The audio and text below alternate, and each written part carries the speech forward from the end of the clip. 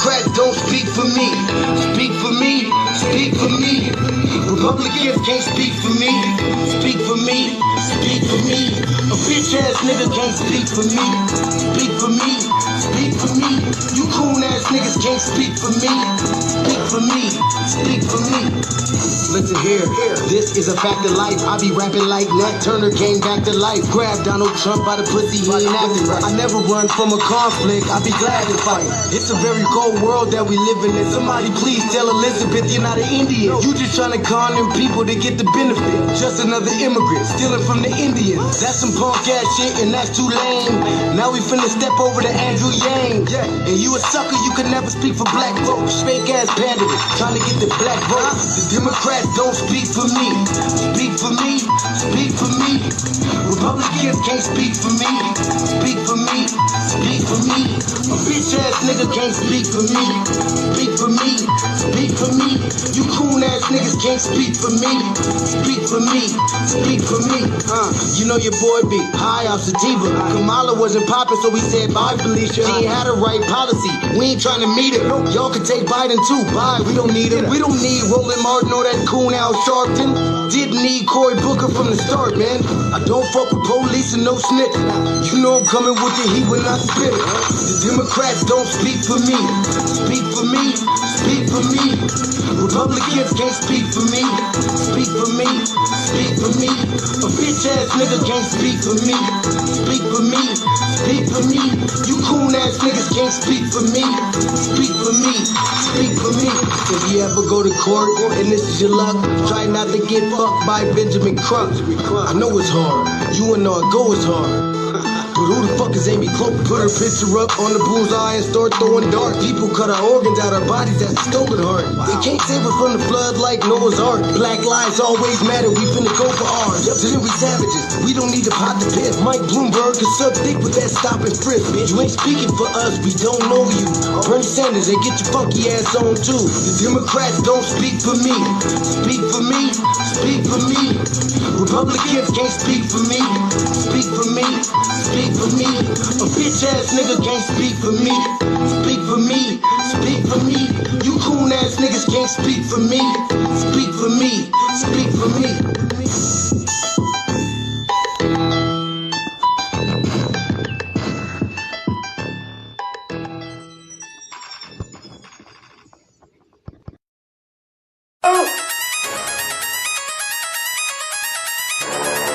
I'm talking about Shawty going crazy. People going crazy in them motherfuckers.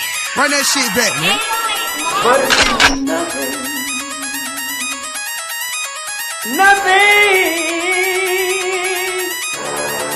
Got a woman on the day.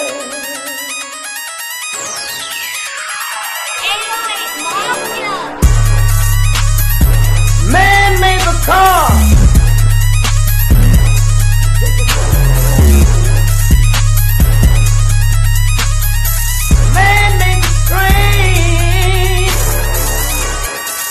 Carry the heavy load. Man made the electrolyte to take us out of the dark. Man made the boat for the water like the 7-millimeter. Man thinks about a little bit of baby girl and a baby boy. Make them happy because man make them sorry. But after man make everything we can,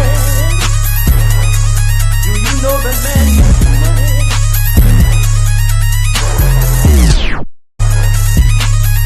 To buy from other men. This is a man's world.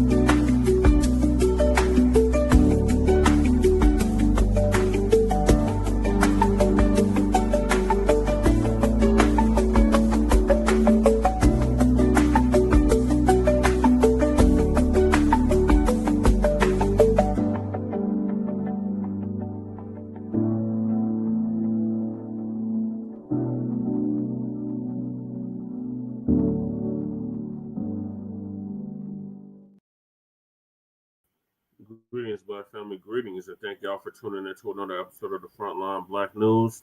I'm your host, Chan Crewman. I do apologize. I'm running super late. I'm running like 2 hours late, so it's gonna be an all-nighter, all-morninger, more than likely. And on this season 5, episode 43, I was wrong yesterday. It wasn't 44. It was 43. Part 2 of the Front Line Blacc News. We'll be discussing several topics we didn't get to in Part 1. And that is a Black explanation of Charlie Kirk's death and message. Should Black people have empathy for Charlie Kirk? Celebrating the life of Charlie Kirk. What's next after Charlie Kirk's death? Tyler Robinson's grandmother says the whole family is MAGA. MAGA on MAGA crime.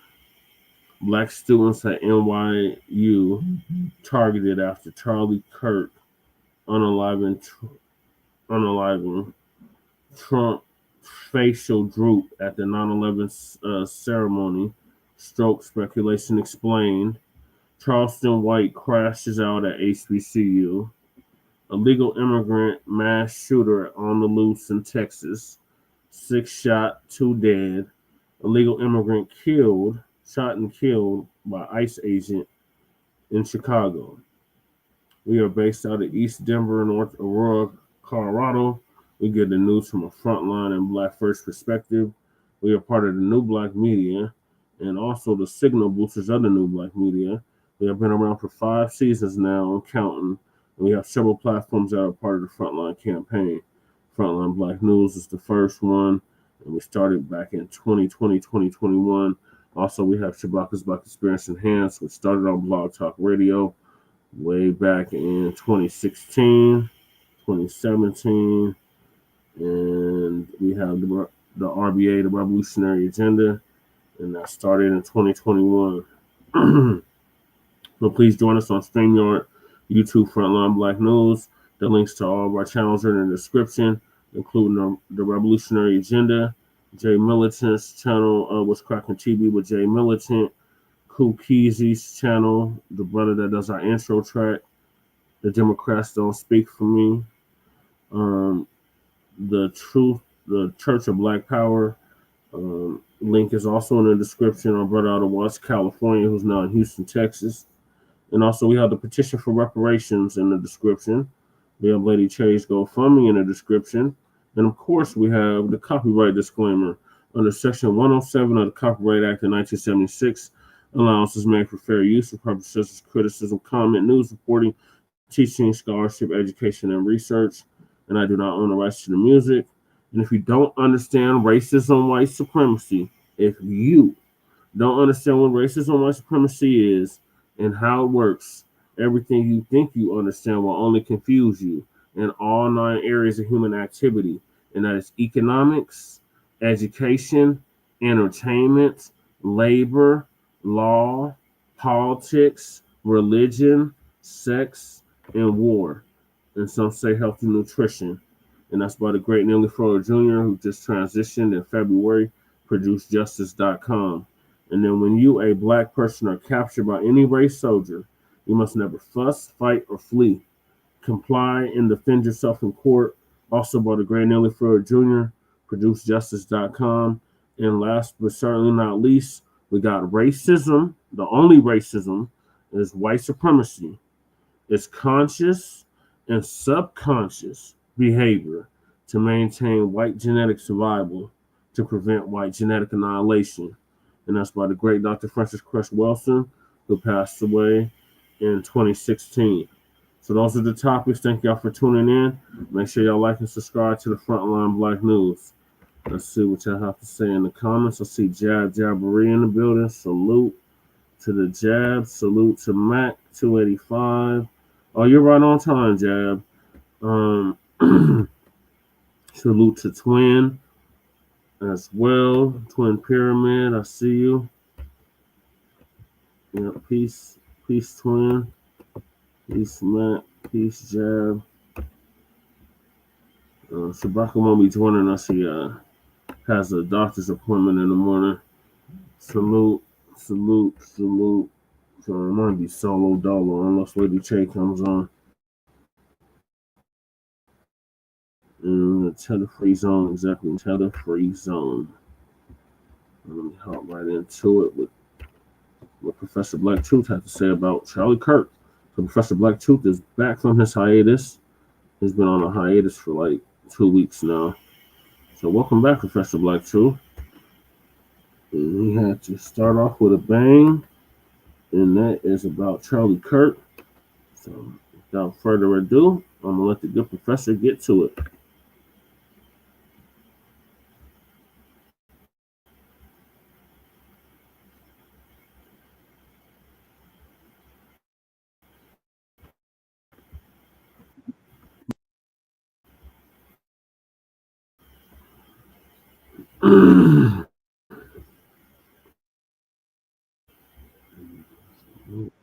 Hit the subscribe button now, along with the bell icon, so you can be notified whenever a new video is posted. And if you're already subscribed, check and make sure that YouTube hasn't unsubscribed you. And of course, be sure to give the video a like, as well as share it on your social media. The white supremacists hate that. And now, the Sunday address. You will never live in a society when you have an armed citizenry and you won't have a single gun death. That is nonsense. It's drivel. But I think it's worth it. I think it's worth to have a cost of, unfortunately, some gun deaths every single year so that we can have the Second Amendment to protect our other God-given rights. That is a prudent deal. Lightning almost never strikes twice, except this time it did. Charlie Kirk was doing one of his usual college appearances where he was decrying all of the black gang violence, because that's the biggest threat to America, don't you know? And then he was shot by someone with a rifle who was on top of a building. The exact same thing happened to Donald Trump last year, shot by a sniper from a rooftop. The difference being Trump only had an ear grazed. Charlie Kirk, on the other hand, was struck in the neck and died. And it was obvious that this incident was going to be politicized as hell because the news was delivered to the country not through the usual white media organizations, but by the Orange Man himself in a special public address from the Oval Office, something he has never done about any of the mass shootings, even at schools or anywhere else. But he did it in this case. And of course, the GOP was eager to try to see if they could exploit this one for all the political mileage they thought that it could get.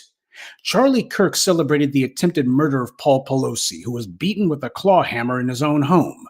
Kirk smiled and laughed as he talked about it. He had an ear-to-ear grin on his face. He even went on the internet and asked his viewers to bail the attempted murderer out.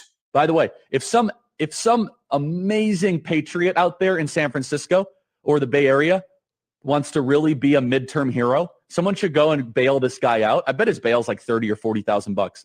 Bail him out and then go ask him some question. And then predictably, he went on to the white right's typical go-to talking point about Chicago, talking about cashless bail, etc.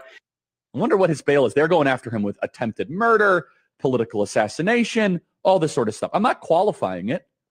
I think it's awful. It's not right. But why is it that in Chicago, you're able to commit murder and be out the next day? Why is it that you're able to trespass, second-degree murder, arson, threat of public official, cashless bail? This happens all over San Francisco. But if you go after the Pelosi's, oh, you're let out immediately. How is it that someone charged with murder is let out on bail? Gee, I don't know. How is it that George Zimmerman murders Trayvon Martin but is given bail? How is it that Kyle Rittenhouse kills 2 people and gets bail? Daniel Penny strangles an innocent man to death in broad daylight and gets bail? How many cops have murdered black people in cold blood and been given bail? But of course, neither Charlie Kirk nor any other right-wing blowhard ever mentions that. Suddenly, they have no problem with cash bail when the killer has killed a black person or those demonstrating on black people's behalf. So Charlie Kirk doesn't have a problem with people being charged with murder and getting bail. He just has a problem if he doesn't approve of their victim.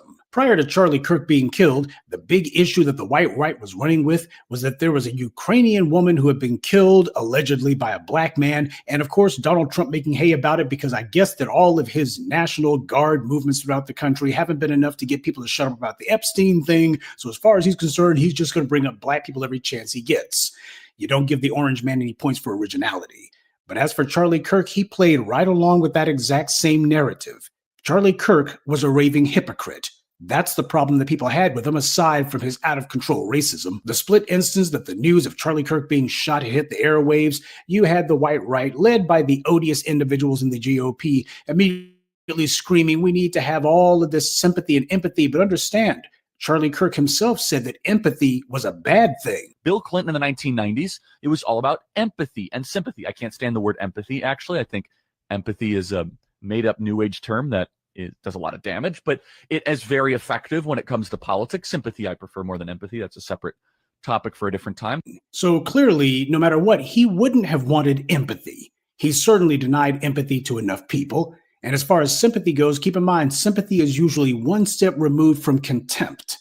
He never discussed white-on-white crime. That was something that Charlie Kirk and the rest of those zealots over at Talking Points USA, that's what I'm calling it because that's what it is, they never talked about white-on-white crime. None of the right-wing nuts ever does. Ben Shapiro was himself a target of a white person who threatened him with bodily harm live on air. Not a word about white-on-white anything. 80+% of white people who are killed in the U.S. are killed by another white person, but the copy and paste stat trolls never mention that fact, and neither did Charlie Kirk. White individuals are actually more likely to be attacked, especially even per capita, by black individuals in this country. And in fact, if you want to actually talk about race-focused activity, why is it that you then ignore all the race-focused activity of black on white crime? Will, I want to live in a race-neutral country. I don't like talking about race all the time, but when I see it and I see the left ignore it and we try to make them live up to their own standard of rules that they force-fed us during the chaos of 2020, it really goes to show the destruction that this can lead to the entire nation. Fixating on phony stats about black crime may help take attention off the real problems that white society has going on, but it's not making them any safer. In fact, we saw that on the very day that Charlie Kirk was killed, there was also another school shooting that had taken place in Colorado. You see, all of the scapegoating of black people and all of the distractions and deflecting onto black people, it's making white society less safe. But the white right doesn't care about that, and neither does the white media. From the schools to movie theaters to their political rallies to their public appearances. It's a shooting gallery, and it ain't Pookie and Ray Ray who's doing it. Gabby Giffords, Donald Trump, Melissa Hortman, and now this. Charlie Kirk's very last post on Twitter was a demand that the death of Irina Zarutska must be politicized. As he himself put it, it's 100% necessary to politicize it. That's what he said about the murder of a white woman who allegedly was killed by a black man. Only thing on his mind is it's 100% necessary to politicize it. It was about getting political mileage out of it. It wasn't about a person whose life was ended. He didn't care about justice. He cared about trying to get back at the so-called left for the uprisings of 2020. This is also the same putrid sentiment that Ben Shapiro expressed when he was agitating for the murderer Derek Chauvin to be given a pardon for his federal conviction. Shapiro didn't say a word about Chauvin being innocent. He didn't produce any evidence that he was innocent, same way he continued to repeat the lie that George Floyd died from a drug overdose, even after the medical examiner's report proved that he hadn't. Shapiro kept lying because this isn't about the law or justice. It's about white power not being challenged. You see, the big issue that the white right had, the reason that Shapiro was wigging out and the rest of these white right people all this week have been crashing out about Charlie Kirk being killed, is because white supremacy doesn't like taking any L's. That's the reason why they started threatening all of these HBCUs. Black people didn't have anything to do with it. As far as they're concerned, Charlie Kirk being killed, especially that he was killed by a white man, that proves that he was wrong. That was the ultimate slap in the face to all of his anti-black talking points. He was their own personal avatar, and their avatar was killed by the very thing that he didn't talk about. It basically verified everything that black people had said. They don't care that he was killed any more than he cared that that Ukrainian woman was killed. It's all about political power. People being murdered, that's nothing more than points on the board. That Zarutska woman was a refugee from Ukraine. She wasn't even here in 2020. Her death had nothing to do with the 2020 uprisings, but it shows that for the white right, they took an unprecedented L that year. They were traumatized by it and still are. They saw people standing up to the thugs in blue. And that's the only way that the white right or just the dominant society in general can get their way. They have to use armed thugs in order to do it. That's what the police represent to them. The Charlie Kirks and the Ben Shapiros and others saw that the people could crush the enforcement arm of white supremacy in a single day if they chose to, and they saw an example of the people choosing to. The white right-wing nuts have repeatedly said that the proverbial clock needs to be turned back in time. In fact, that sentiment was very popular with Charlie Kirk himself. He told Donald Trump that, well, Trump, if you want to get back to the 50s, The first thing the country will have to do is to undo the 60s. And he made it clear what he meant. It's perversely predictable that you got these people on the white right trying to compare Charlie Kirk to Dr. King. I mean, that's the last brain cell in a demented mind that tries to come up with that one. First of all, the white right hates Dr. King. They try to find a way to take his words and to twist it and say Dr. King wouldn't have stood for affirmative action when he was the very freaking architect of it. Charlie Kirk himself, though, being part of this new young generation of white right supremacists, he decided that he, for one, had enough of the white right conservatives pretending that they liked Dr. King. He wanted to go ahead and put that pretense aside. It was time to go ahead and say what they really thought. After all, it was Republicans who were leading the charge to vote against a holiday for Dr. King. So all of their pretend respect for him, it was nothing but a lie. It was them putting on political theater, even though nobody was fools. So Charlie Kirk was like, hey, let's just go ahead and stop pretending. Let's just say what we always thought about him.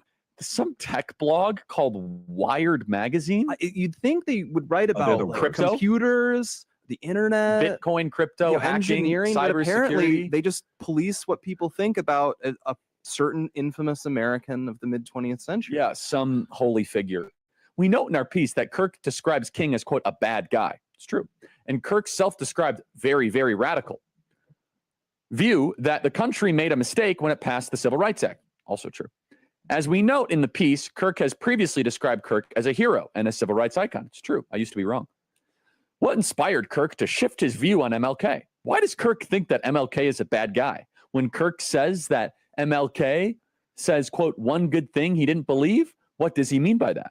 Why does Kirk believe passing the Civil Rights Act was a mistake? Now, again, apparently they don't listen to the show because we do that at least once a week, right? Once a week, we talk about why the Civil Rights Act was a mistake. How did we get here? And how much of our race-obsessed politics is because of the elevating of MLK? The right needs to stop mythologizing this guy and really needs to stop taking this one line in one speech about, having a dream and children. And obviously, it sounds great, but you have to actually look at his record and the things that he did and the things that he supported and the people that he supported, the policies that he supported, the mass race riots that were going on all throughout the 1960s that he didn't seem to bat a single eye at that were going on. Why is it that the person that gets their own federal holiday is the person we've never actually criticized? And so he said it. He said Dr. King was a bad guy and that Dr. King only said one good thing that he didn't actually believe.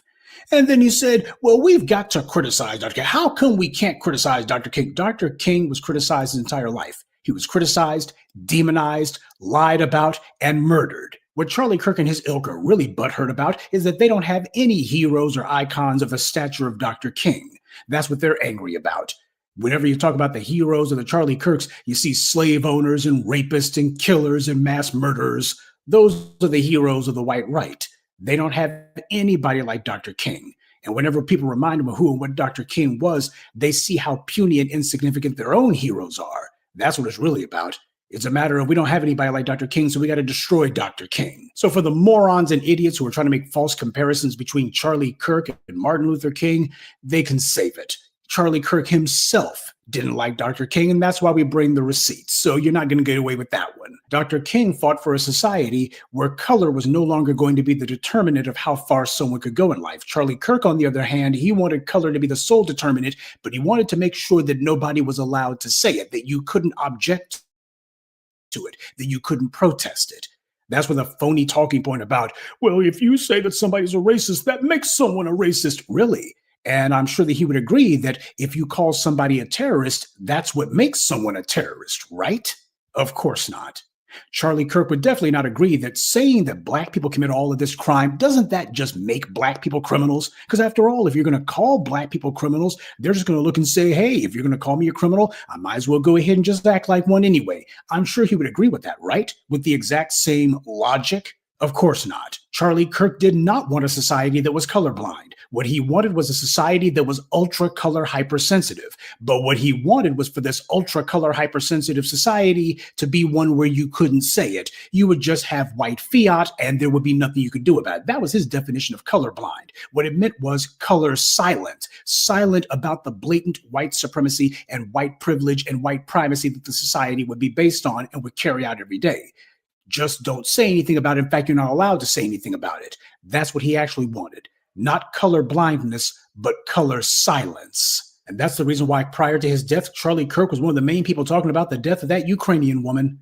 He was obsessed with so-called black on white crime, which is ridiculous in and of itself. White individuals are actually more likely to be attacked, especially even per capita, by black individuals in this country. And in fact, if you want to actually talk about race-focused activity, why is it that you then ignore all the race-focused activity of black on white crime? Will, I want to live in a race-neutral country. I don't like talking about race all the time. But when I see it, and I see the left ignore it, and we try to make them live up to their own standard of rules that they force-fed us during the chaos of 2020, it really goes to show the destruction that this can lead to the entire nation. Black people have neither the time nor the inclination to target anyone. Charlie Kirk had made an entire career out of demonizing black people. He made it a point that he would repeat the phony black crime stats every chance he got, talking about black on white crime, et cetera, et cetera. In fact, the very week that he was killed, he had been talking about how black on white crime was just this big threat and that white people were just so in danger because black people were coming to get them. In fact, his very last Twitter tweet on Earth, the very last Twitter tweet that he posted was about how the killing of that white Ukrainian woman had to be politicized so they could go after all these black people. That was his very last Twitter tweet, the very last one that he ever posted. That's what he chose to do. And because he decided to spend his entire career pushing the lie that black people are the biggest threat to white people's safety and black people are targeting white people and said all this phony racial hysteria, I decided that when the news dropped that he had been killed, I pointed out he's been killed by a white person. Why? Because those are the actual stats. Those are the actual numbers. Over 80% of white murder victims are killed by other white people. Virtually all political assassinations in the U.S. are carried out by a white suspect, usually a white male. I can't think of any white women who have carried out political assassinations. And I didn't just do it once. I did it a number of times just to point out I didn't have to wait until there was anything confirmed. I know what the freaking numbers are. I actually know what the statistics are. So because of that knowledge, I didn't have to sit back and wait. The DNC shills and the low IQ bootlicks, those clowns, they were like, well, we don't know. I knew. By the way, on a side note, I couldn't help but notice that a lot of the loudmouths who called themselves attacking me because, well, you said Harvey Weinstein was probably going to beat the rap. Instead, he went to prison. What you got to say now? I noticed that those same people are quiet the other 99.9% of the time. See, I didn't need to wait until a suspect had been named or any photographs were put out there. As soon as I heard he had been killed, I say he's been killed by a white man. And I posted it up there. You can see the timestamps. I didn't have to wait. I already knew. Why? Because I understand the system that I live under. I understand how it operates. Now, Charlie Kirk had some illusions about it, but those illusions have been taken away, as has his life. But Kirk just kept on repeating it anyway, because if you repeat a lie long enough, it becomes the truth, right? Meanwhile, the FBI reported that over 80% of white murder victims are killed by other white people. Charlie Kirk never mentioned this fact even once. None of his supporters did. And now Charlie Kirk has become an addition to that statistic.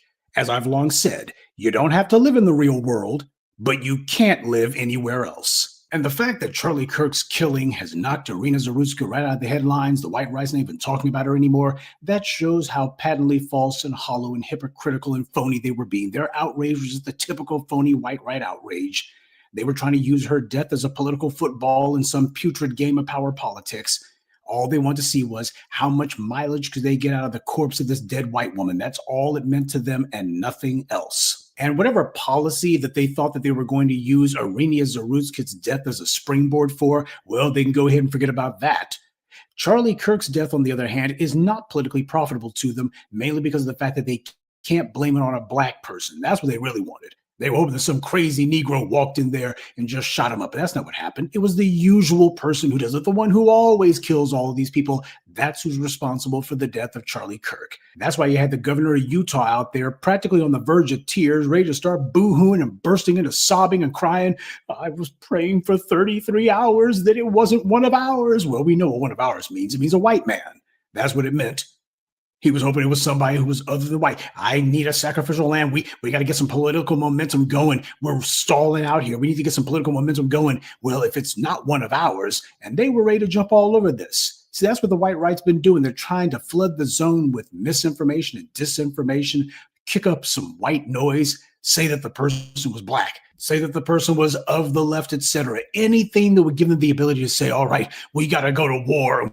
We got to do whatever we want to do now. Now we got the carte blanche to just do anything. We can kill or whatever. That's what they were trying to tiptoe and edge their way towards. But just with everything else that these guys do, that one blew up in their faces. These people are not very bright, and they try to make up for their complete and thorough intellectual inferiority, their low IQs, with high amounts of violence. But in the end, they wind up usually pointing their guns at each other. Violence begets more violence. It certainly doesn't beget progress. So the big question now that a lot of people have been asking is, what is the long-term impact of Charlie Kirk's death going to be? What long-term impact will this have? You haven't heard me say much about it because there hasn't been anything to say on that front. Donald Trump was hit with a bullet last year, and if that didn't result in any sort of widespread MAGA madness, the killing of Charlie Kirk won't either. Yes, you're going to have some right-wing violence regardless, probably even see an increase in it, but they've already been killing people before now. That's not going to be new. Back in June, you had yet another white shooter from MAGA, this time in Minnesota, and he shot 3 people and their dog. He shot a Democratic state senator, John Hoffman, and then he went on to the home of Minnesota Democratic House Speaker Melissa Hortman. He shot and killed her. Then he killed her husband, Mark, and even their dog, Gilbert. This is what happened just a couple of months ago. Oh, and what did the Orange Man have to say about that? Absolutely nothing. What did Charlie Kirk have to say about that? Absolutely nothing. You had a MAGA maggot who went on to kill 2 people and wound a third, killing them simply because of their political party. And he had a list of like 70 other people that he was going to go after. This guy was going to make a freaking day of it. And as far as they were concerned, politically motivated killings? Oh, never heard of that. Oh, well, thoughts and prayers, thoughts and prayers, thoughts and prayers. Charlie Kirk is killed. Ooh, we need action, not thoughts and prayers. We need legislation. We need policy, not thoughts and prayers. And what is Charlie Kirk's death going to mean for Donald Trump? Well, Trump didn't want to have to deal with the Epstein scandal. And with one of the online white right's favorite trolls having been killed, they're not talking about Epstein anymore, or at least that's what he was hoping. Because there seems to be a groundswell of people who basically, because the killer in this case is not somebody who's from a demographic that would be politically convenient for them, black. Because of that, they're like, oh, well, we don't need to be worrying about the killer here. That's what happened with Nancy Mace. Congresswoman Mace, she was talking about how the left's been killing us and we're going to be fighting back and we're not taking this. And as soon as they found out who the killer was, thoughts and prayers, thoughts and prayers. That's what Charlie Kirk would want, thoughts and prayers. So for the online sphere, you got a lot of people who are saying we're not going to take our eye off the ball. Charlie Kirk's death does not change the fact that we still want the Epstein files. Charlie Kirk was one of their personal avatars. He was a stand-in for their own putrid, cheap, bigoted mentality. So for him to be killed publicly when he was doing a public appearance to, as usual, attack black people, that's got the white right shook, and they need something to make them feel normal again.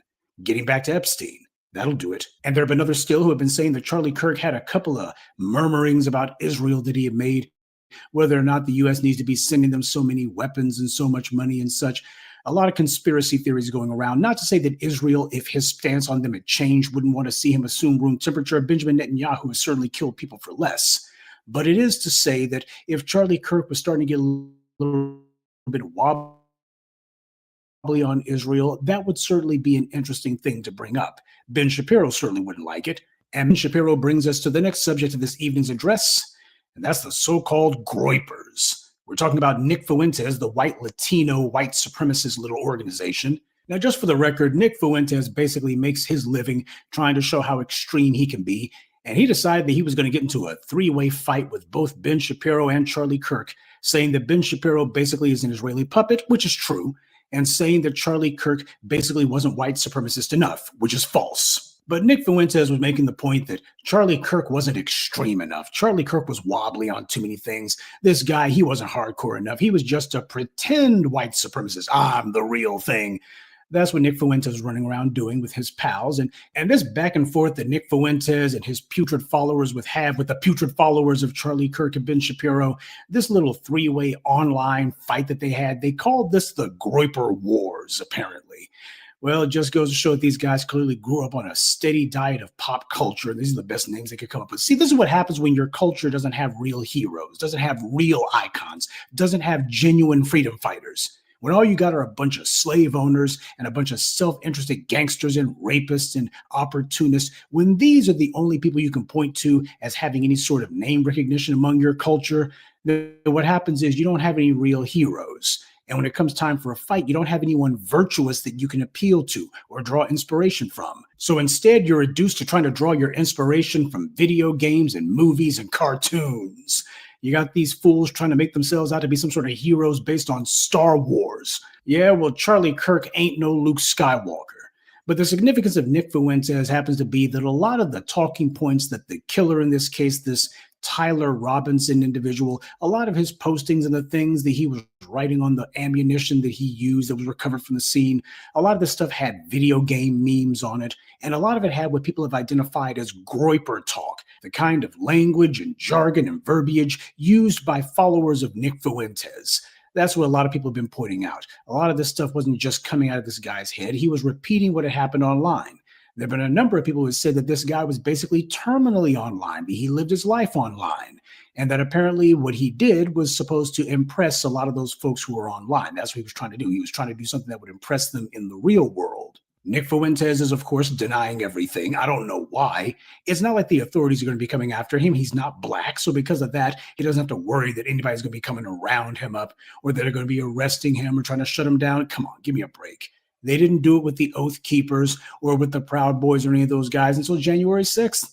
That's when they finally came for those guys. And that was because the Democrats were back in control. And because of that, the Orange Man couldn't protect his minions, at least for a few years till he got back into the White House.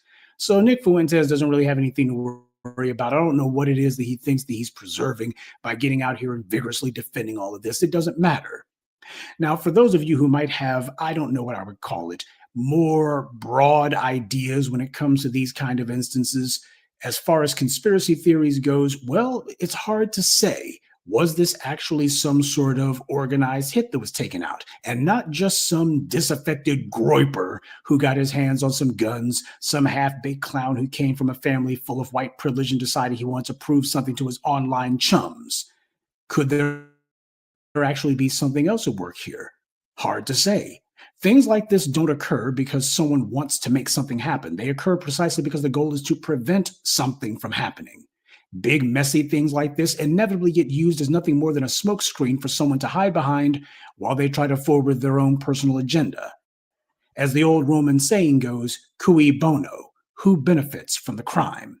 Charlie Kirk is dead. Who could be in a position to benefit from it no matter how this shakes out, no matter who gets the blame for it? Who would be in a position to do that? But we'll have to wait and see, I suppose. Though if I put on my tinfoil hat, it's enough to make you believe the conspiracy theories. People posting memes that Charlie Kirk asked Ben Shapiro about Gaza, and that might have set something bad in motion for him, as if their young white mouthpieces might decide to go the way of Marjorie Greene. When that happens, someone like Charlie Kirk would be more useful dead than alive. The online sphere will be in a tizzy about this, but the power behind the scenes won't be. Charlie Kirk was an operative for them, nothing more. He wasn't a leader, he was a follower, taking orders and selling the soap. Yes, he had a higher profile than, say, a Richard Spencer, but he wasn't meant to be a leader. He was always meant to be a cheerleader for his donor's point of view. Was this the result of the white powers that be getting rid of someone who was proving defective? We shouldn't rule it out. He was a tool, after all, and as I've always told you, when white supremacy is done with its tools, it breaks them. And that doesn't just go for the black tools. But one of the interesting things that come out of all of this is that you got a lot of folks in the dominant society who are pointing their fingers and other things at one another. And these people are now at each other's throats. I had said that it was going to be a good thing for the Orange Man to get back into the White House precisely because it would lead to these kind of confrontations. Now, Charlie Kirk in specific wasn't necessarily part of my calculus, but it doesn't matter. The growing belligerence of the white right would at some point require the Democrats to do something about it. Or it would make their supporters realize that they can't rely on anyone but themselves. This is how you get movement when you have a system that's decided that's going to dig in their heels and not do anything. You make it where it becomes so painful that people have no choice but to decide that they're going to do something. Now, the DNC shills and the online cowards who are attacking the Blacc media and saying that we were the bad guys for daring to make demands? I want you to look at what's happening right now, family. One of the chief mouthpieces for anti-Black racism has been taken out. The white right's own campaign of anti-Black demonization got derailed in mid-stride because of that. And as Black people, we're able to sit back and observe all of this. All of these people who were previously so comfortable are now catching hell.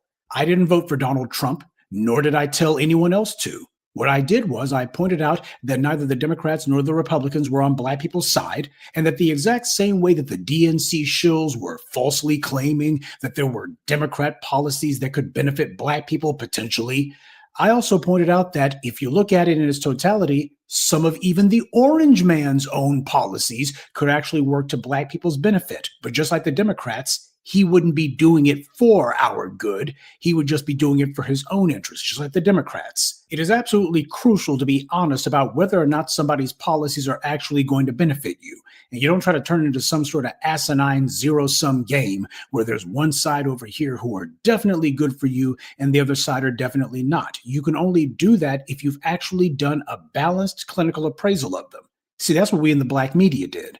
We looked at both parties and said, well, neither one of these clowns are for us. Now, if the orange man gets in there, at least on the immigration front and some other things, at least some of these other folks who thought that they have found a comfortable place under white supremacy, they'll be catching hell just like we had. And truth be told, as Black folks, there's not a whole lot that they can do to us that they haven't been doing all along. All of this fear-mongering and people quaking in their boots for no reason, especially from Black folks, you would think that we were the most privileged and pampered people in the society the way that some folks have been just quaking in their boots. It makes no sense. I saw that there would be certain advantages to having an unabashed racist back in the White House because he would be on his last legs and in a desperate position, and that being the case, he would make all sorts of irrational moves, the kind that would force precisely the kind of fight that we need to happen in order to break the political and social deadlock that's been going on for so long. That has been the chess move here all along. See, with 2020, what happened was you had the powers that be doing the same thing they did back in 2008. This country was on the verge of a revolution in 2008, believe it or not. And then what happened was the political powers that be decided they were going to pretend to confront America's cardinal sin, anti-Black racism. So they brought in a tether, a biracial bootlick. And they said, look, there's Black guy over here. Well, he's kind of half Black. He's going to be president now. And see, America is atoning for its sin. And don't mind the fact that all of these billionaires and mega millionaires who raped the national economy and ran the country into the ditch, never mind the fact that these guys are going to be given whatever little money the country has left, any liquidity the nation has left, we're going to just hand it over to those guys so that they can continue to have their gold-plated toilet bowls and continue to sniff coke off a hooker's rump, that kind of thing. We're going to make sure that nothing changes for them. None of them is going to get prosecuted. None of them is going to prison. And that's exactly what the country's first tether president did. He made sure that all of those rich white fat cats who ripped off the international economy, he made sure that none of them went to prison. He made sure they all got their big bonuses. In fact, they actually made out like fat rats. The country's wealth would be handed over to them. He didn't bail out Main Street. He bailed out Wall Street. That was the reason why they had no problem supporting him. That's what happened in 2008. Now, by the time you get to 2020, you had Donald Trump in office. And as far as the white left was concerned, well, unfortunately, the power was tipping too much in that particular direction. Donald Trump made some moves that made them think, he may not necessarily be as politically stable as we would like. We got to find a way to balance things. That means he's got to go. So with some very questionable chicanery at the local level in some key precincts, Donald Trump was voted out of office in 2020. And that's where the uprisings came in, because the entire purpose of the uprisings was actually going to be to break the enforcement arm of white supremacy. But as soon as Joe Biden got in there, first thing he said was, we're going to be diverting COVID money to prop up the thugs in blue. Oh, and we're going to be sending the Solicitor General to the Supreme Court to argue that we need to weaken Miranda protections, especially for civil cases. He did everything that he could to back up the police. How the hell is that any different than Donald Trump siding with the thugs in blue? Answer, it's not. This was not about trying to help Black people. This was about preserving the political status quo. It was about hitting the political reset button, because that's what they've always done. This time around, it's going to be a lot more difficult for them to do so. See, this is political reality. Growth is painful. Change requires sacrifice. If you actually think that the entrenched powers that be who are living it up while we suffer are going to voluntarily bring about the changes that you need, then you're a fool. Established power has always told the oppressed that they can improve things, but they have to stay within the guidelines and the boundaries created by established power. Guidelines and boundaries that are meant to make sure that nothing changes. What the DNC shills don't like is that with white power on the march, they can't lull you to sleep with empty talk about universal health care or women on the Supreme Court. Barack Obama sitting here humming a few bars of Al Green, that's not going to do it. And Kamala Harris talking about vibes, ain't nobody going to hear that.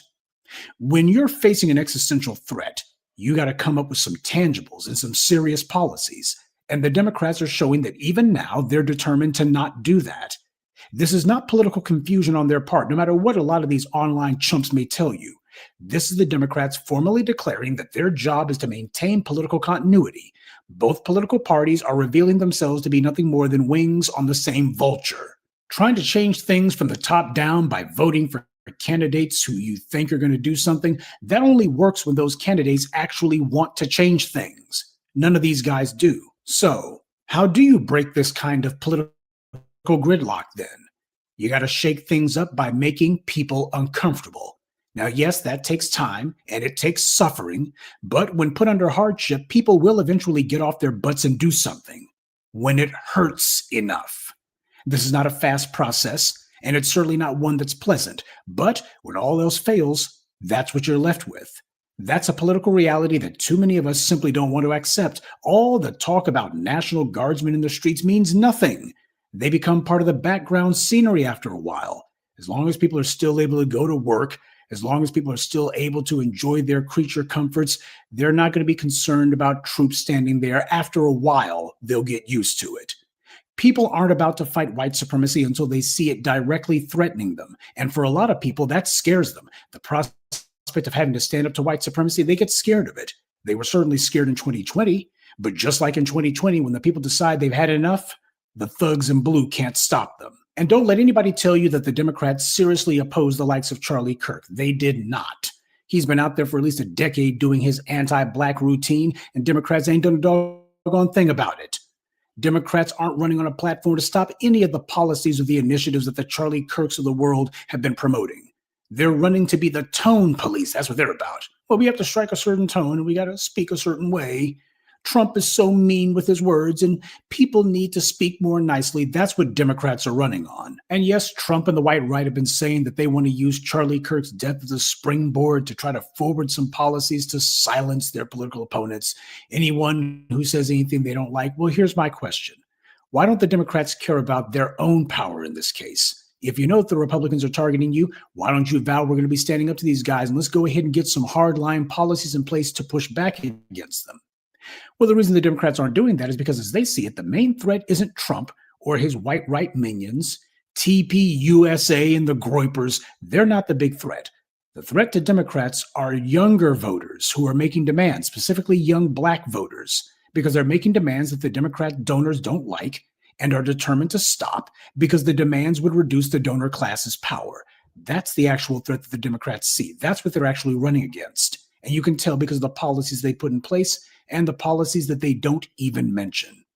People have pointed out what we in the Blacc media have said for decades now, that the people who are outraged about Charlie Kirk's death are not concerned about the children who are shot and killed in America's schools every single year.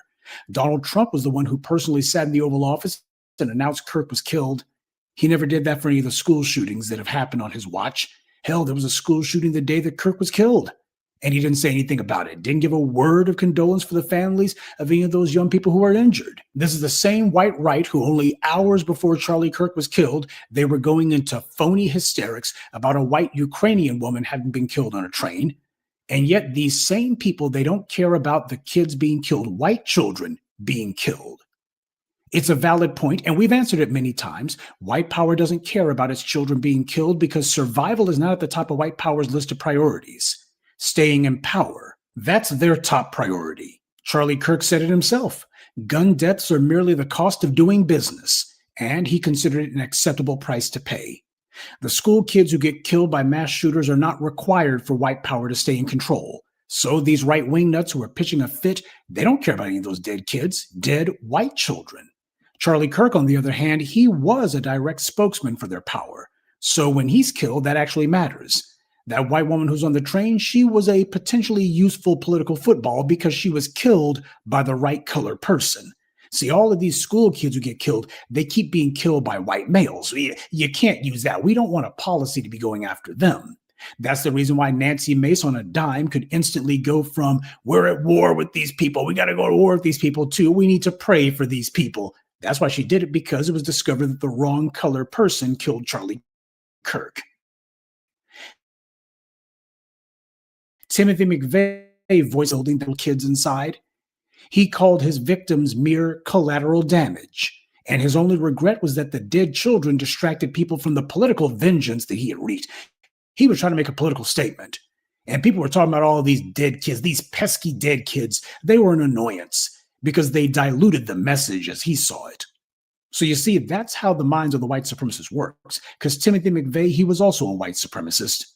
Unless you're forwarding their power, they don't care who dies or how often, even children. I'm sure that you've noticed that more than a few people have said, we have to learn not to resort to violence if we're going to solve our country's problems.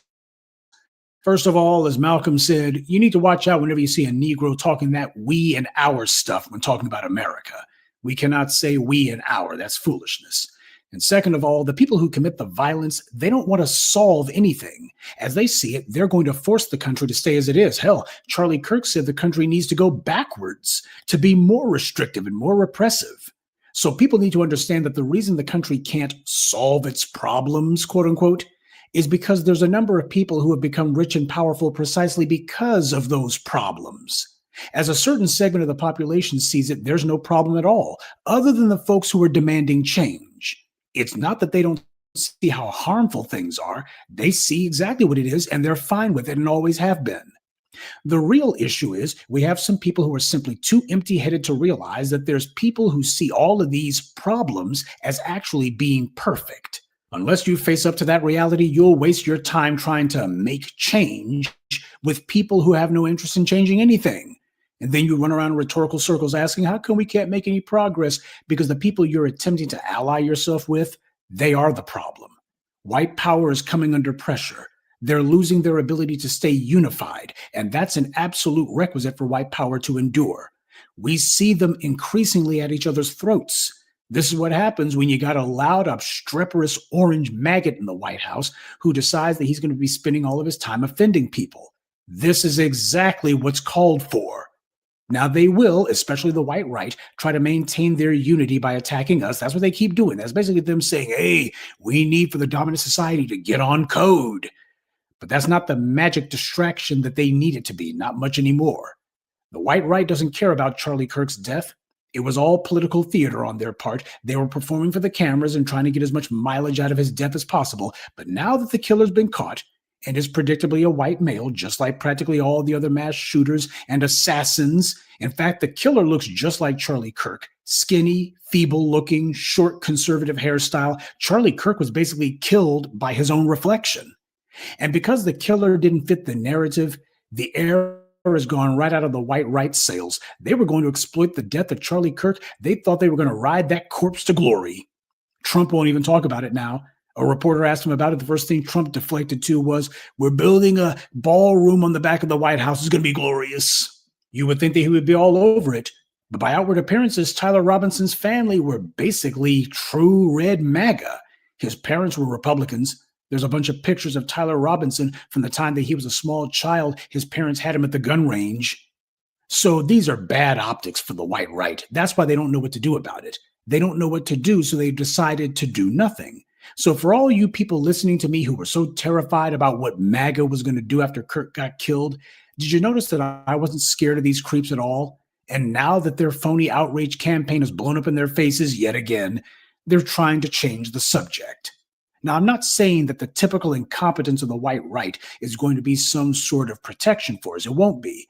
But the point that I'm trying to make is these people are not some sort of geniuses. They're not some sort of criminal masterminds. They're not some sort of Machiavellian intellects. These are a bunch of dyed-in-the-wool, low IQ white supremacists who trip over their own freaking shoelaces. The reason that these people are in charge is precisely because of the fact that they use overwhelming violence and they got us outnumbered. But their numbers don't count for so much if we are organized. That has always been the guiding message of the Blacc media. That's why I've said for 17 plus years, I'm far more interested in what we're doing than in what the enemy is doing. But Donald Trump, he gonna become president. This is bad for us. Bad in which way? How is it going to be bad in a way that it wouldn't be bad under the Democrats? Black folks who are trying to con themselves into believing that we got friends when we really don't. And sure, you can bet that there's going to be some sort of half-brained rearguard action to try to see if there's any possible chance that they can milk some sort of political value out of Charlie Kirk's corpse. But that's not going to go anywhere at all. You see, his killing had all of this meaning just a couple of days ago. They were so obsessed with it. But now, well, now Charlie Kirk has become like the deaths of all of those white school kids who also died in school shootings. Not worthy of too much comment, because it doesn't serve their power. Kirk's death would have served them had it been at the hands of a black person, but it wasn't, because the white rights enemies are not gun-toting psychos like they are.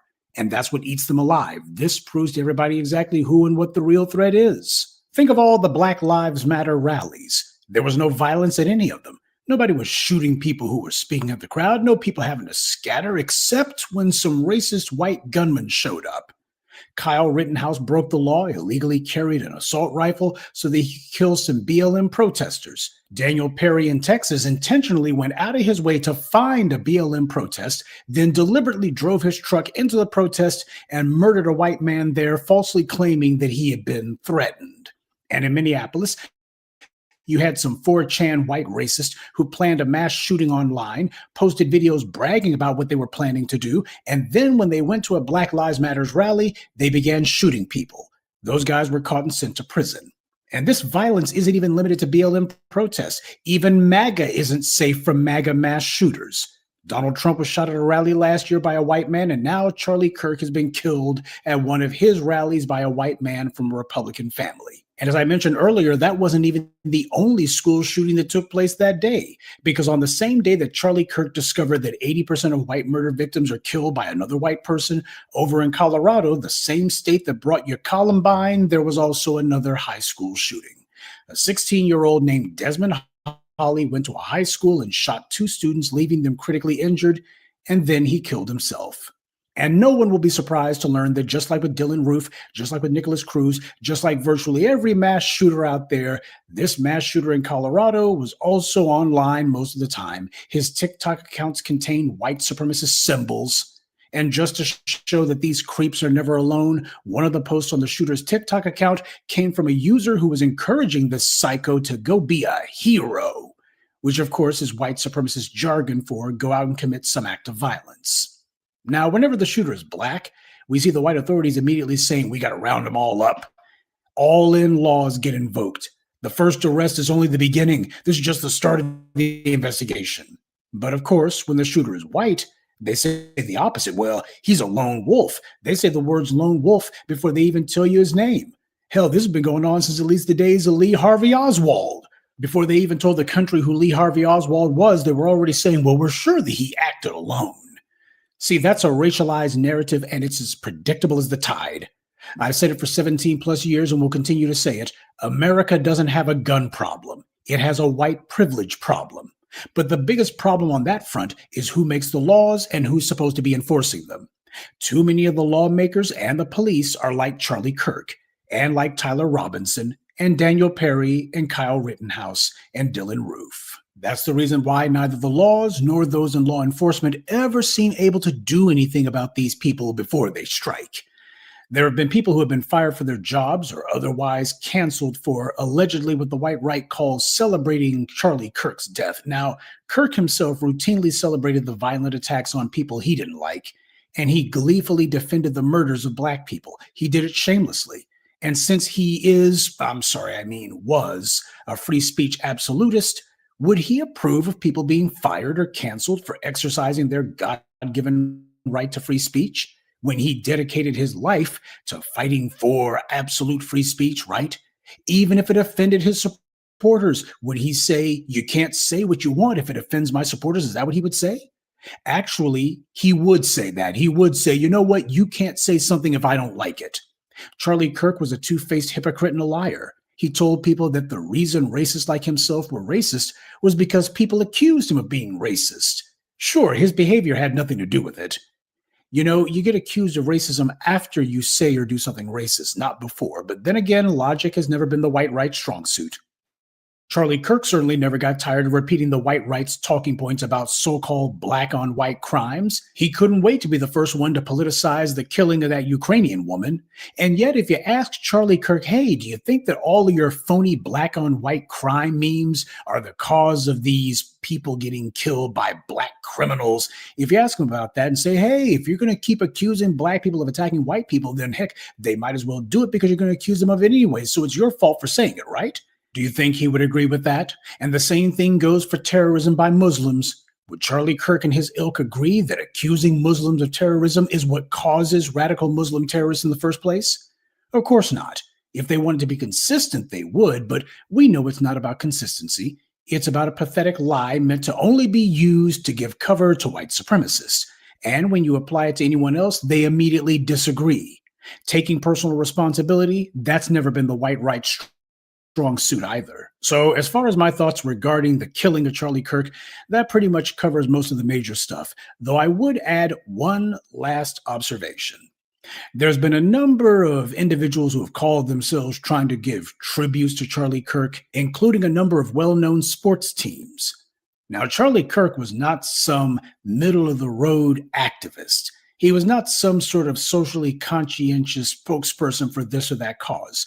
This guy was a hardcore anti-black racist. He made it a point that he would laugh at and joke about the killings and attempted killings of people.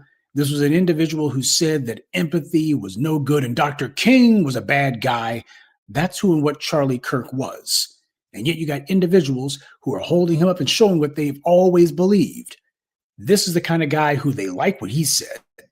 And that's the reason why they're celebrating and praising him. So we want to give tributes to this guy. Yeah, precisely because he's the guy who says all the dirty, grimy stuff that they feel like they can't say. Well, anyone who's decided that they think that they've got cover now to show we love this Charlie Kirk guy and we love all that stuff that he was saying, we're going to be keeping in mind who these people are, because they're going to be calling themselves trying to slither away from it later on and claiming, well, we don't know who it was who put up these billboards, and we don't know who it was who decided during the middle of a Yankees game they're going to have a Charlie Kirk memorial. We don't really know who it was. It was somebody. No, we're not going to allow that.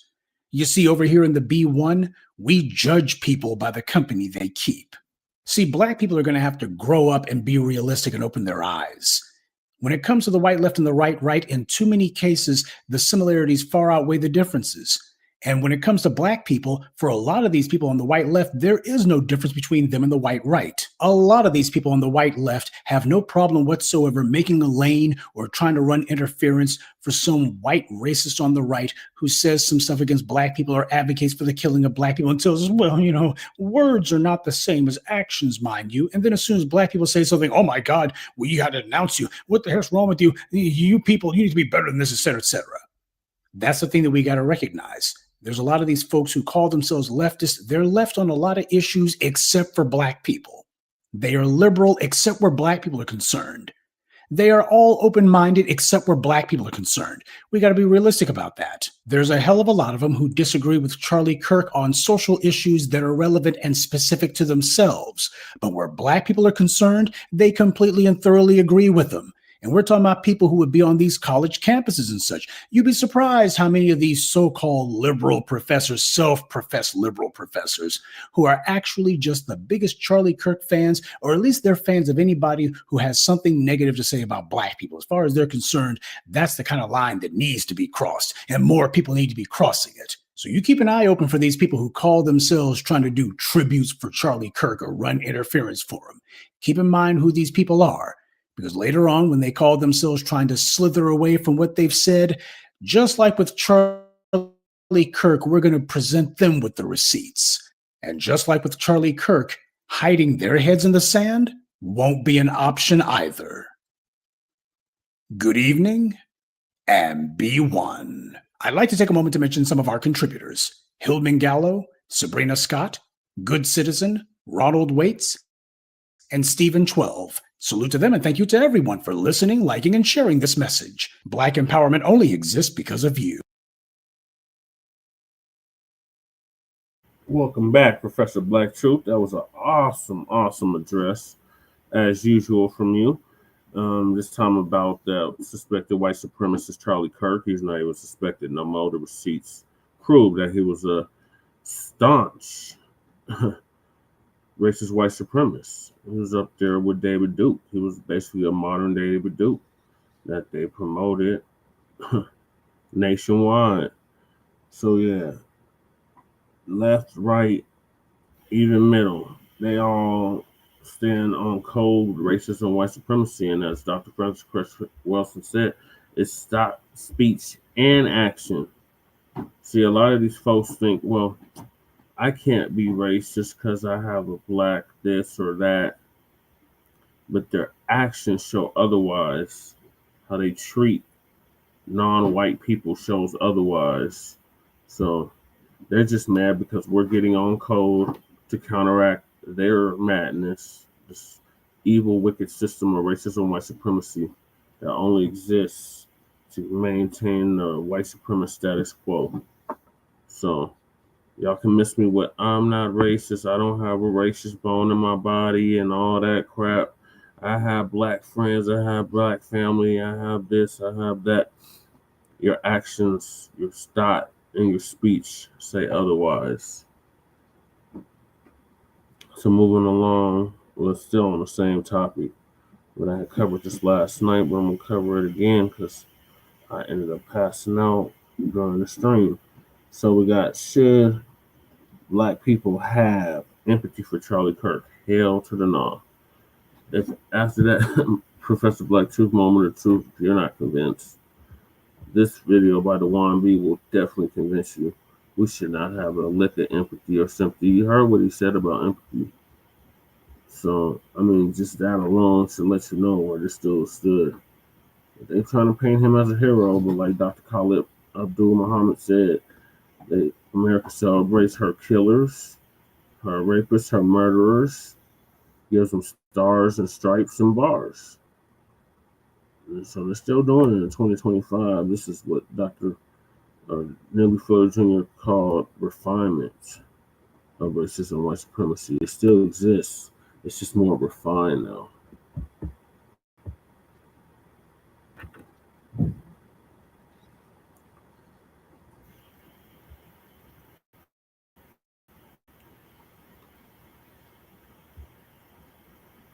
Okay, where did I leave off?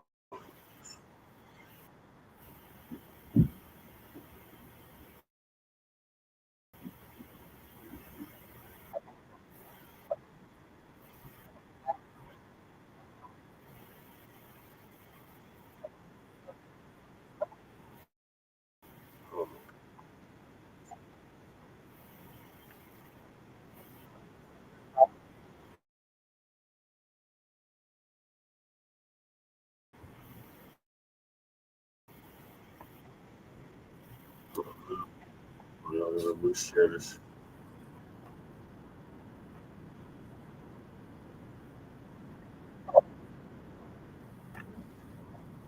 Okay, here we go. Let me see if I can find that video. It might have been over on Twitter. It might have been over on Twitter. But you see all the people that were fired for speaking up. Why they firing people? There we go. Here we go. But I also know there's far more good people than they are bad people in this country, regardless of who you are, what's your ethnic background. I'm a black man born in America. I know. You're a black man born in America, but you have Caribbean roots. You're not one of us, Stephen A. So stop that right now. You ain't one of us. Exist in this country. I'm a black man born in America. I know what problems that exist in this country. But I also know there's far more good people than they are bad people in this country, regardless of who you are, what your ethnic background is. White, black, Hispanic, and beyond. I'm in a studio here in Las Vegas, and I'm looking outside, and I see people looking at me and smiling and saying, "What's up, Stephen A?" They don't look anything like me. And I don't care because they're showing me love and I'm showing love right back to them. At some point in time, we got to recognize, can't just speak about it. Can't just give lip service to when such a vile act takes place.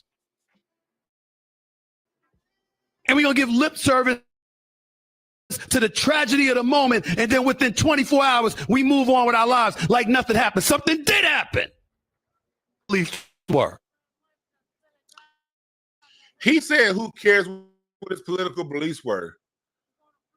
But what if how can you say who cares what his political beliefs were if his political belief was don't have empathy for the dead, mocking the dead, making a career off lies about the dead? Remember, it was Charlie Kirk that pushed that narrative that George Floyd died of a fentanyl overdose. Remember that?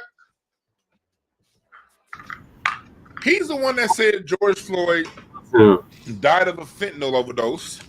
He's the one that said George Floyd and mocked George Floyd's death. And y'all know here at this channel, I'm not a big George Floyd fan. I'm not here to celebrate George Floyd. I believe what happened to him is wrong, but I don't believe he's any kind of martyr. And he's not, because we've had so many great Black people who've done great things. I don't believe in celebrating making the death of George Floyd some kind of symbol, because that's Black people being victimized.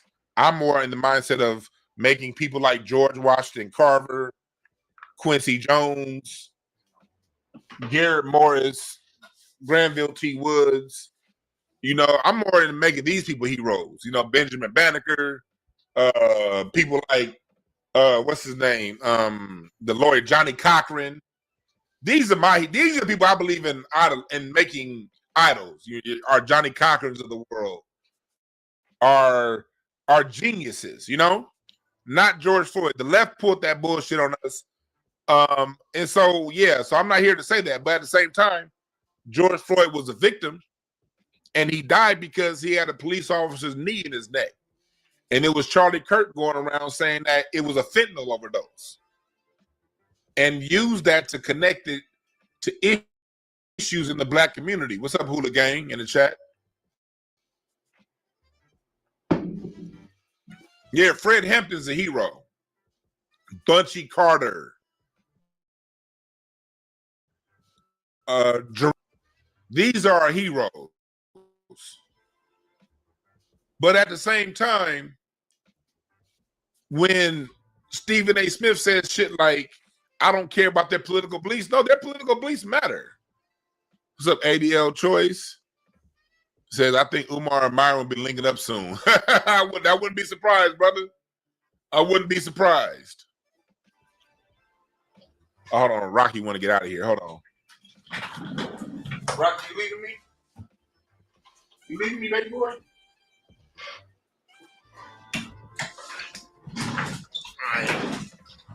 Rocky wanted to get up out of here. So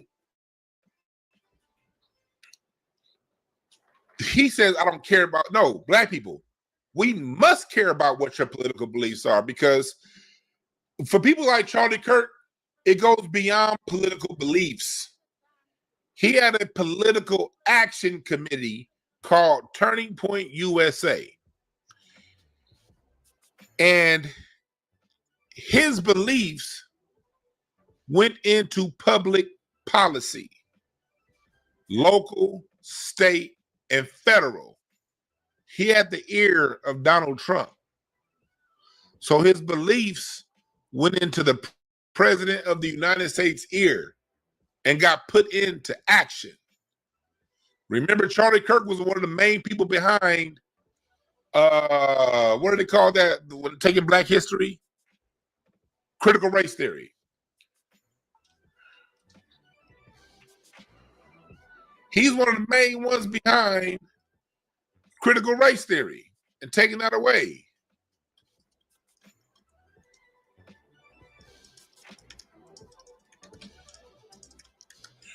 Charlie Kirk's thoughts on critical race theory.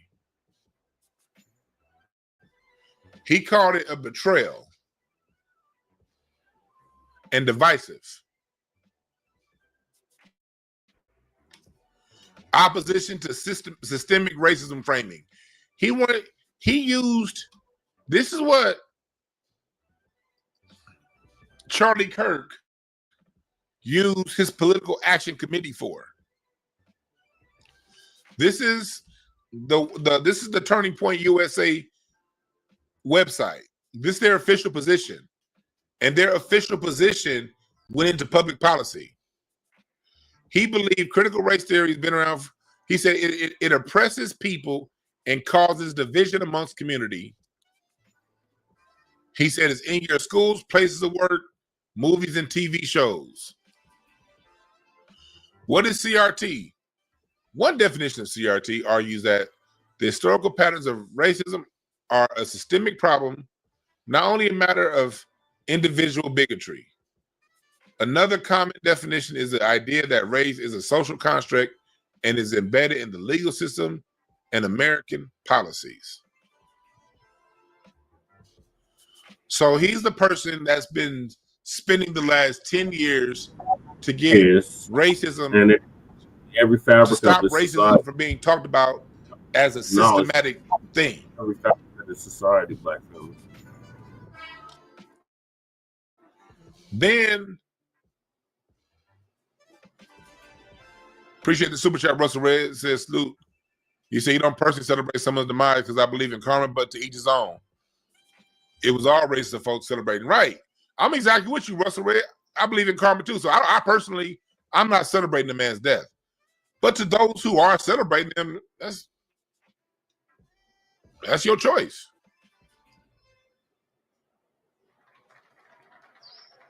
So he's going in here and he's talking about professors calling out Kimberly Crenshaw, Derek Bell, and these black people that are talking about racism as a social construct. So with Charlie Kirk, it was always bigger than his beliefs. His beliefs went into political action, meaning laws and policies were created. It wasn't just his opinion. To support his beliefs. He said, tell Tariq to bring back the Coon Award. Hey, that would be funny if he brought those back. That'd be very funny. That dude ain't nothing to solve it. So these are his political beliefs. Of racist white supremacists, especially. And look at this. Another names for CRT: diversity, equity, inclusion, social and emotional learning, anti-racism, cultural awareness, equity, and the list goes on.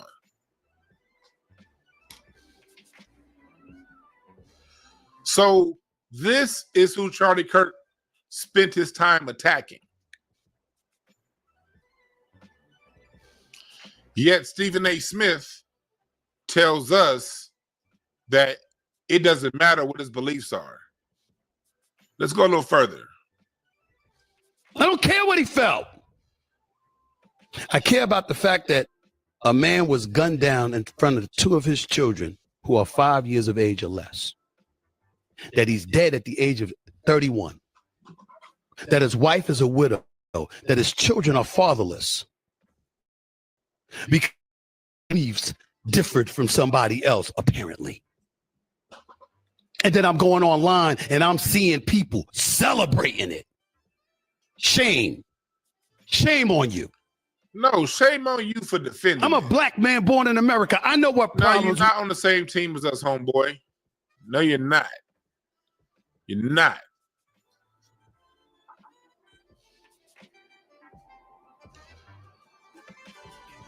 You're not. You're not in that fool console running for president. Because had a black person died this way, you'd start off with condolences. Stephen A. Smith wouldn't be disrespectful. He would start off with condolences. He would start off talking something good about that black person who was assassinated. And then what would Stephen A. Smith do next? He would then go into having a 5 or 10 minute segment on the problems in the black community. Chat room, press number 1 if you agree with me on that. Press number 1, chat. If Stephen A. Smith will find a way to flip this into what's wrong with the black community, had a black person gotten shot. Let me know in the chat. Yeah, yo. You know, people agree with me. You back, Rocky? Come on. Brother, the one being seen in regards. Let them know, Rocky. Let them know, Rocky. You see this coon, Rocky? You see this coon ass nigga? Stephen A. Smith? Because if it was a black person that got killed the way Charlie Kirk got killed, we'd all be getting a lecture right now. Ain't that right, Rocky? Rocky said, yep.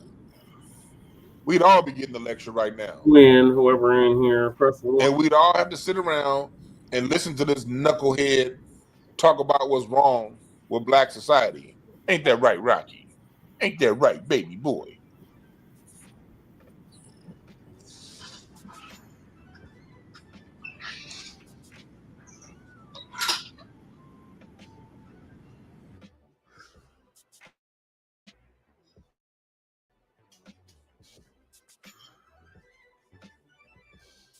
Am I lying?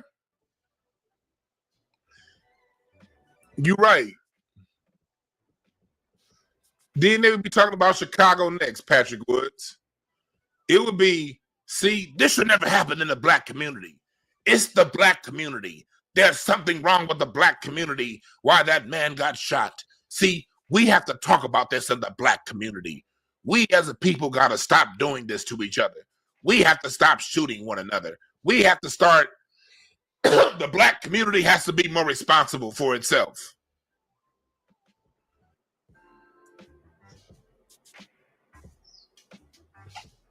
Am I lying?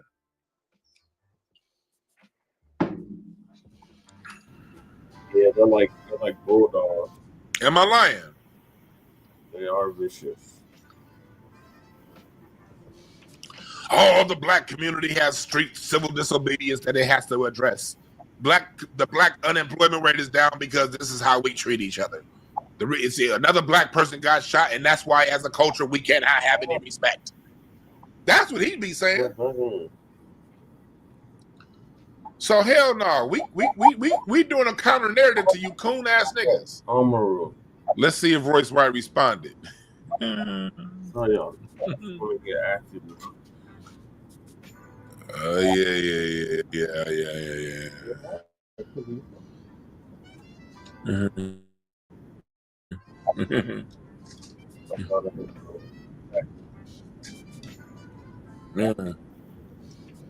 He said he caught a chicken.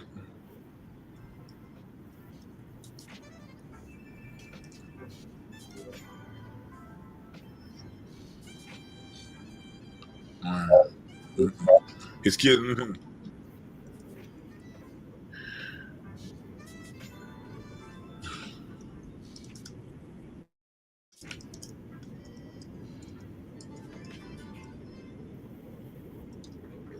Here we go. I say the kids in the other room listen to his old lady. I'm be very disrespectful. I don't respect this guy now. I'm be very disrespectful to him.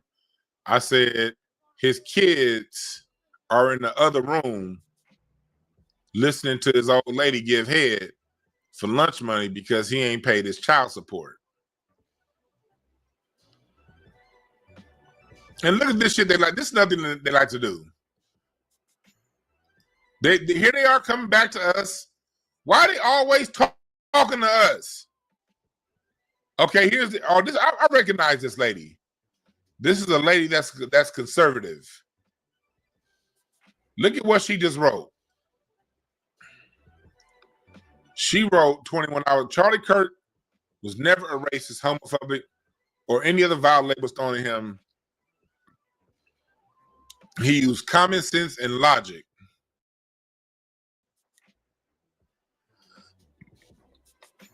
This is what they'll do. They'll bring in a bunch of coon niggas to take pictures with these people and say, I'm not racist. Look at one of the people that's in here, one of the people that was crying. Officer Tatum is in this. Another vile anti-black racist. Officer Tatum, Jason Whitlock, those are the kind of black people that went around Turning Point USA. Anti-black bigots. And you got this chick over here trying to make an excuse for him and say he wasn't racist because he brought in a whole bunch of black people that thought like he thought.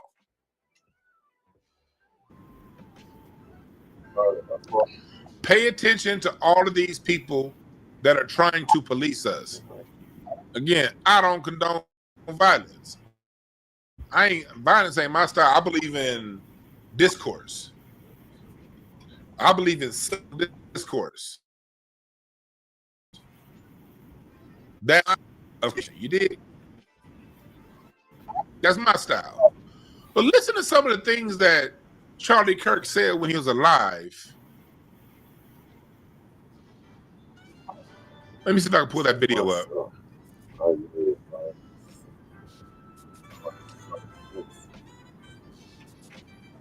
Let me see here. Oh, there it was.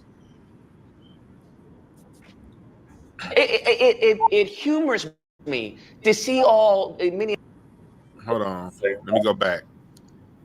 Listen to this. This is some of the things that Charlie Kirk said. Joy Reid and Michelle Obama and Sheila Jackson Lee and Ketanji Brown Jackson were affirmative action picks, we would have been called the racist.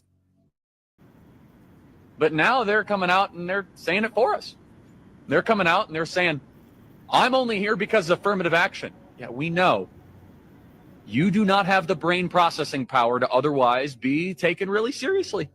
There we go, right trying there. to get the officer who murdered. I'm not a fan of Kamala Harris nor Ketanji Jackson. But the racist part is what he just said. What he said that was implied right there. Those black women don't have the brain power. Yeah. For their position. That shit right there.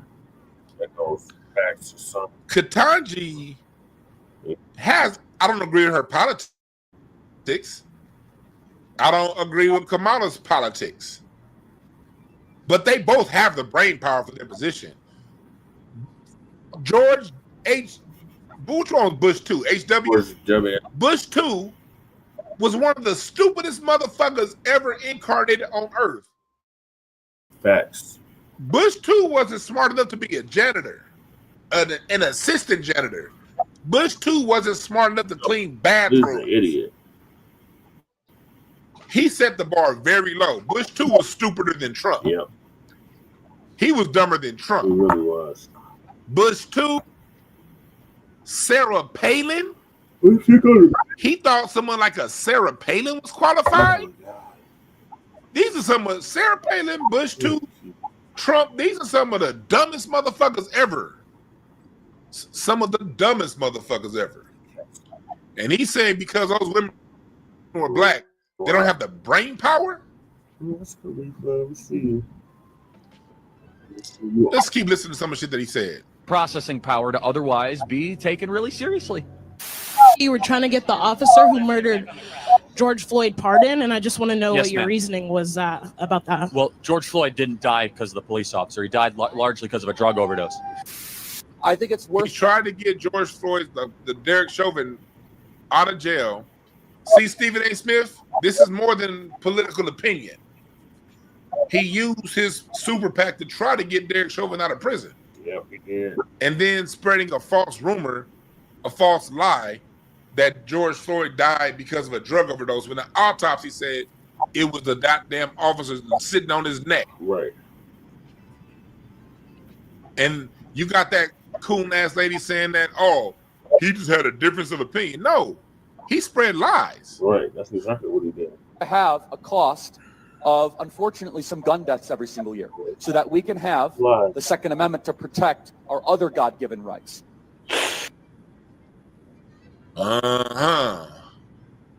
He wanted, Charlie Kirk wanted the gun rights to continue. And I agree. I'm not mad at him. Look, I believe we should have a right to protect ourselves. And wicked man. And speaking of empathy, let's hear from the horse's mouth. I can't stand the word empathy. Actually, I think empathy is a made-up New Age term that does a lot of damage, but he said empathy is a made-up New Age term that causes a lot of damage. And salute to the amazing Lucas's channel that put this all together. Listen to this again. I can't stand the word empathy. Actually, I think empathy is a made-up New Age term that does a lot of damage, but so Charlie Kirk himself said empathy is a made-up New Age term. Damage.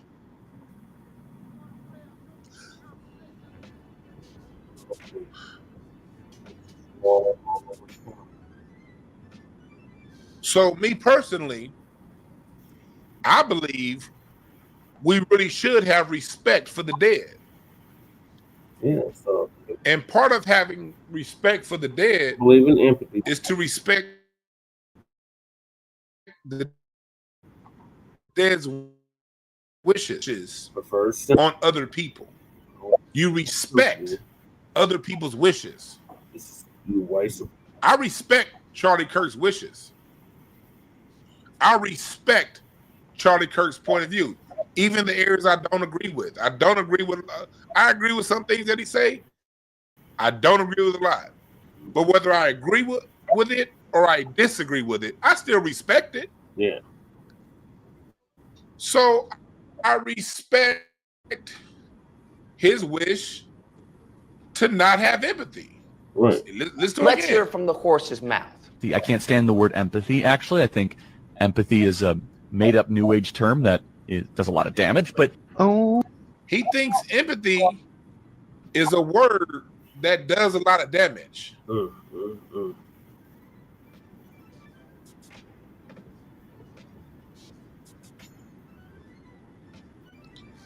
That's what he said. So me personally, I have respect for Mr. Kirk. Yes, I do. He has my respect. Right. Yeah. And I respect him enough to not have any empathy for his demise. Yeah. I don't. And because that's what all about. He wanted. Now, I do have empathy for the children. His children didn't choose that. I mean, it's very obvious to the parent. I somewhat have empathy for his wife. She did choose it. Yeah. And that's another thing, him talking about single parent households. Let's get to the next step of this. Let's get to the next step of this. People keep saying that we should not only have empathy, but people keep saying that, you know, he was talking about single parents and we should respect the First Amendment. First Amendment. We do have the freedom of speech. Freedom is we all don't have freedom as for the consequences of your speech. But the last time I read the U.S. Constitution, I did not see where it said you have freedom of consequences.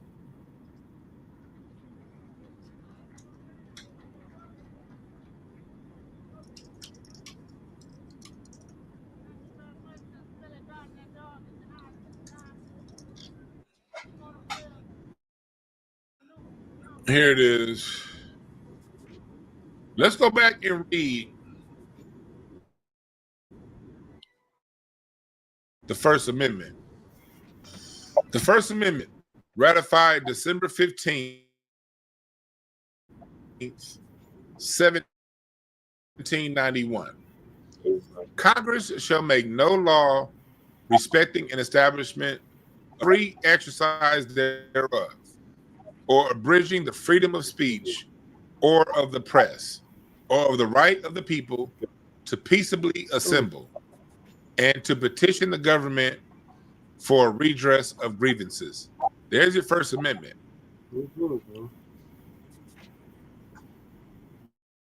Question: does anywhere in here say that there's a freedom of consequences for the words, for how you use your free speech. Because from what I read here, there are laws protecting speech, not laws protecting consequences. Right.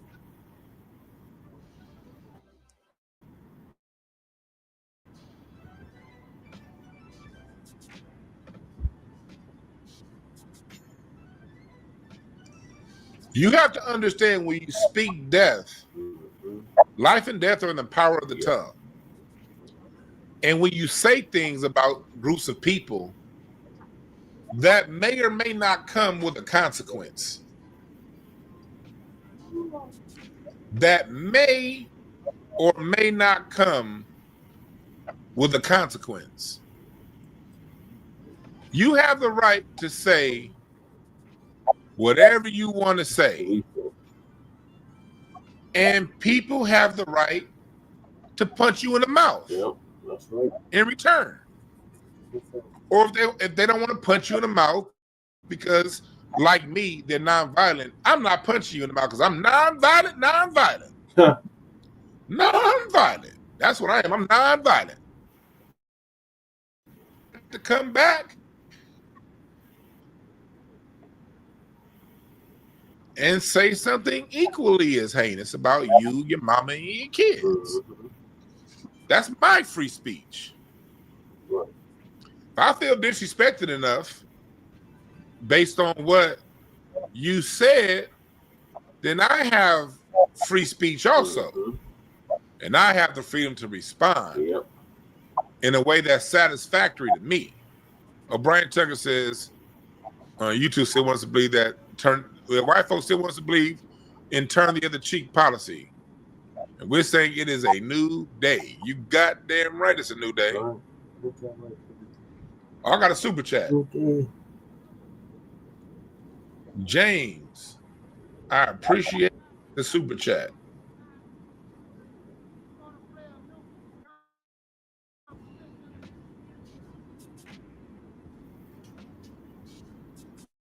Lazarus, first time super chatter. Appreciate it. I mean, appreciate the Cash App.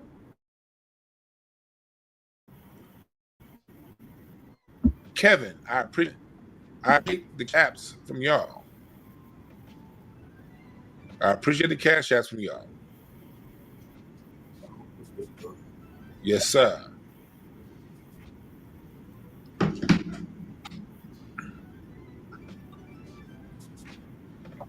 So this is what we're dealing with here. The First Amendment does not supersede spiritual law. The law of reciprocity, the 7 laws, the universe, law of reciprocity. The law of reciprocity. You get what you put out. Yeah. You speak on other people. Like, it wasn't just black people that Charlie Kirk spoke against. He spoke against the LGBTQ folks. He spoke against a lot of people. And unfortunately for him, he's spoken against a lot of ideologies white supremacists believe in.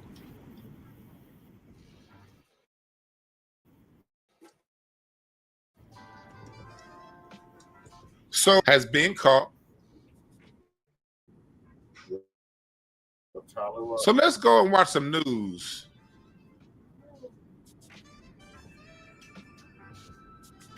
Let me see.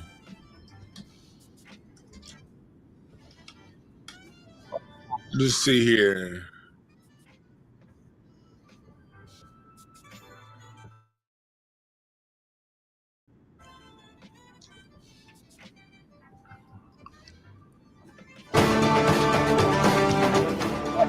This is a CBS News special report. I'm Gail King here in New York. About Golden's conference on Kirk assassination. This morning, President Trump. What in the said that hell he is is wrong very with Gayle certain King? that the I don't watch CBS. I ain't seen Gayle King in a long time. Is she sick? suspect in I don't like Gayle King either because what she said about Kobe. Hey, don't Gayle King look like Ross from the Muppet Babies?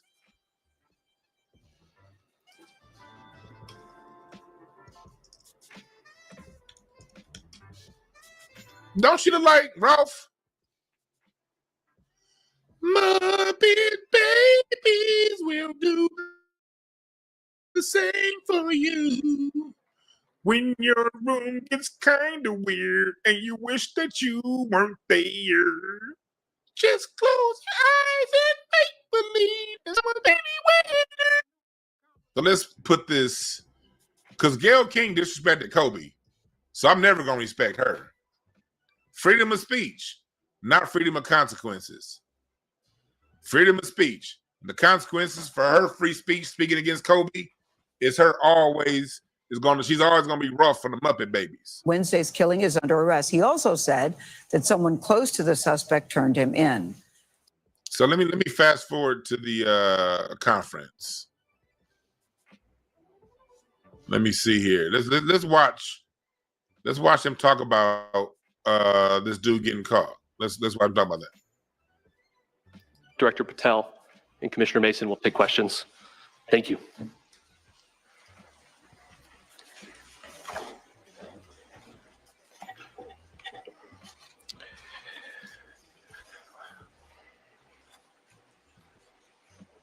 Let's listen to this update on the shooter. Hurry up. This dude look like a creep. Don't he look like a creep Good morning, to you? ladies and gentlemen. We got him. He look like he jack off to midget porn. On the evening of September 11th, a family member of Tyler Robinson reached out to a family friend who contacted the Washington County Sheriff's Office with information that Robinson had confessed to them or implied that he had committed the incident. This information was relayed to the Utah County Sheriff's Office and scene investigators at Utah Valley University. This information was also conveyed to the FBI. Investigators reviewed additional video footage from UVU surveillance and identified Robinson arriving on UVU campus in a gray Dodge Challenger at approximately 8:29 a.m. on September 10th,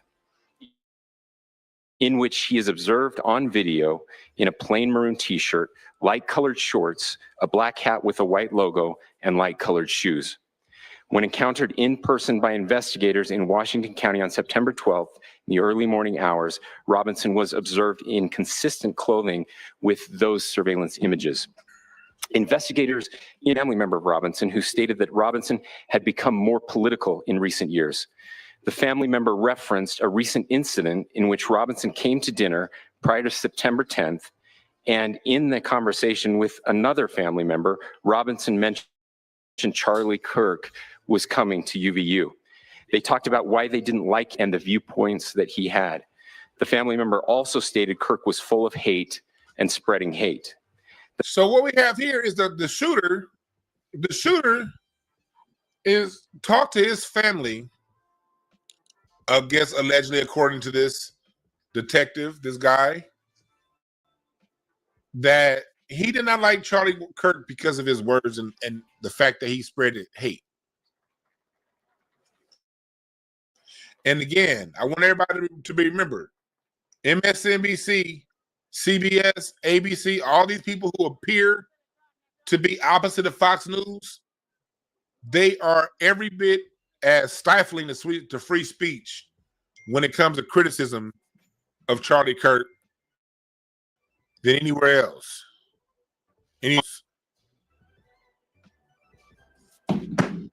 They all the same. Left wing, right wing, they all support white supremacy. And you have a man here that got tired, a white person here that got tired of Charlie Kirk's white supremacist evil points of views.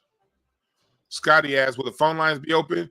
Well, brother, since you asked, you shall receive. Yeah, I'll open up the phone lines. Let's watch this a little bit more of this, and I will open up the phone lines. You said so he can hate, but we can't laugh. Trump said it himself. He can kill someone and still win the presidency. Does that shooter have a GoFundMe? Wow. He said, yeah. But I'll open the phone lines if y'all want me to. Yeah. If you open the phone lines, this mouse is tripping. Mouse tripping. I think I'm going to get myself a new computer next month. This computer's 6 years old. I don't like keeping computers more than 6 years. I think I'm going to get myself a new computer before the holidays. Also confirmed Robinson had a gray Dodge Challenger. Investigators identified an individual, Robinson. Investigators interviewed that roommate who stated that his roommate, referring to Robinson, made a joke on Discord. Investigators asked if he would show them the messages on Discord. He opened it and showed photos of the screen as each message was shown by Robinson's roommate.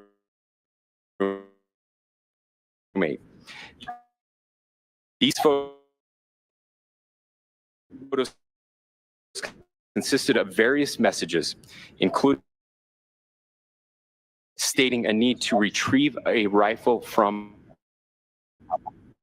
a drop point, leaving the rifle in a bush, watching the area where a rifle was left, and a message referring.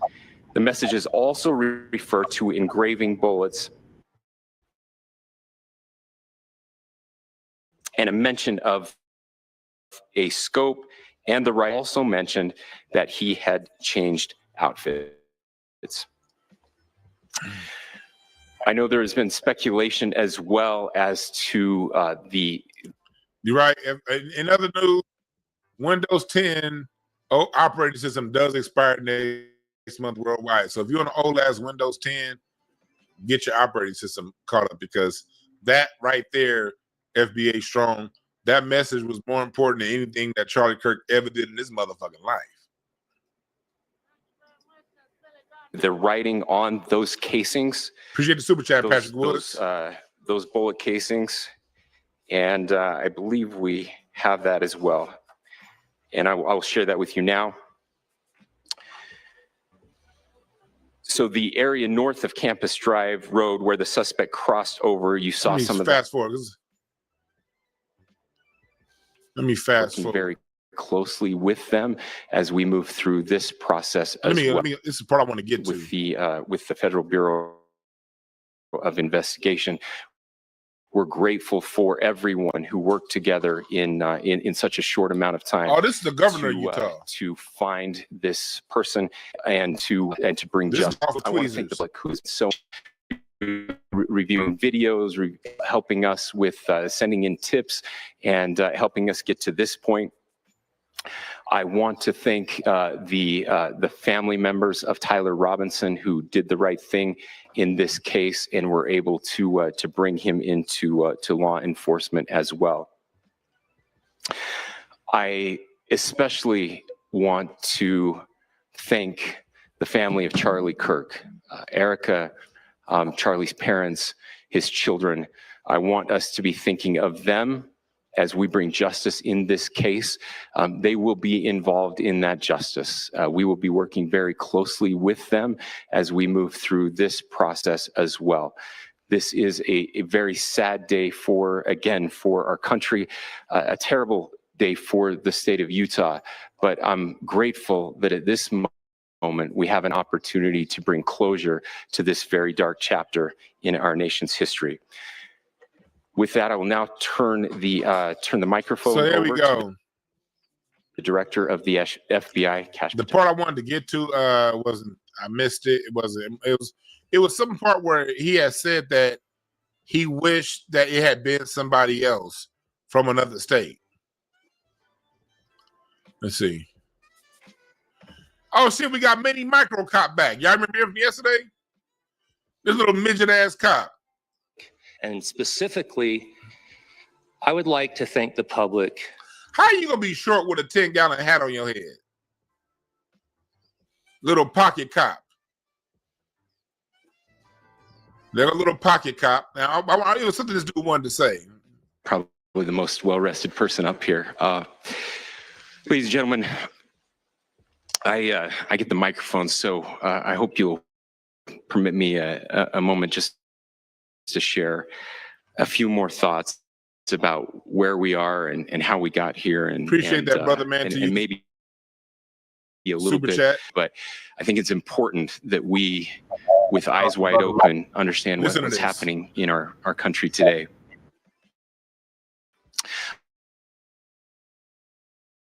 I've heard that in this, there's violence happening all across our country. 15,000 murders in America this year so far, by the way. And every life taken is a child of God who deserves our love and respect and dignity. This is certainly about the tragic death, political assassination of Charlie Kirk. But it is also much bigger than an attack on an individual. It is an attack on all of us. It is an attack on the American experiment. It is an attack on our ideals. This cuts to the very foundation of who we are, of who we have been. The spirit of John Brown got in the title. That's right. Be in better times. That's right. Political violence is different than any other type of violence for lots of different reasons. One, because in the... You notice how when it comes to white people getting killed, they can name it and talk about and differentiate it? No, violence is violence. With most murders of all races happen between people who either know or are familiar with one another. Charlie Kirk pushed the line that basically black people were going around the hood shooting and killing each other. No, most murders in the hood have to do with infidelity and money, like anything else. Infidelity and money. Somebody robbed somebody, somebody smashed somebody's gal. That's most of the murders in the hood, 99.9% of them. It ain't because someone just stepped on somebody's shoes.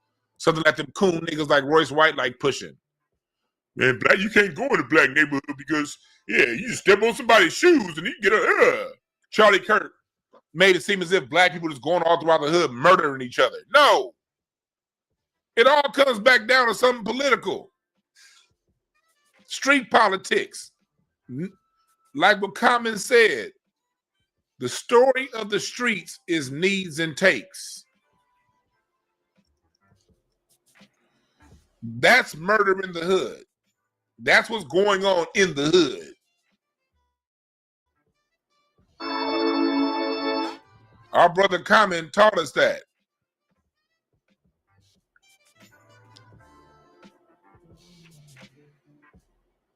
You dig?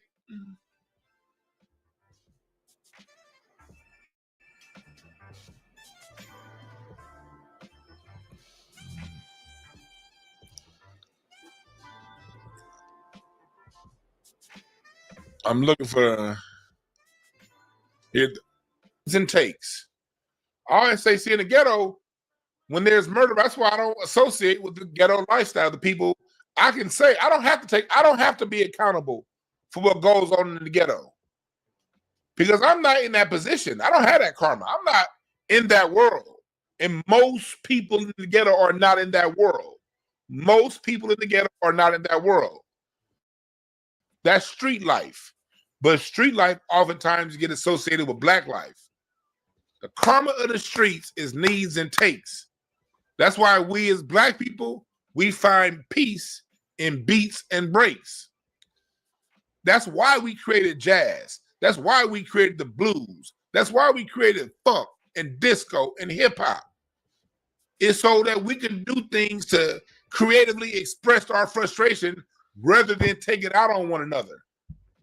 But people like Charlie Kirk don't talk about how the music industry came in and purposely sabotaged our sound, purposely disenfranchised our music, took music out of education, out of the school system. Hell, He was a proponent of taking these kind of resources out of the school system. We find our peace in beats and breaks. But people like Charlie Kirk believe in removing that from us and then criticize the end result.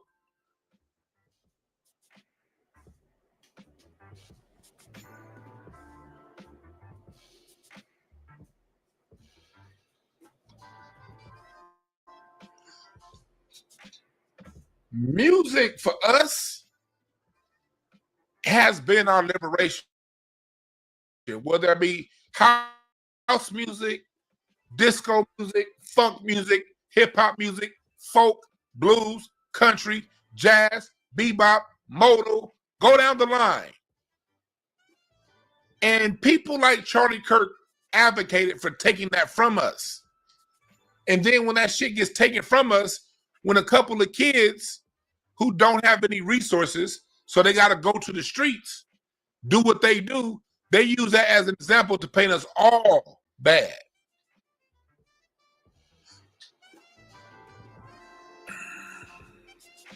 Very act that Charlie championed of expression, that freedom of expression that is enshrined in our founding documents, in having his— What about Black people's freedom of expression?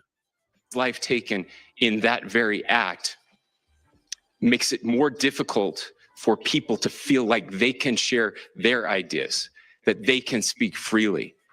We will never be able to solve all the other problems.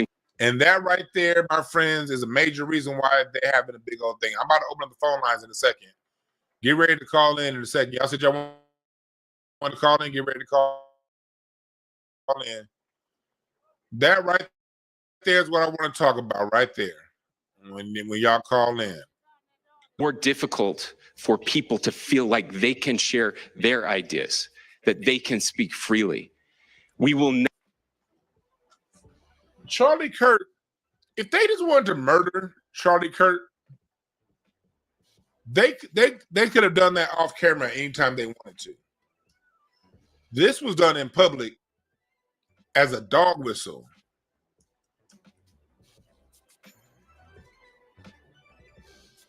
This was a dog whistle, a white man killing a white man. This was a dog whistle to all of those conservatives out there. Phone lines are now open. Call in. Phone lines are now open.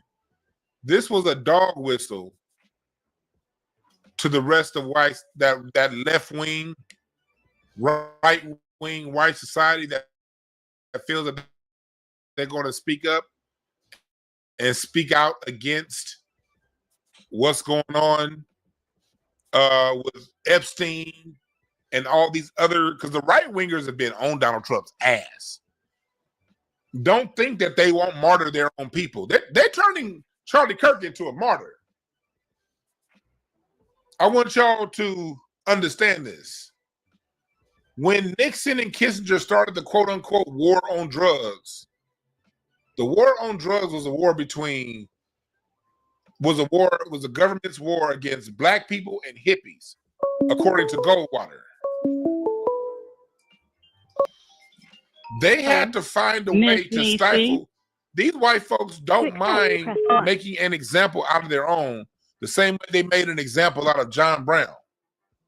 What they got to do is, this is a dog whistle to the people on that side of the fence to get in line.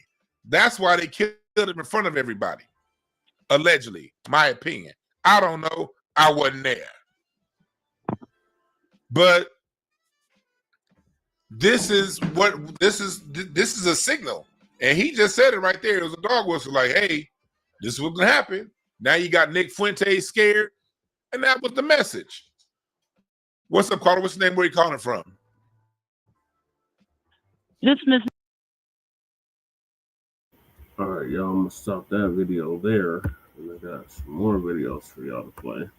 If you're still not convinced on Charlie Kirk being a racist white supremacist and not somebody that she should be crying over nor holding in high esteem.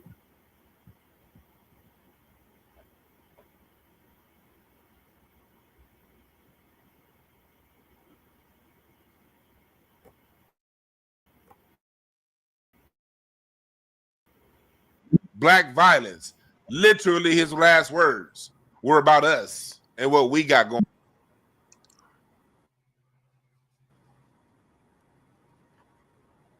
So back to that one.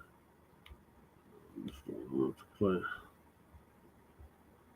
My brother, Church of Black Power. Follow me. We are not the same. No, oh shit, Sherlock. Where did you find a clue? Because in the very same way these same people was running around here praising George Floyd's death, they didn't give a damn about his daughter. Right. She still to this day have to see people left and right, whenever they feel the time is right, create memes disrespecting her father. Nobody is saying nothing about that. I'm supposed to have more compassion for a person who didn't believe in empathy? He said out of his damn mouth he didn't believe in empathy, but I'm supposed to be empathetic? If anything, I'm happy for them children. The children are bigot. Right. I said it. Yeah, late night session. So what? On Black News. If y'all can celebrate the death of every black person, whether by police violence or self-violence, whatever, you ain't got no goddamn merit or right to tell me what I should be sitting here talking about and shouldn't be bringing to light. Right. Don't speak ill of the dead. This man didn't feel the same way. He spoke ill of the dead every chance he got. Every chance. That's how he became so damn big. Mm-hmm. And if we have any Magites in the chat who hasn't, put anything into the chat yet because most of you are cowards, I have no problem dropping the link to let you guys come up and air out your grievance. Right. I have no problem. Just let me know that you're in the chat. I will drop the link faster than god dang it somebody who touched a hot pan.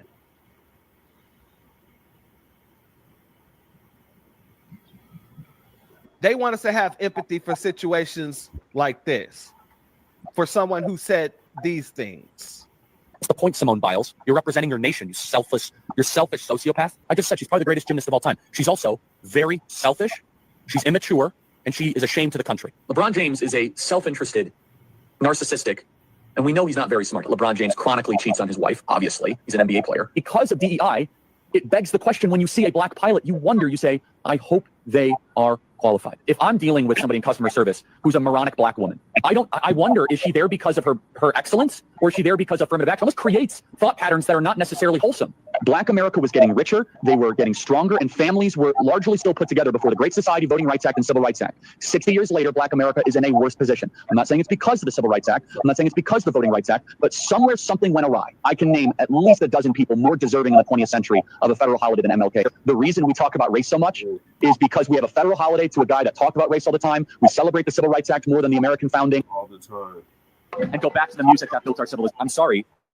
If I see a black pilot, I'm going to be like, boy, I hope he's qualified.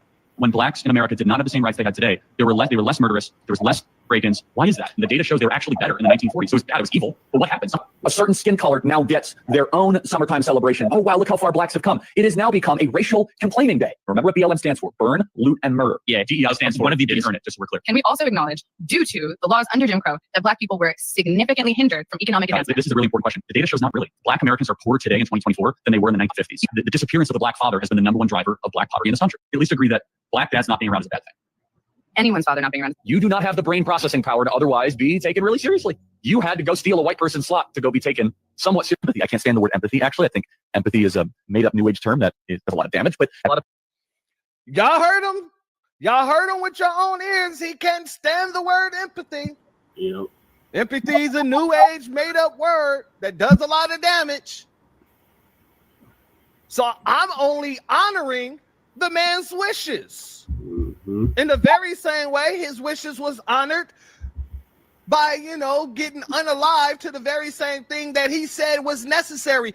Have you people forgotten that this man was running around talking about school shootings are necessary in order to keep the Second Amendment right?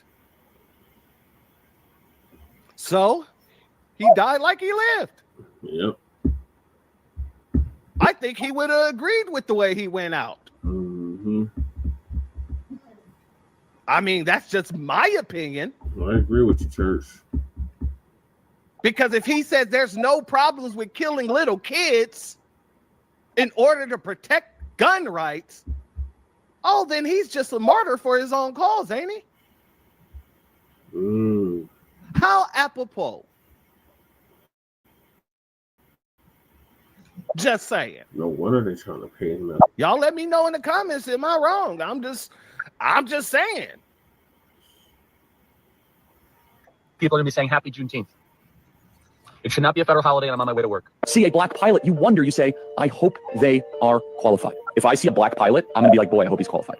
I'm dealing with somebody in customer service who's a moronic black woman. I wonder, is she there because of her excellence, or is she there because of affirmative action? Thomas Sowell and Justice Clarence Thomas are far better black role models to celebrate than Martin Luther King, period. End of story. This guy is not worthy of a national holiday. He's not worthy of godlike status. In fact, I think it's really harmful. You do not have the brain processing power to otherwise be taken really seriously.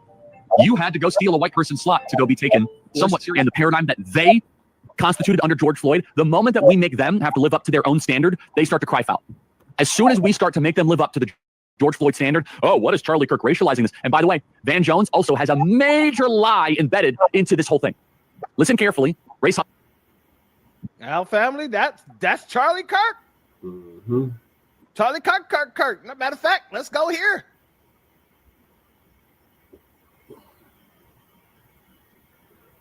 Okay, guess not. We'll go here. Stop listening to rap music and this degenerate hip hop stuff and go back to the music that starts with, I believe marriage between one man and one woman. We must ban trans-affirming care the entire country. I think that monogamous heterosexual marriage should be a prerequisite to adoption. So you're comparing abortion to the Holocaust? Absolutely, I am. In fact, it's worse. It's worse. It's worse. Like you capitalist every single day. If I see a black pilot, I'm going to be like, boy, I hope he's qualified.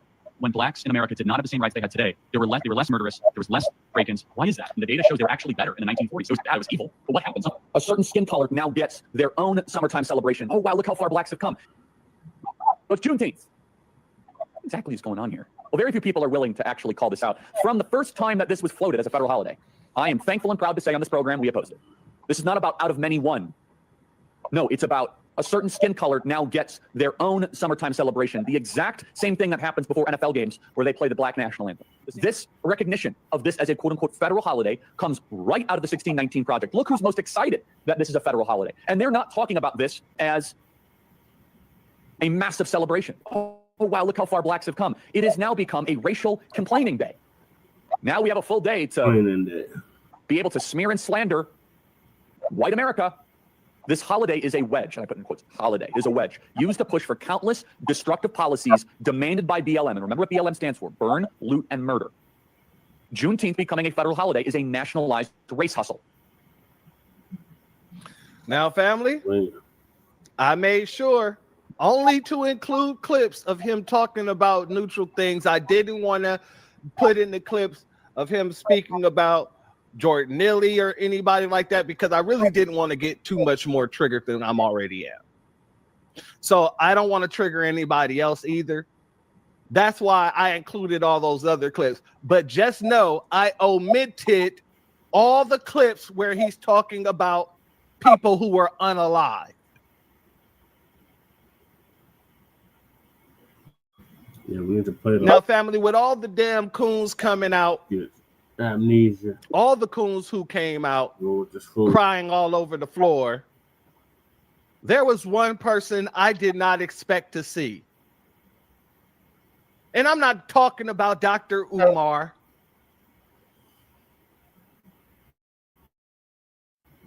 I'm actually talking about Martin Luther King III. Came out and dropped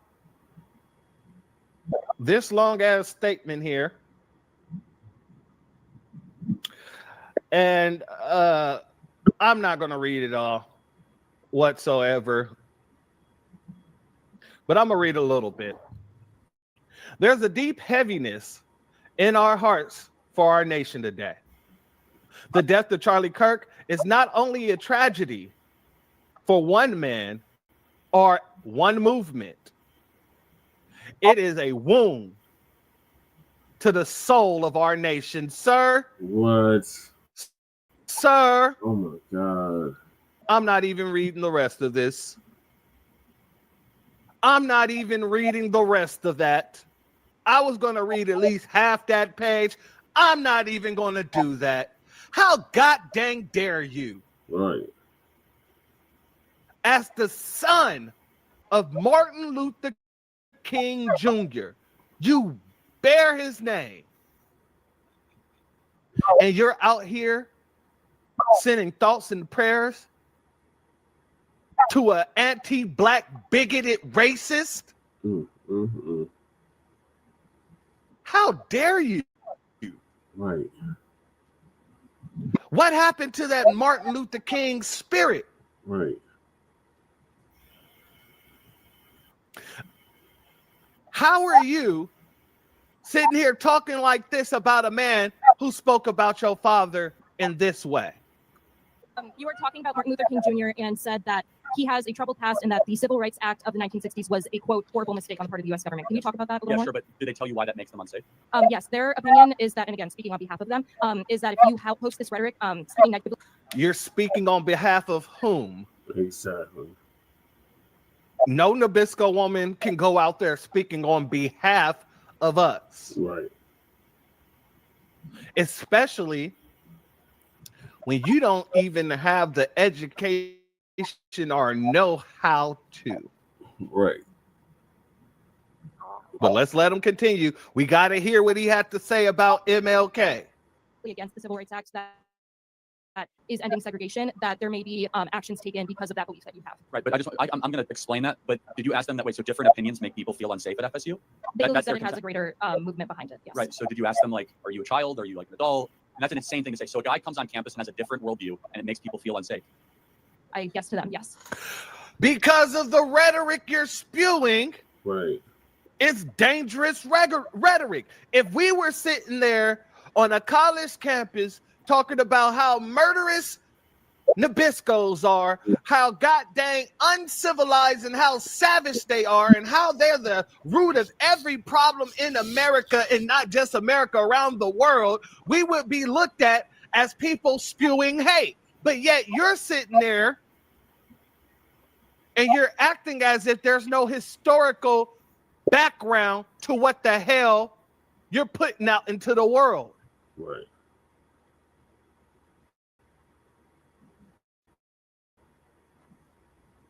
Yes, it's dangerous rhetoric. Yes, it is. Going around putting the target on Black Americans just because you don't like us. That is dangerous rhetoric. Yep. Making up false narratives from statistics on outward is dangerous rhetoric.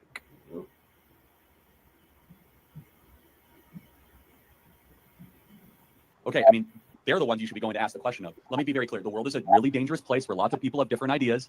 And just because someone comes and has a voluntary event and has different perspectives should make you feel unsafe. I wonder how safe you feel right now. Oh, I'm sorry. Was that a bridge too far? Was that a bridge too far? I'm just asking a question. How safe is he nowadays? Right.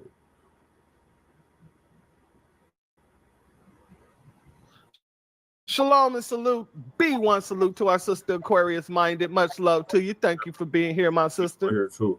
Right? Yes. Okay, so we agree. As far as what I said, yes. I mean, Martin Luther King, happy to go into it. Very troubled past, well-known rape, all that sort of stuff, right? However, on the other side, This man just called Martin Luther King a rapist. Mm-hmm. But yet, Martin Luther King III is out here sending thoughts and prayers. Mm-hmm. He said that this is a wound to the soul of the nation.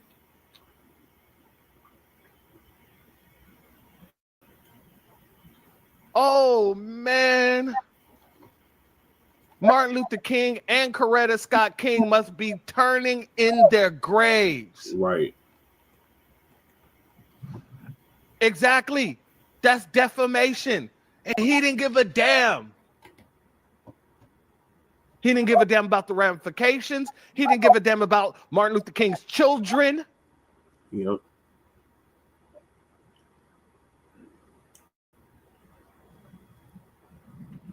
MLK the third disgraced his parents. And that's how I'm feeling. That's my personal feeling. Right. You should send that video to King Jr. I might just have to. Let me go ahead and just leave that on the bookmark. Because I might just have to do that. Real stuff. Somebody has to clear this up. Because obviously that man is not thinking clearly. That's a damn shame. Let's let him continue. Let's hear what else he has to say about Martin Luther King. Civil Rights Act. I've done this so many times. Happy to do it again. And when ending segregation good, going so as far to create a permanent affirmative action, basically diversity, equity, inclusion, Leviathan within the Department of Justice that is now being used to put men in female locker rooms and men in female sports, of which the Civil Rights Act is a far overextension above its original intent. I point everyone to a book called Age of Entitlement. That's the best book that I'll reference on that. And let me just add one final thing.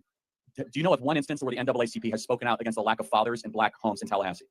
I can't speak on anything. So that's interesting. So the NAACP will make this huge thing saying Charlie Kirk is dangerous and unsafe, and yet they won't go to the Black community. Hey, we need more dads. Let me newsflash: dads not being around in Black communities is a much bigger threat to the livelihood of Black America than Charlie Kirk coming to Florida State University for 3 hours. So maybe the NAACP should stop trying to keep on ginning up this mythology of racism in the country and go after some of the core issues of what's been driving this country and Black America towards worse and worse socioeconomic results. Thank you.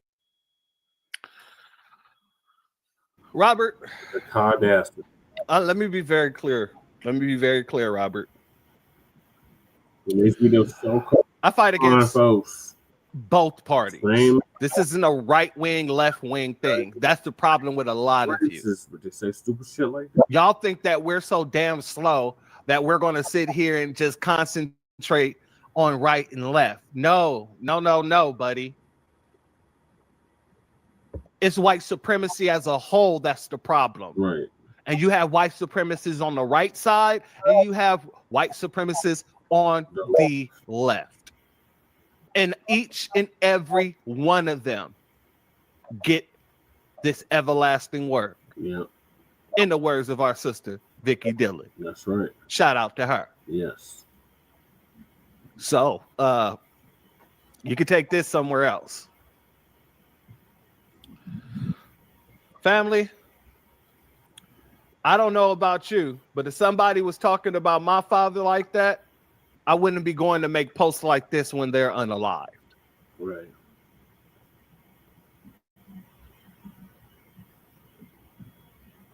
I just wouldn't.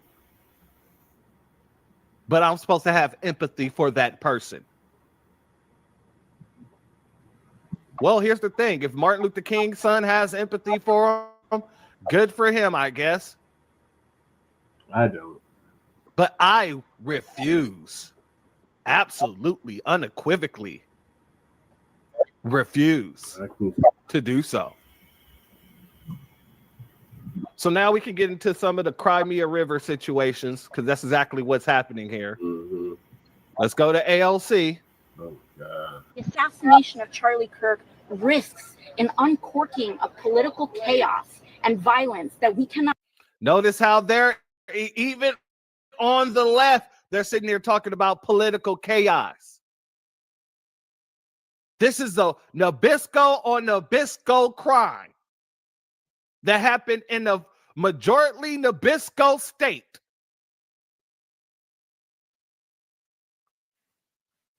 And y'all want to make it political. He's not a politician.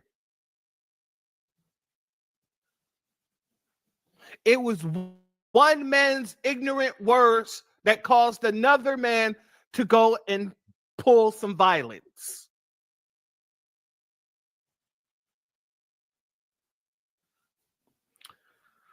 Risk in America. Isn't there a problem with political violence across the spectrum? Yeah, we're talking about Charlie Kirk right now. That's the subject of this that we're talking about right now. Democrats own this 100%. And I'm not going to let you, I'm not going to. Notice how they're politicizing this. Democrats own this. At no point in time did you find anything that said that the young man was a Democrat. Now, he might have had Democrat talking points, but come on now. You're going to put this on the party as a whole. Well, I'm going to be honest with you. You need to be going after the Nabiscos in that party then. Leave everyone else that's a part of the Democratic Party out of it, because we know that it was what? A Nabisco who did it. Handle y'all stuff in-house. Salute Clazy K. Thank you for being here, family. Much love to you.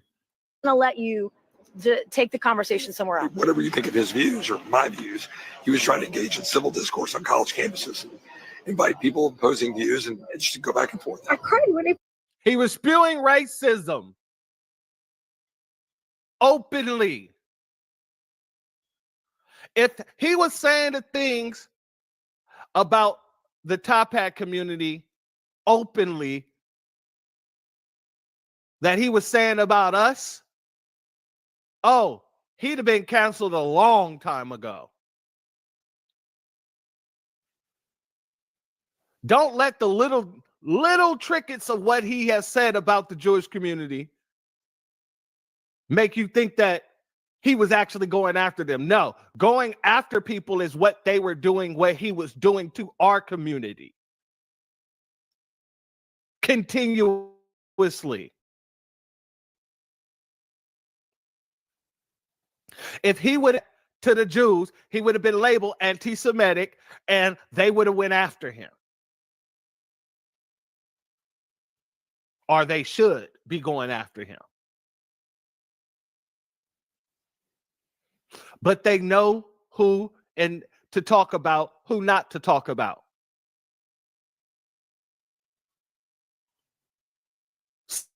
So yeah, it was racism. Found out he died. So all of us have got to work together and de-escalate the hate and the rhetoric in this country. And we're going to end in a horrible way today. People trying to shut down free speech making like Charlie Kirk. There's no place in this society. This is what happens in third world countries. If that's what we're going to do, is just point fingers based on ideology. When a tragedy like this happens, I think we have lost our way. I'm going to be very, very honest with you, family. Y'all remember when Trump almost got assassinated? How everybody was going online wishing death upon him? Really, it's the same rhetoric here. People are running around calling the people who are celebrating, the white people that are celebrating, disgusting and everything else. Who are making fun of this, they're calling them disgusting and everything else. And then on the other side, you have the Nabiscos on the left wishing, you know what I'm saying, who are cracking all the majority of the jokes. But they want to concentrate on us. Huh. Let's go here, family. You kind of felt him in a way. They were just debating about actually gun violence. And I hear like a pop noise. I see his head go back and I see blood just start to gush out. And I turn around because it sounded like it came from up behind me and above, which it sounds like. Wait a second, family. I got a more accurate depiction here. Let me go ahead and let me go ahead and put the more accurate depiction up for you of what we think actually happened. Let's go here. This is a more accurate situation here. DEI DEI. When I see a Black pilot or a Black doctor, I always wonder, click, boom.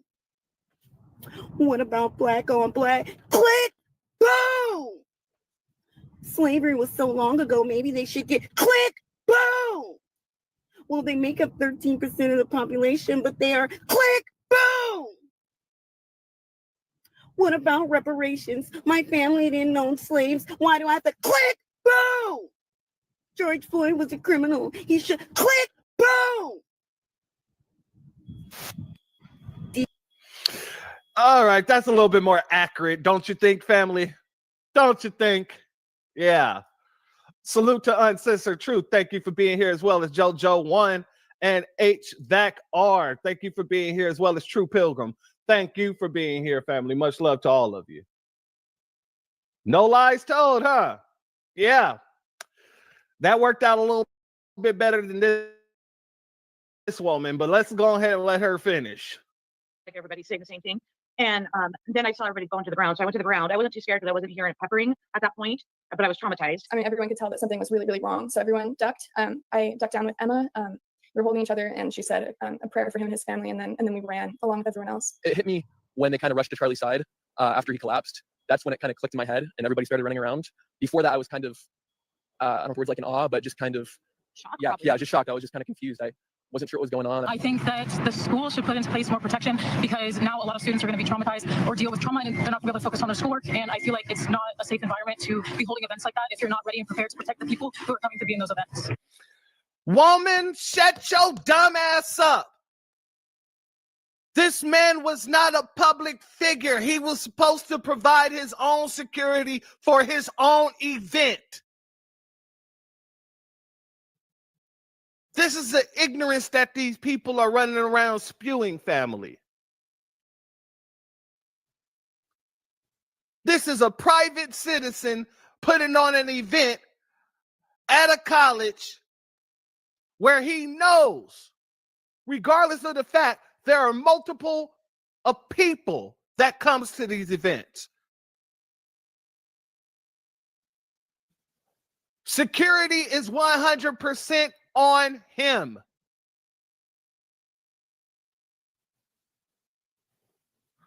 Oh, shoot. Salute Leonard Deyuda. Thank you for being here, family. Yes, salute Leonard. Let's go here, family. And devastated at the death of Charlie Kirk for a couple reasons. Number one, I mourn for his wife. I mourn for his children. I mourn for his loved ones. I mourn for all of those that loved him. And as a human who has empathy, regardless of your political views or where you stand on the aisle, right now it's time to mourn with those that are mourning and weep with those that are weeping. And so that is what I'm and figuratively doing. When I look into so much of what people love and love Charlie Kirk for, I'm like, okay, Emmanuel, your empathy is birthed from a belief that no person should die before their time, and absolutely no person should die as a result of gun violence, especially outside of war. But Charlie Kirk, he proudly stated that death. Wait a second, Ocho. Emmanuel. Let me ask you this question. How do you know that it wasn't in God's will and it wasn't his time?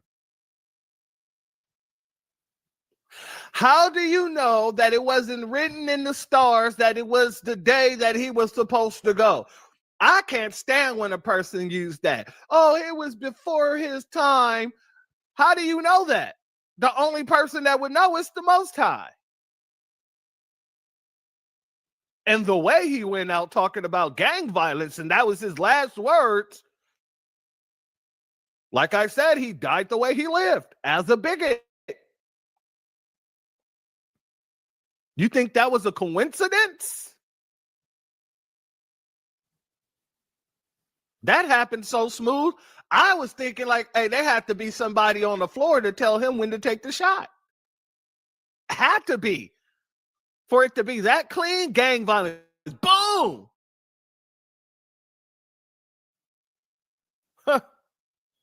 By guns is a price we have to pay for our Second Amendment right. I've just been in turmoil all day. My heart is hurt. It's been heavy. It's been weeping for his family. It's been weeping for his loved ones. And I don't really know the words to share, because the moment I want to share like another senseless death because of a gun and because of gun violence, I'm reminded that some people believe, hey, it's worth it. And Charlie Kirk said, hey, it's worth it. This is, people will die by guns to protect our Second Amendment rights. Hey, if it's worth it, then why is everybody running around here so goddamn? Oh, I can't,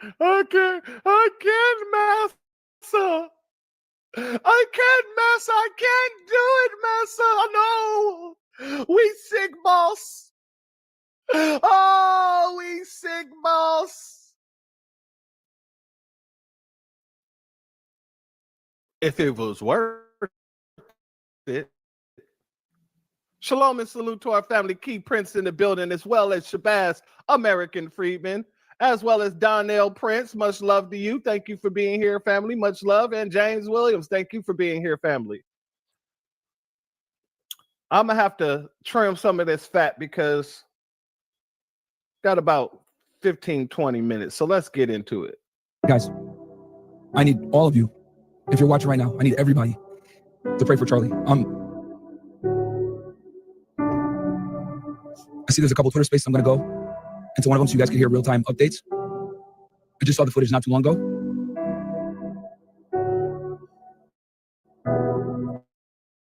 I'm just going to join this thing right quick for you guys. Can you hear me okay? Yes.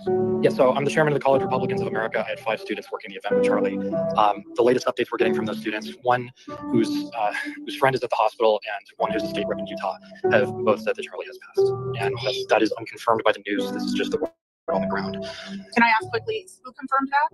One of my... Oh, wowzy, woo, woo. Let's go here. You guys have my word. I promise you guys. I promise you guys. And I got to be a little bit honest here too with this. I've been reckless. I've been very reckless with a lot of the shit that I do, right? I used to work in law enforcement. I think no one can touch me. Wait a second. Is this Myron? Is this Amaru? Is he admitting that he's a reckless piece of SO? Yep. SHIT. That's exactly what he's admitting. I mean, is he now looking at someone else's consequence and maybe taking a step back? Oh, let's let him finish. Right? There's a lot of times where I don't even hire security. I just go out there dolo and just do it, right? Whether it's doing a street debates or whatever. And a lot of you send me messages. A lot of you guys send me DMs saying, yo, Myron, you need security. Myron, you need security, bro. I'm volunteering to be your security. You know, you need to protect yourself, blah, blah, blah. I promise you guys, I'll start taking my my safety more seriously. I promise you, I will do that. Because I got to admit that I have been reckless. And given the fact that like me and Charlie do pretty much the same thing when it comes to these college debates, you know, and doing street debates, I will take my safety more seriously, guys, and hire security and all that. But we need to pray for Charlie right now. I don't fucking matter right now. I don't matter. Whether you're Christian, you're Jewish, you're Muslim, you're Hindu, whatever you are, send out your prayers. I said a prayer for him right before I came on stream. My brother's doing dua for him right now. I told y'all on Wednesday that I'm not about to waste a prayer for that man whatsoever. And I meant that. Shalom is a B1 salute to our brother Jesse Paris. Much love to you. Thank you for being here. Family, I want to get to some of these other folks real quick. We're going to speed through these. Crazy because I thought we had freedom of speech in America, but looking at Charlie Kirk, I beg to fucking differ. Just because he stated his opinion, and I'm not saying I agree with every single one, but people are allowed to believe in what they think is correct and accurate. He was just about to open up and saying how he does not support Israel anymore 2 days ago, and look what happened now. I don't know what this country has come to, even on TikTok. There's no freedom of speech. Is that not in our amendments? Like TikTok just removed my video of me speaking on the Charlie Kirk situation. It's like whatever they don't agree with, or you say something that they don't like, yeah, your video's going down, or you're probably gonna get. I'm sorry, the man was 31 years old. He had 2 kids. He had a wife. He had a family, just like everybody else who has an opinion. But just because he has a platform, he very well influences a lot of people. They was like, we got to do something about that. We got to handle that. Mind you, this shit happens on 9/11. This shit happens the day the Twin Tower got destroyed. If that's not a coincidence, I don't know what is. To come on social media and mock somebody's death is disgusting. And the way that you guys are reacting to this just proves all the more that there is a God and there is a devil. And if some of you guys do not change and come to repentance, your fate, your eternity will be a place that you do not want to go. And guess what? Jesus Christ himself doesn't even want you to go there. That's how horrible it is.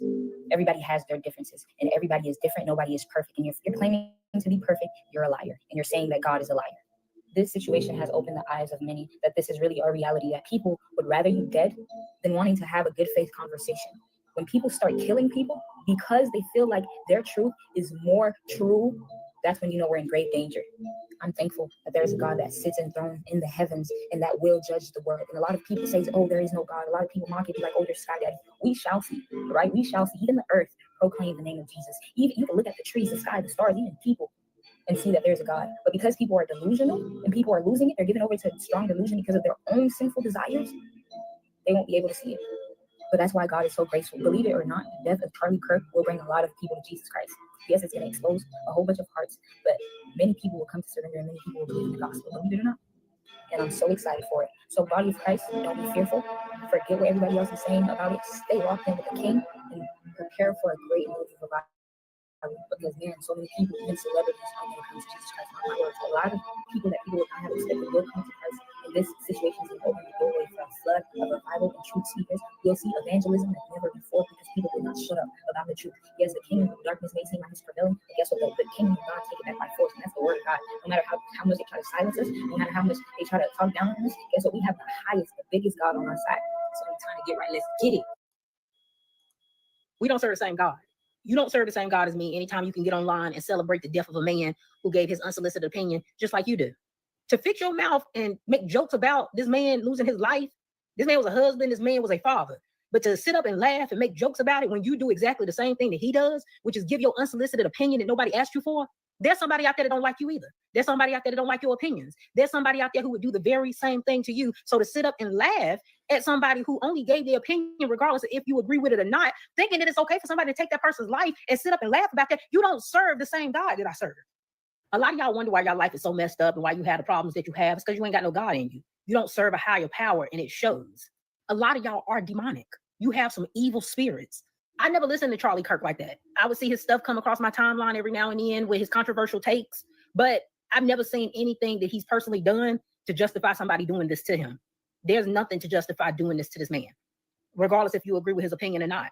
My prayers go out to his family. This is just a messed up situation, but it goes to show you just how far people will go when they don't like what you're saying. Now, family, you know what I had to do when these it was all gravy. I wouldn't have said nothing if they didn't bring the Most High into this. You got one with the violins, and you got another one talking about we don't serve the same God. Okay, yeah. So, you know what I do? I addressed it. Let's go here. Yeah, get him. You don't serve the same God as me anytime you can get online and celebrate the death of a man. Now, what you hoes not going to do is sit here and disrespect the Most High and bring the Most High into this. And when I say hoes, I'm talking about each and every one of these attention-seeking whores. It could be male, it could be female. But either way, they're looking for attention. Now, you say we don't serve the same Most High. No shit, Sherlock. Where'd you get the clue? We know we don't serve the same Most High because those people used to leave church and they used to have picnics where they used to go and hang people that look like us, who they call pickaninnies. And then they would eat us. We know we don't serve the same Most High because we don't go after their children. Those folks target our children. You brought up the fact that he's a man, a father, a brother, and all this other nonsense. So is George Floyd, and he made sure to stay on his head the whole time he was alive on this platform. He didn't give a damn about the ramifications of what he was doing to George's daughter or nothing like that. And for those who don't know, I take that to heart. I actually went to his funeral out here. As a matter of fact, many of you are still running around here talking about how he was unalived by fentanyl and not the video that we all saw with our own eyes for over 8 minutes. However, Jordan Nilly, he was somebody's brother. He was somebody's son. But Daniel Penny was still uplifted by the same person you're speaking on for unaliving Jordan Nilly, and he didn't touch nobody or physically harm anyone. Shiloh Hendricks was lifted up by the same guy for calling somebody who looks like me and you the N-word. Yeah, what you're not going to do is sit here and try to act as if we should have some sort of remorse for this person that was sitting here literally putting a target on our backs. I spit on his grave. And I know some of you out there like, damn, church, stall him out. Hell no. I won't stall him out because he didn't stall out none of us. He didn't stall out none of our people in none of the time that he was living with that platform. Every single chance he got, he would disrespect and denigrate and pass along propaganda when it came to the foundational Black community. And if the Most High don't love everybody, why should I? For Esau, I hate. And for Jacob, I love. You know what happened when the Most High told Abram, who ended up becoming Abraham, after Lot was kidnapped with his family and children? What did the Most High tell Abram? You go unalive every man, woman, and child and pillage their village and take it back to yours. So let me be clear about this. The Most High is not the same God that these people worship. And apparently, it's not the same God that you worship either. If you like pink meat, just say that then. But what you're not going to do is take the Most High's name in vain because you want to sit here and give a dog whistle to your Zeddies. Hey, look at me out here defending somebody who denigrated people who look like me his whole damn career, made a career off of it. Not just made a career off of it, but created something like Turning Point USA. How ironic that he was talking out of the side of his neck, and then somebody sent the pum pum into the side of his neck. So let me just say this and I'll end. You keep the Most High's name out of your mouth when it comes to these devils, unless you're trying to exercise them. Do you understand what I'm telling you? Because if you guys haven't noticed, ever since we started delineating and started giving praise to the ancestors here, we started seeing the ancestors move very quickly on that ABK here. You got plantations burning down. You got Nabiscos getting that ass tapped, whether you look left or look right. Everywhere you look, an FBA spotlight. So at what point do we say this was ordained? That's it. That's all, family. I'm not going to even say anything else on that. Salute to our sister, Fake Speaks Life. Thank you for your Cash App donation, family. Your donation is blessed tenfold, and I appreciate your contribution as always, my sister. Yeah, family. Nobody seems to really give a damn when it comes down to this situation. But what you're not going to do is use the Most High to put over your ability to get pink meat. We're not going to do that. We're not going to do that at all. Now, you can go over there and you can go and be with that pink meat all you want, but whatever consequences come from those actions, you'll have to deal with it. I'm doing a series in my God. If you remember, you already seen I started a new series, Nabisco Horror Stories. And I guarantee you, she will be one of those Nabisco Horror Stories pretty soon if that's what she wants. Now, family, let me show you some of these other clips real quick. We're going to speed past these as well. Charlie Kirk just got shot. The fuck that got to do with me? Ladies and gentlemen, I'm asking every single one of you right now to pray for my friend Charlie Kirk. Fuck no. And I'm gonna stand on that. Okay. And they can get in my DM. You can get in my DM all you want every day. This is such bullshit. I've never been so pissed in my whole life. I just murdered Charlie Kirk right here in Utah. I'm so freaking pissed right now. This is bullshit. I just saw blood squirting out of his neck. I don't give a fuck. Hey. If you're seeing this, it means someone has just passed away that you don't like, and you've made a joke about them passing, and I'm here to tell you to fuck you. Bitch, shut up. Right. Just put it out here clear. If any of you are making videos on what just happened and him passing away, fuck you. I'm supposed to feel sorry for that. I don't. I think the death of Charlie Kirk is the most momentous event since MLK Kennedy. Get your grown bitch ass out of here. Salute to whoever put that compilation together, because that's exactly how I feel. And I have the right to. That. Absolutely. Let's go here. Shout out to our brother Cool Keezy. Yeah, shout out to Cool Keezy. Can I interject? Yeah, Captain America, go ahead. Yes, I've not been introduced yet. I'm 37, Indiana, Marine Corps veteran, rifle instructor when I was in the Marine Corps. It's a very simple shot at 200 yards. Yeah, exactly. That's what I was going to say. Really? I was going to say I regularly taught recruits how to shoot. Yeah, 600 I've heard it all on iron before sights. from better people than you. Goodbye. Can I interject? Now, family, I want to read what our brother Kukizi said here. Kukizi said, they're not grieving. They're bragging about target practice. That's white culture in real time. Demons always eat their own eventually. Daniel, salute, Daniel. And shout out to Dr. Kaba, because he said this several times. You know, if we wasn't around, the Nabisco would turn in on each other and go after their selves. More specifically, their women. This bro got to go. Who are their first slaves? She trolling. But let's continue. Shout out to our brother Brian Jehovah, a great friend of the channel over here, my good brother. Why should I be empathetic to someone that would never, ever in their life be empathetic towards me? Why? Right. Why would I be empathetic to someone that don't believe in empathy? Why? Why? Huh? Somebody tell me, why should I do that? See, I'm not one of these black people, bro. I'm sorry, y'all. I'm not one of these black people that believe in a high road, believe turn the other cheek, love is love, or because you white, I need to bow down and scold my people too. I can do both. I can scold you and my people at the same time. How about that? Yeah, I'm one of them people. I'm equal opportunity over here. But why should I show empathy to a group of people that never showed empathy to me or us, for that matter? Trayvon Martin. Everybody know about Trayvon Martin. Yep, that's true. This man said a lot of disparaging things about Trayvon Martin. Trayvon Martin. Even the people that support him, including black people that support him, used to post photos of his unalive body that was on the ground. They used to post photos of his body that was on the ground and make fun of him. They'll put his body like on a Jordan symbol or something like that, like on the shoe or something like a Jordan symbol on how he would stretch that on the ground. I never forgot that. Ooh, I never forgot that. Or Philando Castillo on how they showed this on national TV on how his on his unalive in front of their little baby in the back seat. His cousin is one of my. What was the empathy then for that? Huh? Where was the empathy for that baby that saw her stepdad or her mom's boyfriend get unalive right in front of her? What was the empathy for that? I saw white people making excuses and black people making excuses and justifying why Philando Castillo got unalive. Sandra Bland. I saw the disrespect black and white people was making for her unalive or for her mysterious death. I saw that. Breonna Taylor. I saw you niggas and white people make excuses for Breonna Taylor getting unalive.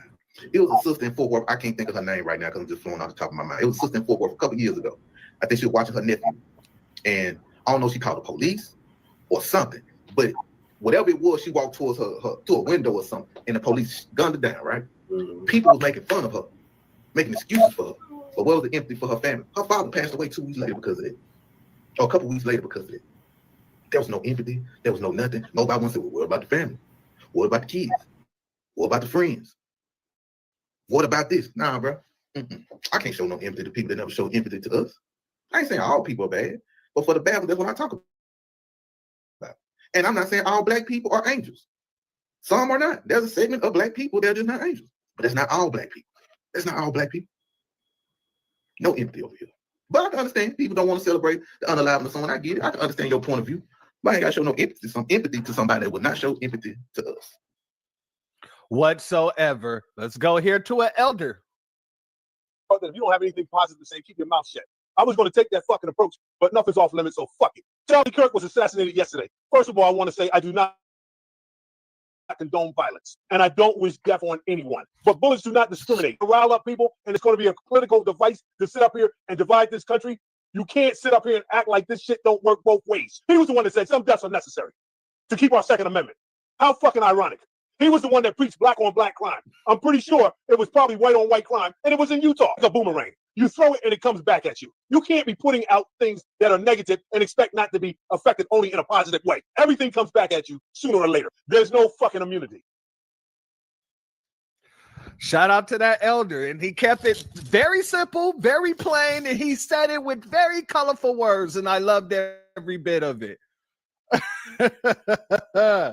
So, salute to FBA Combo. He said, I totally agree with this elder. You and me both. You and me both. Trust me when I say. Let's go here, family.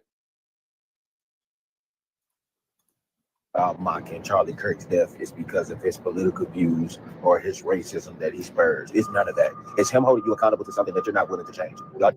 Nigga, you're on your knees for the white man. Oh my God. Holding black people accountable for what? Are you talking about the same man who said black people are better off as slaves? The fuck? You talking about the same man who laughed at George Floyd's death? What? Nigga, holding black people accountable for what? Or just being racist? What the fuck? Like, nigga, no, like this is, get the fuck off your knees, brother. What, like, calm down. Just never, like, it actually blows my mind. I didn't know there was this many fucking coons in the world. Still today, there's so many black niggas in this comment. Yeah, you're so right. They just can't take the truth. My nigga, what the fuck are y'all talking about? I don't think death is okay either. But when you saying shit like this, my nigga, get the fuck off your knees, my guy. Like, come on. And it's so ironic that this nigga is talking about accountability, but when niggas was trying to hold his TikTok buddy Scarface Mark for accountability, you was over there talking about show me some money, then you can talk. Y'all niggas don't want to take accountability for shit. So what the fuck are you talking about other black people? Oh, y'all can't take it. Like, bro, stop kissing ass. It's not that deep. Family.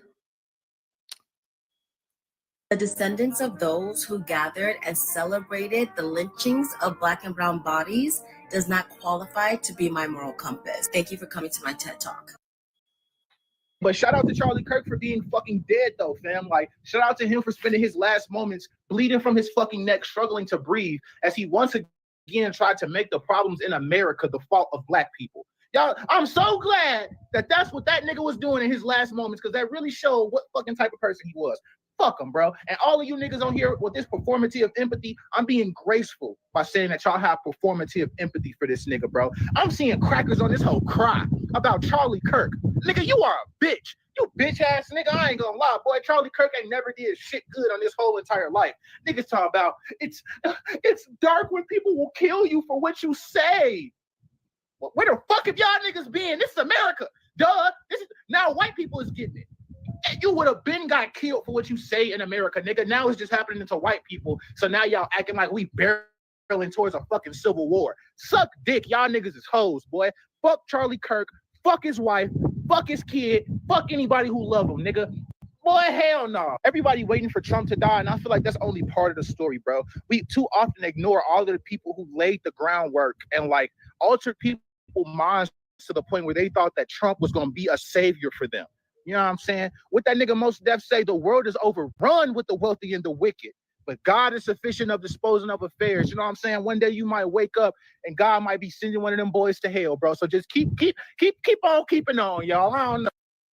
Salute to that brother. Held no punches, spoke his truth, and spoke the truth. So shout out to him, because what it really is, family, they're out there trying to start some stuff, and they're doing it within their own race, but also they're trying to shift the blame so that every single time they start getting into it with each other, they try to point the finger at us. Y'all notice that, right? That's what they do. That's what they do. This is, otherwise you'll be out here with this situation right here.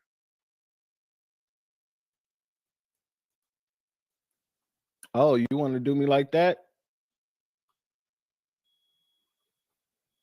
There we go. Fight back, white man, fight back, white man, fight back, white man, fight back, white man, fight back, white man, fight back.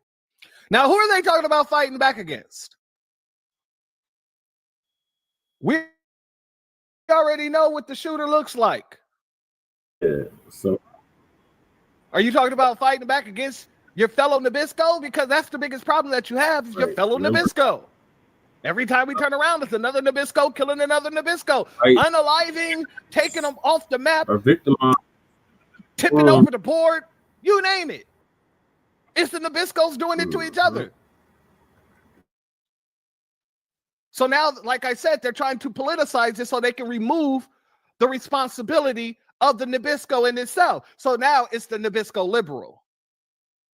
So now, so now it's the Nabisco trans supporter.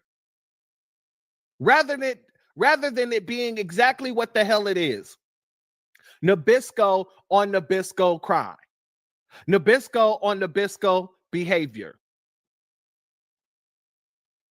One Nabisco unaliving another Nabisco, like we've had so many instances of in America.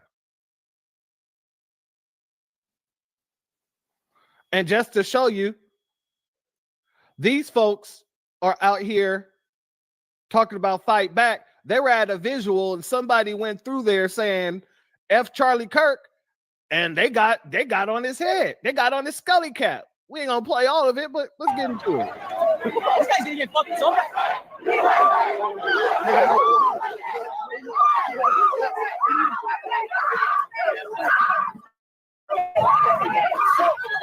Now, family, this is all Nabiscos out there. All Nabiscos. And they're getting active with each other. You don't see us out there at one, not one of us.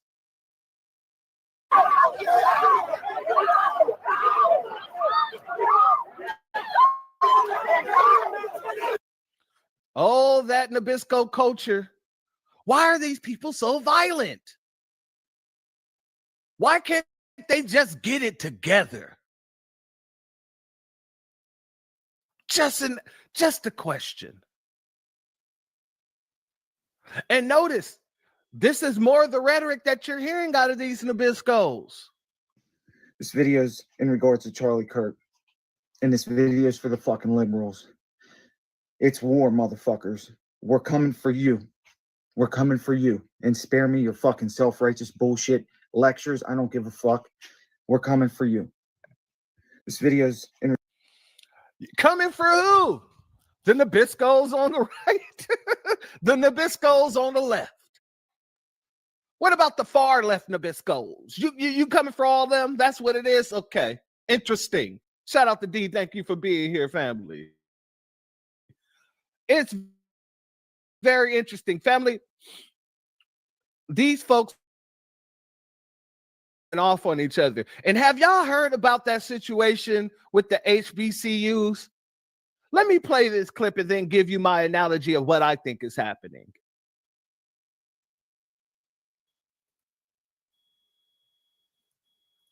7 HBCUs had to close their doors today and lock down after violent threats following the Charlie Kirk assassination.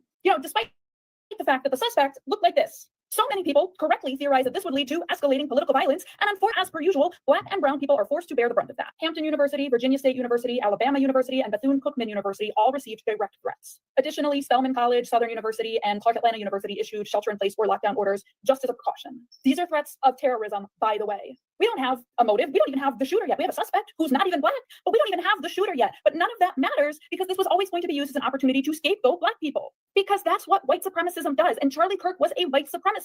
This is not the first time, nor is it the last time that HBCUs will receive racially motivated threats. But this is the level of hate, of racial incitement that comes with violent platforms like Charlie Kirk's. Well, that didn't take long, did it? But the guy that is the suspect is white. Yet somehow, it's the fault of Black people. I'm telling you, bro, traditional American history right here in the making. Let's blame the Black folk again for a white life that was lost. Not even at the hands of them. It's always blame the immigrants and blame Black people. There you have it. Now you have traditionally Black colleges receiving multiple death threats every day. His friends that are white supremacists got upset. And now they want to blame Black people. But they didn't shoot him. It was one of your own. It was one of your own people. So my question is this: what the fuck do we have to do with anything in white people business? Hasta TikTok. Que tengan buen día. I got one question for him. And family, I'm pretty sure you can, gather what the question is going to be. We? We. That man said black, black, blackity black all throughout his video. They ended with we. Yeah, okay. Family, let me explain to you what I believe is happening, and I want y'all opinion. I want y'all to tell me what you think. I truly believe that with these Nabiscos having the infights and they're really yelling out the term, oh, the liberals have to own this, the Democrats have to own this. I believe that it was the Democrats who called these schools and put in these threats. Let me explain why. We haven't been coming to the defense of the Democratic Party. We haven't been rocking with the Democrats. So when they're seeing this fire erupt, right, where they're now seeing Nabiscos on the right talking about getting Nabiscos on the left, not only are they trying to say, hey, Black folks come help us, and they know that we're not going to come and help them if they just say something. So now what they do, they put up this whole false flag of, oh, they're targeting HBCUs, so now Black people can get on code and come out and speak against the alt-right and all these people talking on the right. This is my opinion. I'm not saying that's exactly what's going on here, but I wouldn't put it past them.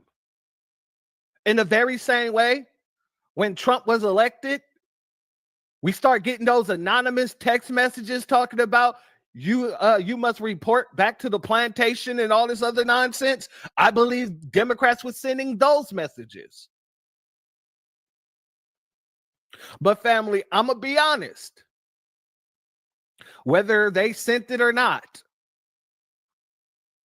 You make sure that your children or anybody you know that goes to these schools are protecting themselves by any means necessary. Now, family, I want to end here because our brother Alpha is about to go live. I want to end with this last clip.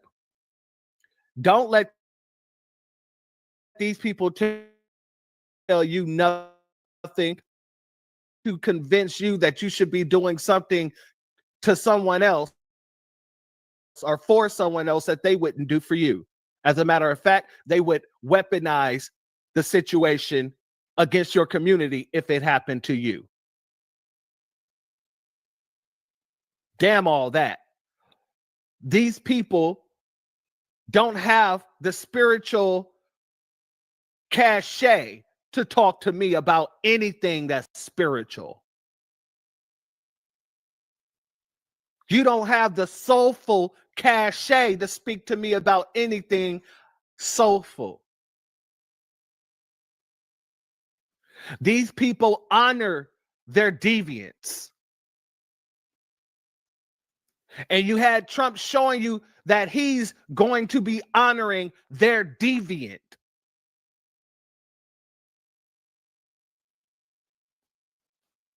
So don't bring your ass over here trying to tell me what I should and shouldn't feel about your deviant. I'm going to play this last clip in closing, family. They're trying to get this deviant a statue in D.C. in the Capitol. Oh, hell no. Hell to the no. They are writing up drafts to put a statue of Charlie Kirk at the fucking Capitol. Be so fucking for real right now. We write to you today with the heavy hearts mourning the tragic loss of Charlie Kirk, a patriot, father, fearless voice for conservative values. To honor this legacy, we call upon you to direct that a statue of Charlie Kirk be placed in the United States Capitol. This is not a symbolic gesture, but a permanent testament to his life's work, his courage, and his sacrifice. It will stand as a reminder that political disagreements must never be answered with violence, and truth must carry on. The man said that if his daughter got raped and impregnated, that she would have to carry the baby to term at 10 years old. Yes, the baby would be delivered, was his exact words. That's the legacy? That's what we're putting up statues for? I better not see a fucking statue of Charlie Kirk in the goddamn Capitol. Family, I wouldn't be surprised if they did put up the statue, especially with Trump talking and moving in the way that he is. Like I said, at what point do we ask the question, was Charlie Kirk an asset of the FBI or CIA? Did he work for the White House? I would say yes. Was the nonsense that he was doing on the college campuses and Turning Point USA, because come to find out, he's not even the freaking founder of Turning Point USA. That was something that was given to him. Mm-hmm. So at what point, I would not be surprised. Was everything he doing just a cover?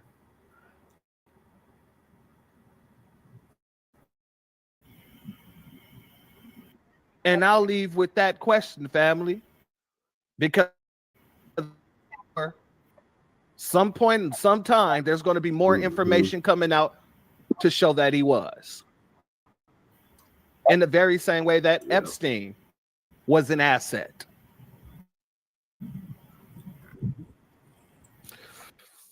But with that being said, if you're not subscribed, go ahead and hit that subscribe button along with the notification bell. So yeah, like and subscribe to Front Line Blacc News. All right, appreciate you, Church, for that awesome commentary about that racist bigot known as Charlie Kirk. who was unalived last week by one of his own Nabiscos. Now, moving along, I gotta go back to Dewan B. And what's next after Charlie Kirk's death?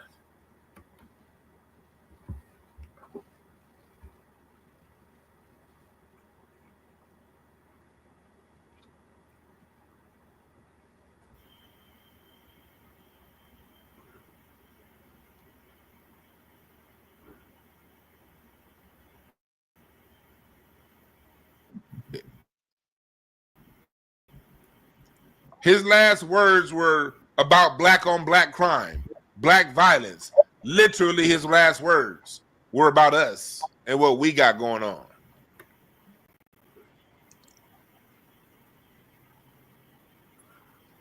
So, with people like Charlie Kirk choosing to use their political influence to remove critical race theory or black history out of schools, it's on us to teach it.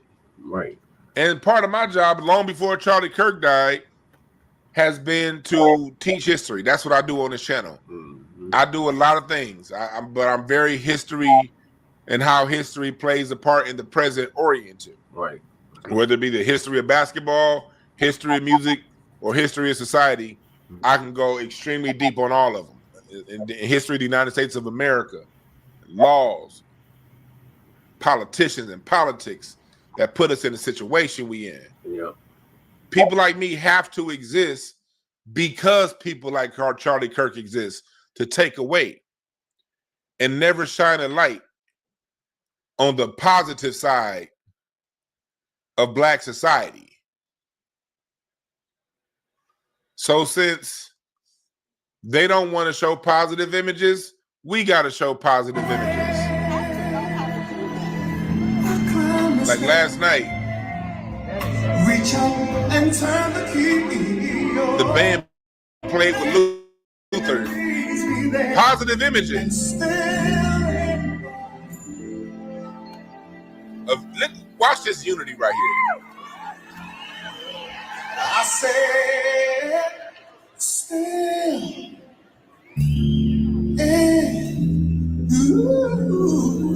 Oh shit.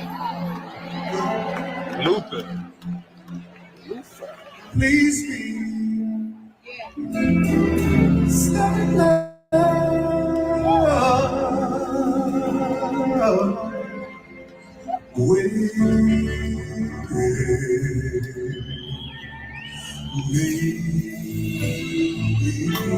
Question. How can the people that created that sound be the most violent people on this earth? It was people like Charlie Kirk who went overboard to not acknowledge it, to not acknowledge the humanity of black society, down to the point where he even talked about not having anything. He preached about having, and he lived having no empathy. He lives with no empathy. So part of what he did, a lot of what he did predicated on this particular thing. And I thought it was just kind of crazy that we're having this night of unity on the night someone was taken out who preached disunity. I had to get drunk to look at your ugly family.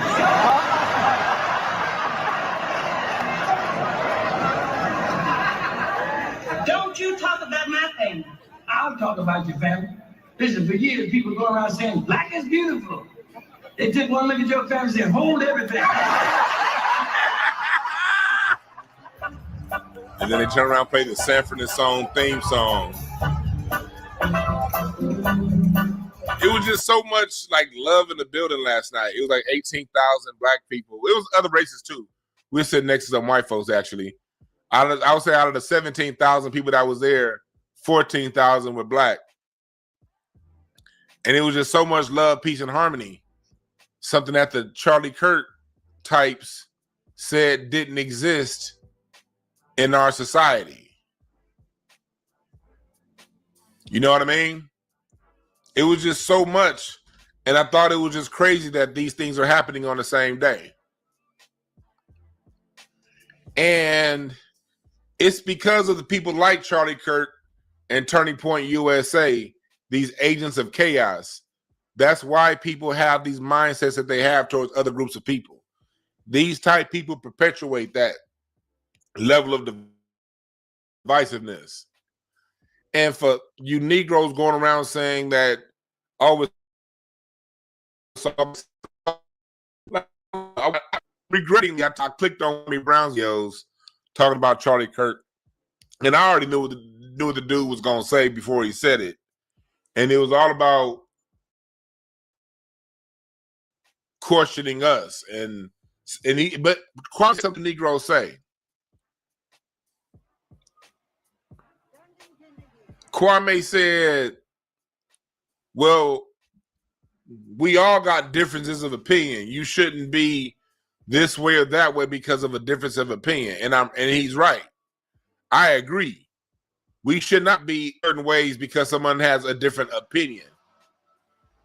With Charlie Kirk and people like Charlie Kirk, it's not about the difference of opinion. It's about his opinion at some point turned into law. At some point, his opinion turned into law. His opinions on Black people and Black history turned into the state of Florida removing all critical race theory. Basically, Black history. You see the difference? Turning Point USA is a political action committee. And I'm setting this all up because we're going to talk about where this shit is going. I'm just giving a lot of background right now. Turning Point USA was a political action committee, meaning they took action. They by getting certain people appointed into critical positions throughout local, state, and federal.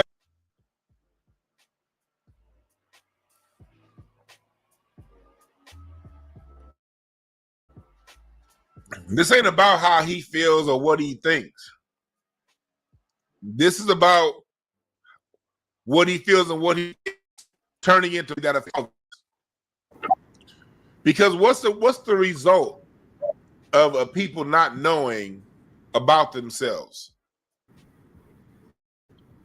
Low self-esteem, low self-worth, low group worth. And when you have low self-esteem, low group esteem, what's the next thing that comes along with that? Lack of respect of self and lack of respect of a group. And if you don't respect yourself, what's going to happen? You're not going to hold yourself to a standard. You're not going to have any standards. People who don't respect themselves don't have standards, personal etiquette standards, behavioral standards. And what happens when you don't respect your group and there's a disagreement? Well, there's a higher likelihood of you having a more violent reaction to a person that you don't respect than it is having a violent reaction to a person you do respect. So everything has a yin-yang relationship. There's a cause and effect relationship to everything. So everything that Charlie Kirk complained and bitched about when it came to Black people, he also worked politically to continue the cause of the effect that he spoke on. Affect Black on Black crime, affect Black gang violence, affect Black murder, cause economic deprivation, lack of knowledge. They know how many prisons to build by the time a child gets to the 2nd grade. These are verified facts, not verifiable, verified. They're only verifiable if you go look them up. But look them up, look it out there. By the 2nd grade, they know how many prisons to build. So question, if they know how many prisons to build by the 2nd grade, Why can't they change conditions to nurture and help along kids from 0 to the 2nd grade? If you know that by the 2nd grade, these people are going to go to jail, you can then reverse that and find where to support children from 0 to the 2nd grade. You know, whether it be things like preschool programs, early education, specialized tutoring, resource development to help families of children of that age, to make sure when that kid gets to that age, to have a school system that engages children of that age, so that there's an environment that encourages education, that encourages knowledge of self, that encourages self-worth, that can reverse the later on effect, quote unquote, starts in the 1st grade. But Charlie Kirk actively worked to poison what was getting taught at that age group. And then made a career off talking about the effect. That's the difference to a lot of you coon-ass niggas out there that want to say, well, we say things and they say things. Yeah, we say things and we go back to work. They say things and change laws. See the difference? What we say is just hot air, a bunch of nothing, hogwash, including what I'm talking about now. I ain't changed this. When y'all done listening to me on this goddamn show, you're gonna turn to another show, and we're gonna be done all forgot about what was said in about 2.5 hours. It ain't gonna change no laws. I don't have a political action committee that I'm asking for donations from to talk and rile you guys up so I can go down to Karen Bass and change the law. That's the difference. I don't want to see white people suffer. I don't want to see nobody suffer. I'm not going to take my rhetoric and then go put it into a law to hurt somebody.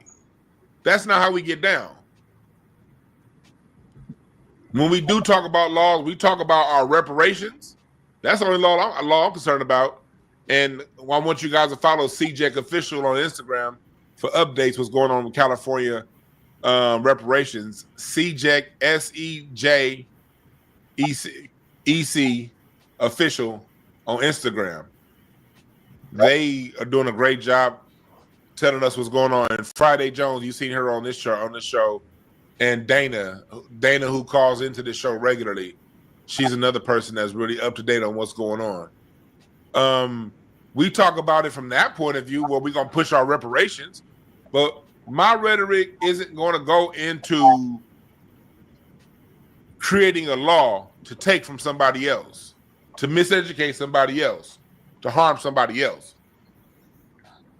That's where we're different. Oh shit, I saw there's going to be a Grammy salute to Earth, and Fire on September 21st. Oh, hell yeah, I'm watching that. Oh, I'm sorry, I just got distracted by something I saw. This is the show I was at the Hollywood Bowl.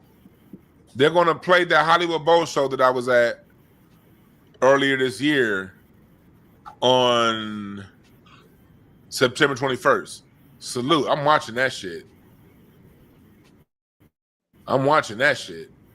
Again, they were talking about black people and having unity. How in the hell, it's like our unity is so right there in front of us. Our unity is right there in front of us. We are the people that created jazz. We literally created jazz. Our humanity is right there.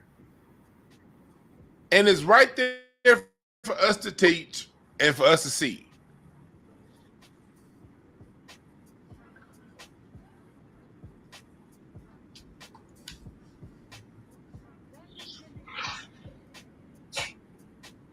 But you got people like Charlie Kirk that have made careers off of making sure that that part is covered. And how can that's not covered? Not known, not remembered.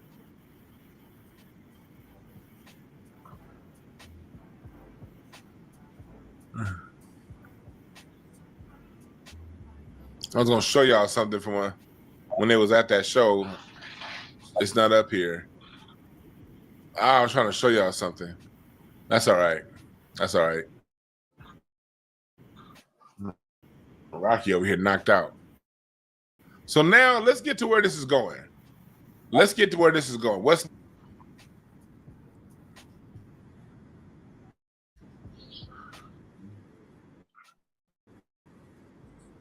this dude said reparations is take shit from other people. Well, up then, bitch.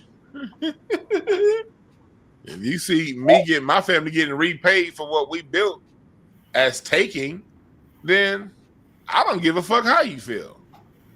I feel that my money going towards illegal immigration is taking from me. No one gives a fuck, Eddie Vance. I feel that my money and what the infrastructure in this country that I built was being taken by people from Europe when they came over here and got those union jobs and economically disenfranchised us 125 years ago. That took from us. Didn't nobody give a fuck? So I don't give a fuck. It's that simple. Oh, I feel like you're taking. Well, so what, bitch? Who are you? You just took too much of my time with your stupid ass thoughts.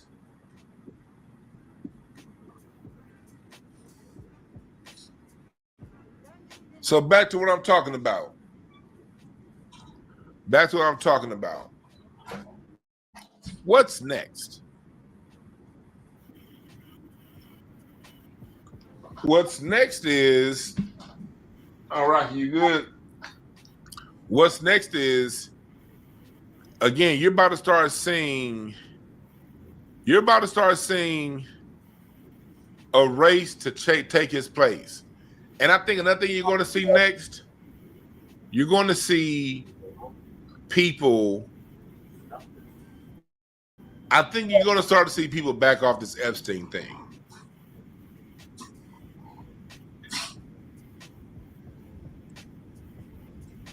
I think that people are going to start on that side of the fence. And I may be wrong, but there's something that went on here.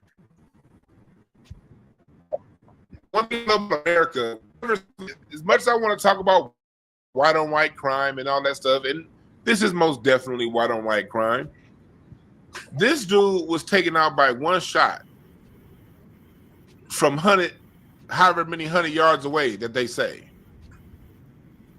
Taken out by one shot by somebody they suspect of college age. By somebody that they suspect of college age. Let's go right here with what they're saying. These are the live photos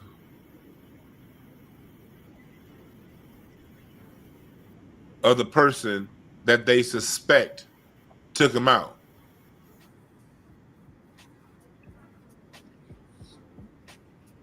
That is a long way away to shoot somebody from somebody at that age. What training did they get? Who put him up to this? And whenever you want to trace something, you got to ask yourself, who benefits? Who benefits from this public murder of this guy, Charlie Kirk? And no, I'm not using the word assassination. He wasn't assassinated. He was murdered. He's a punk thug that got murdered. Somebody that preached and taught and that said things very heinous about victims of crime. He had no empathy. His words, and he talked bad and he encouraged violence amongst other groups of people. So no, he wasn't assassinated, he was murdered. And I'm not for anybody being murdered. I'm not saying he should have gotten murdered. But we got to ask ourselves, ourselves who benefits.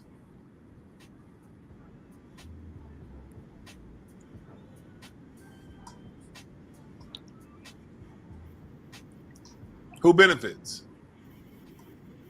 He wasn't giving up that Epstein thing.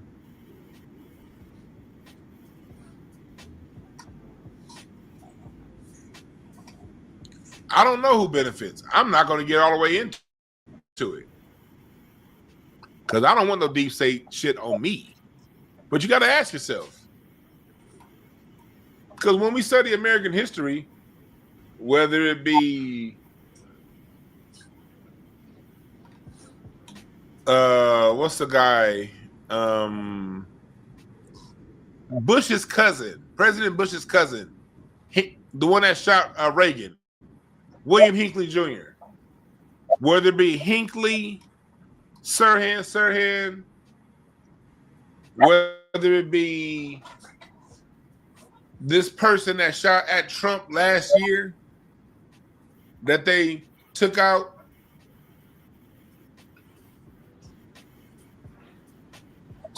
There's always a deeper political connection when you open up the history books.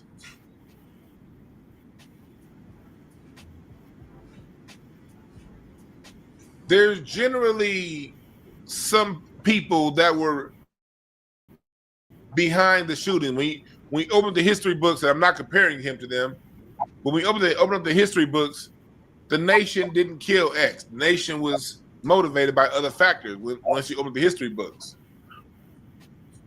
When you look at all of these different things, what's that guy's name? Timothy McVeigh, Oklahoma City bombing,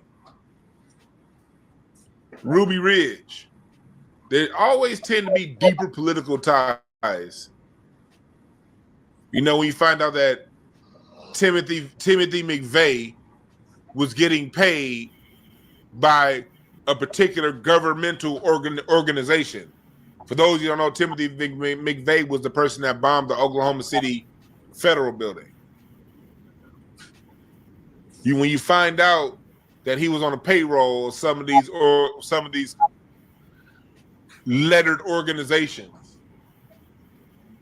What's going on, Rocky? So all I'm saying is pay attention. Pay attention. Don't just come in with this, don't go crashing out on it's just been a lone wolf incident. Pay attention. And while you pay attention, stay the fuck out. We're about to see this civil war within white society get much larger. That's what's on the horizon. Right there, there's so many factions of the deep state. Yeah, FBA strong. William Hinckley Jr. was the Bushes and the Obamas' cousin. Yep.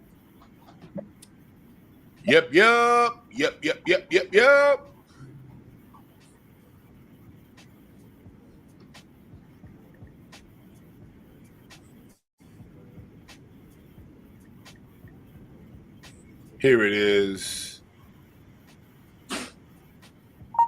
Y'all thought I was bullshitting? Look.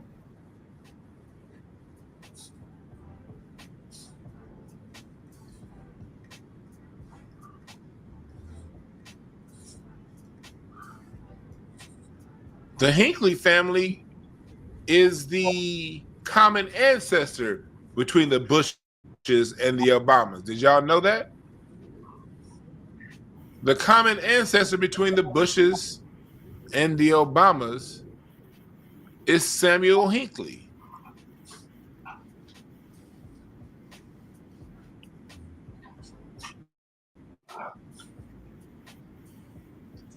Yeah.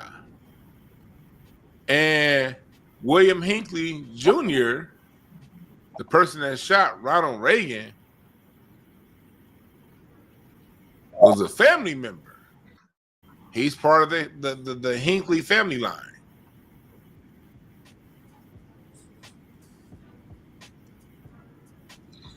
Didn't know that, did you?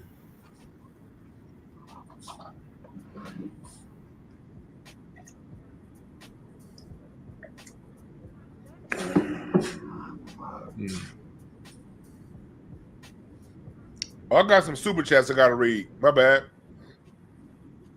Then we gonna go deeper. Now he doesn't worry about black pilots. Hey Josh, that was funny. Scotty Jenkins, Wu-Tang Clan told Charlie Kirk to protect his neck. Damn. Riri says 777. Appreciate that, Riri. Man, Jimmy Jam and Terry Lewis and Morris Day came out last night at the Hollywood Bowl. Y'all know that? Yeah. Jimmy Jam and Terry Lewis and Morris Day. Stalemate says, okay, Chart. Oh, Chart K got popped. Now that you mentioned it, a button fell off my word pens that's been bothering me. Stalemate just like, yeah, he don't give a fuck.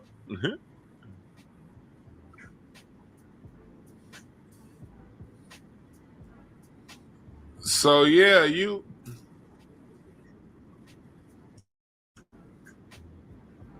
yes, he says it is a small world, isn't it?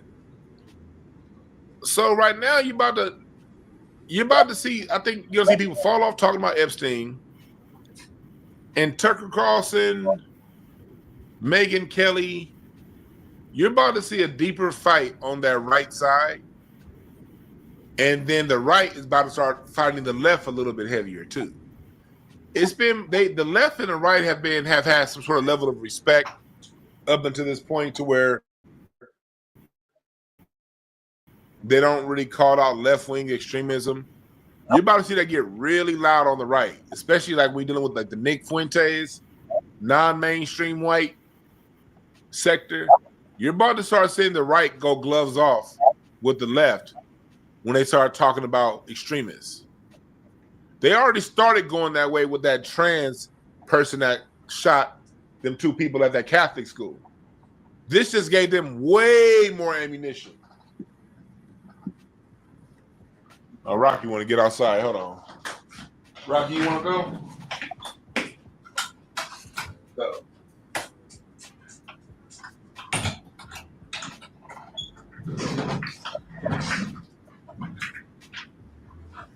You're about to start seeing these guys take that fight up to another level. It's about to go up. It's about to go up a few octaves. Stay the fuck out of it. Stay out of it. Williams, I appreciate the cash out, brother. Dana, yesterday, I appreciate the cash app. Aaron, if you in here, I appreciate the cash app.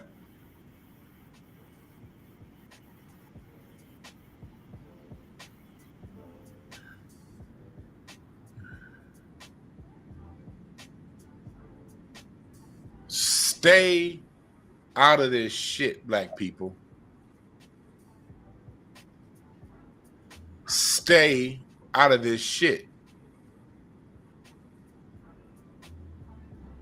This ain't the time for us to go falling on the sword saying, oh my Lord, Mr. Kirk, Mr. Kirk. Because them same white people you kissing the ass to, you don't know what side of the fence they sit on when it comes to Charlie Kirk. They civil war is real, y'all. But let's take a quick little break to celebrate Morris Day coming out with Jerome and Jimmy Jam and Terry Lewis.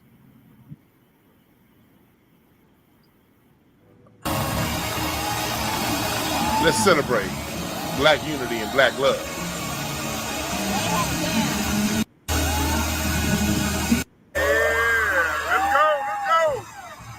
Let's go.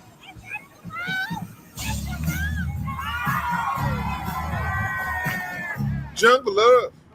Oh, we, oh, we, oh.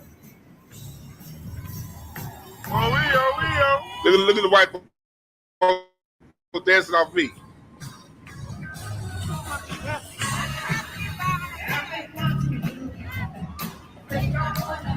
Know ya. Black unity. Show you. Oh.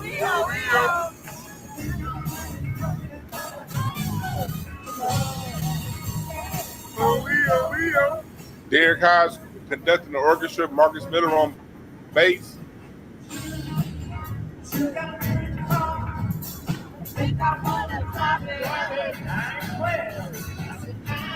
This is what black folks are doing. Well, they say we ain't got no unity. That's what we was doing.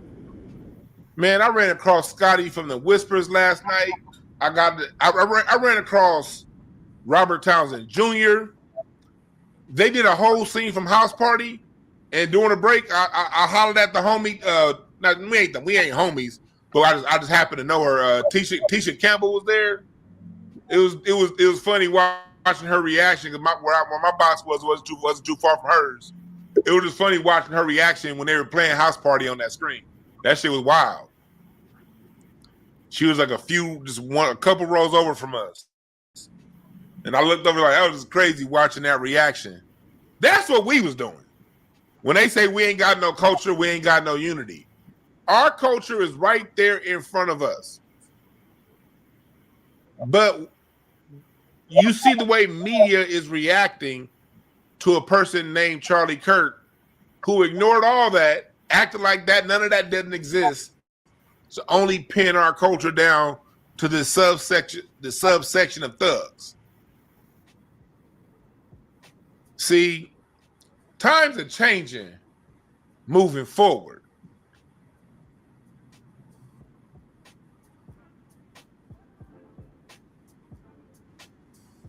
Times are changing as we move forward. We're moving into a time astrologically and in the cards. That's why we're in this 9 of Hearts here. Now, I'm about to break some of this stuff down in the cards. Then we're going to go on Patreon and go a little deeper on the cards. I'm going to pull up Charlie Kirk's report on the cards, in the cards on Patreon. And we're going to go through his life report and see what was going on. But I'm not going to go through his life report here. See, in life, in the grand scheme of things, there's a time and a place for everything. And now we're dealing with a time of being in alignment. And your words coming back to you a lot faster than before. I told you this is a 9 of Hearts year where people, the reason why in this 9 of Hearts year, people are going at it like this is because you got to find out who is who, what is what, and get down to the nitty gritty of what's real. And this is now a time of accountability. And one thing about racism, white supremacy, one of the things that it's done is taking away accountability from people. People get a chance to not look in the mirror. They get a chance to not look at their own society through pointing at another society. And that's how it works. You don't fix your own shit when you're spending all your time looking at other people's society and talking about how they're wrong, what they're doing wrong. When people go around making an enemy of other societies and other people, the same way people who don't want to deal with their own problems, you did something to me. You lashed out. Oh, that person made me feel this way. that person lied to me. When the fuck is you gonna man up or woman up and be like, okay, why do I keep running into these situations? There's something within me that's chasing people away. Maybe people aren't running because there's something wrong with them. Maybe people are running from me because there's something wrong with you, with me. And we're coming up on a time now to where when you want to start pointing and blaming and when you want to speak death on people, you're speaking death on yourself. Life and death is in the power of the tongue. We've all heard that statement before. We've all heard that statement before. It really is. You can choose to help by uplifting, or you can choose to damn it, to uplift yourself through standing on somebody else's shit.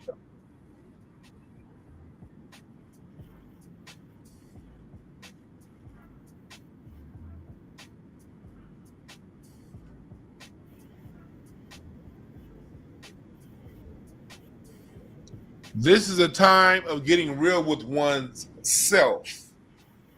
And there is no making a mockery of other people's death. He mocked George Floyd. As much as how I feel about this Charlie Kirk guy, never gonna make a mockery of his death.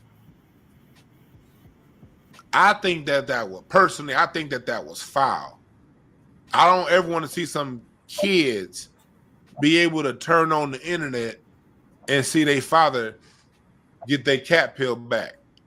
That is a level of trauma I pray I never experience in any lifetime moving forward.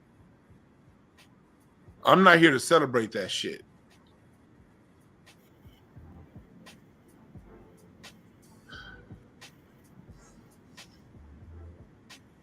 But I also know that when you do celebrate that kind of stuff, when you do put that energy out there and you don't have empathy and compassion, you get what you put out. That's why everybody listening to me, you got to make sure that you watch what you put out there.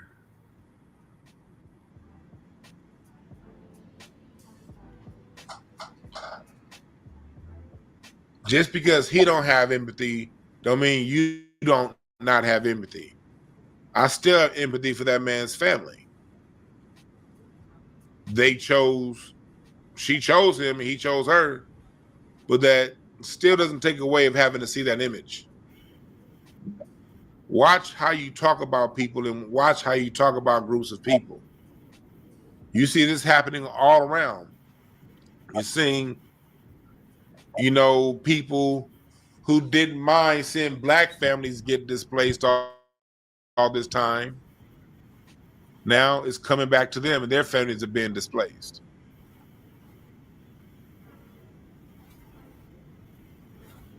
Watch how you talk about people. You reap what you sow. I'm looking at his cards and he died in his 9 of Hearts week. He died in a personal 9 of Hearts week, in his personal 9 of Hearts week, in a 9 of Hearts year.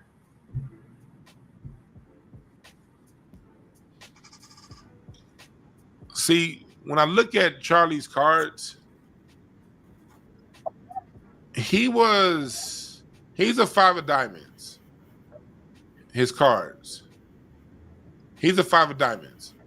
What that means is he's somebody who, here we go. He's somebody who is very quick. The 5 of diamonds is a salesman. They're very quick with their speech, very quick with their words. They're crafty. They know how to get things done.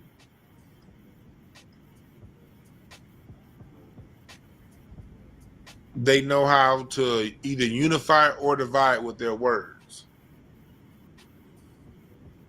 See, he has a Queen of Spades in his Mercury. What that means is he's naturally very judgmental with his speech. Now, and the Queen of Spades has a very, very, very high moral authority. You can either destroy with your words or you can build with your words. And with his words, he built through destruction. Jack of Clubs Venus, that tells me he didn't necessarily believe everything that he said. People that are the Jack of Clubs in the Venus position, they'll say whatever needs to get said.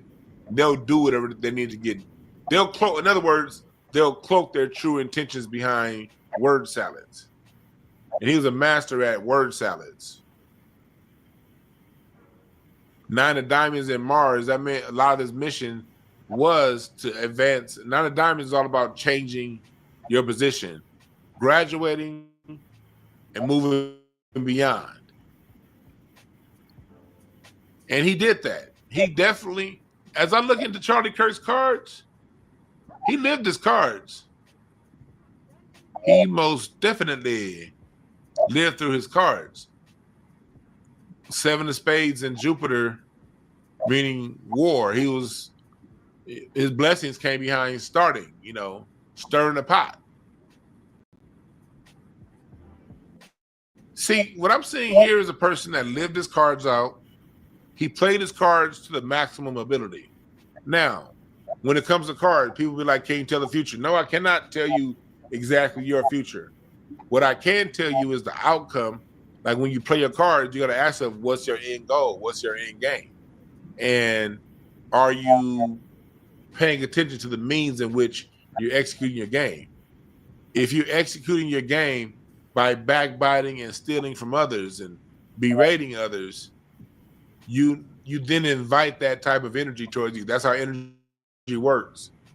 You can still win your game by playing it these ways. But what are you holding out there? Like some of y'all may say, like, okay, well, Dewan, people like Rush Limbaugh and lived till they were old, and you have all these, why didn't they receive their karma? Yada yada. Howard Stern. Let me tell you something.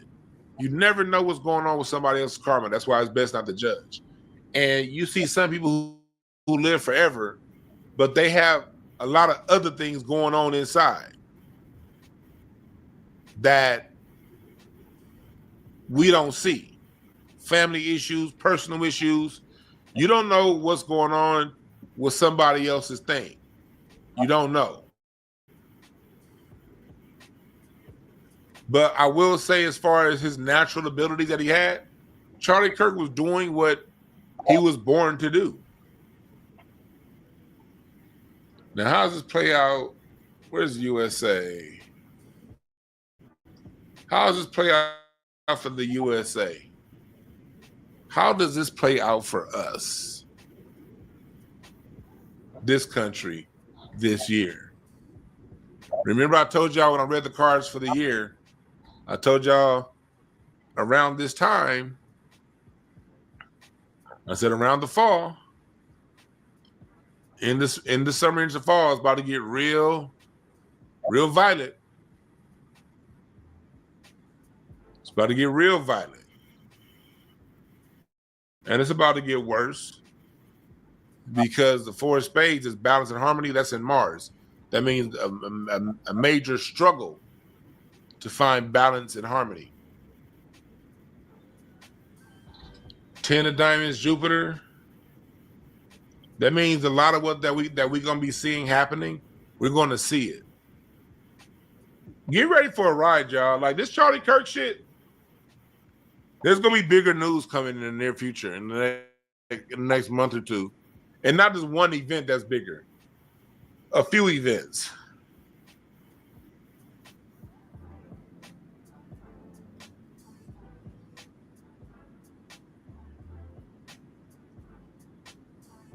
A few events. Let me see, 68. I'm gonna play 68.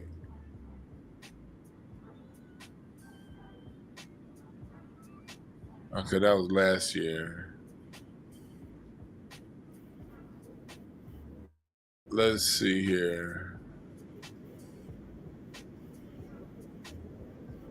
Let me see. What kind of week is it for the United States? Jack of Hearts week.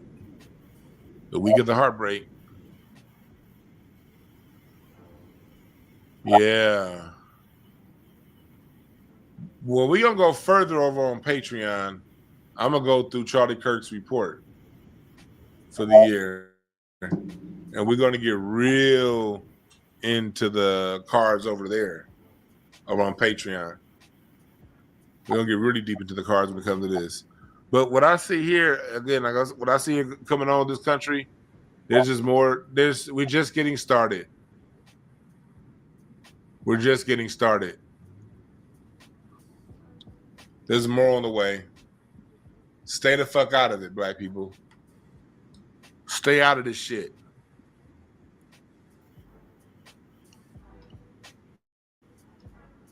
Queen of Clubs Saturn. That means, this military thing that we have, this whole situation with Trump sending the National Guard to different cities, you can almost see this as a new normal. As much as people are fighting it, as much as people are fighting ICE, the National Guard, while Trump is in office, he's setting a new normal with this militarized state. Now, black people, you don't have to jump up in the middle and do all that hooting and hollering. Your black ass has always been under military presence. Black people, we've always been under heavy militarized presence.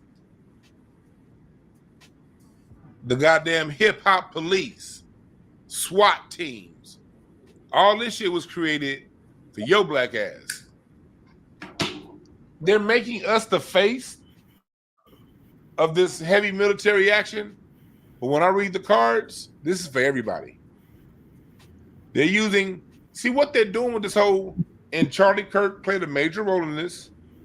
What they're doing with this black on black crime in Chicago thing, they're using that as a trope, as a Trojan horse. Rallying all those toothless rednecks around those violent Negroes in Chicago so that they can okay a militarized police presence within the United States, a military presence within the United States. They're using us as guinea pigs so they can unfurl that on everybody.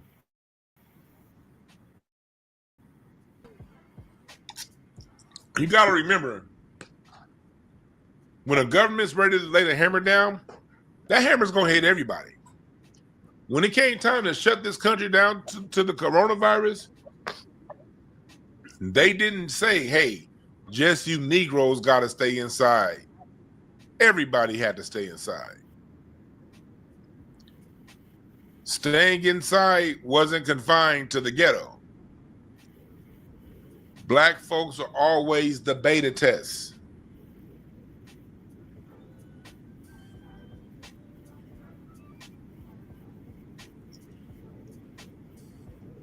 We are the beta test. Whatever bullshit they have planned always comes around to them too. If you want, you can call in 323-388-3315. 323-388-3315.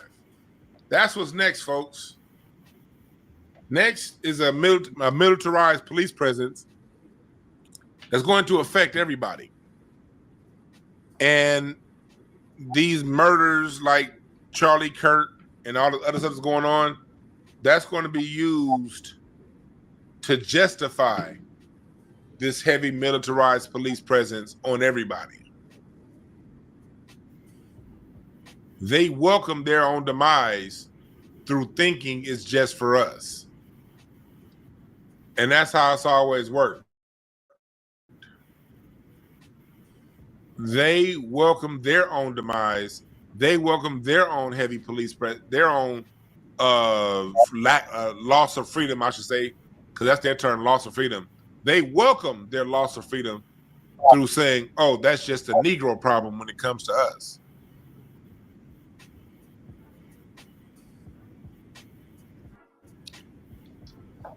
Remember that.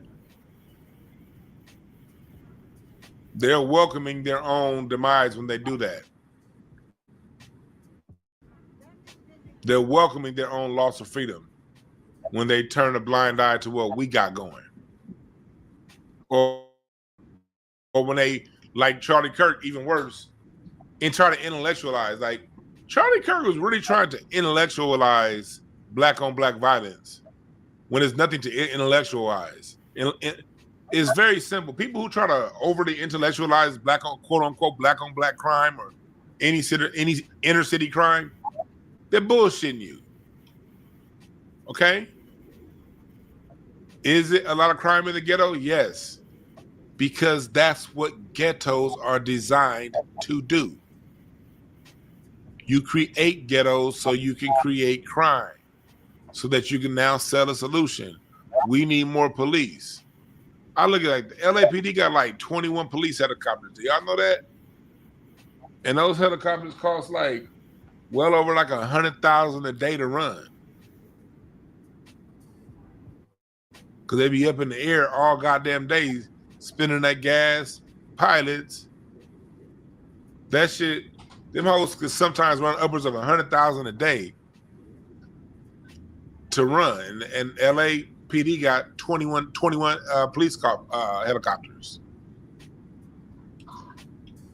That happens when you can blame all the.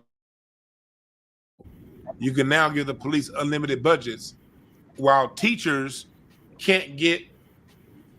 Teachers have to buy their own markers and their own supplies if they want to do activities, while police officers get first pick at everything in the budget.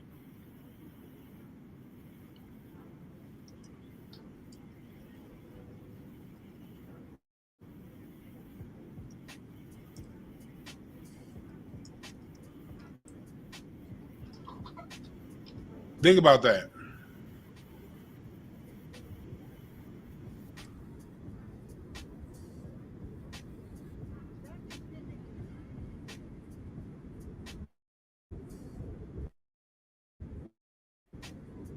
Oh, that's what it is. 17 in the fleet. It's 17. Damn, it costs more than $1,000 a day sometimes. Because it's $3,000 an hour to run for 17 helicopters. Say 10 of those helicopters get used a day. Wow. Say 3 hours a day. Let's say 10 of the 17 helicopters get used at least 4 hours a day. What's that? But this is what you can do when you raise people on a common fear of this other group of people.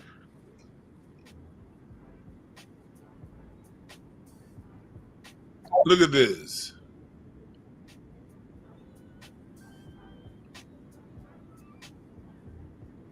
They be using these helicopters to beat traffic. It ain't justified crime.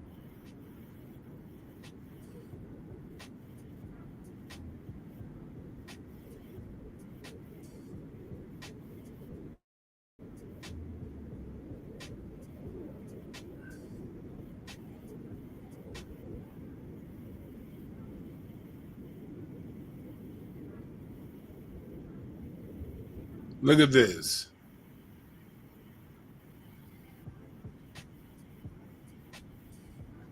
Unlimited budgets. Because you can, people like Charlie Kirk fan the flames of these violent groups of people. And that happens when you create ghettos. Ghettos are created by man that are purposely economically deprived, resource deprived, and if you have 100 people in an environment that can only adequately feed 60,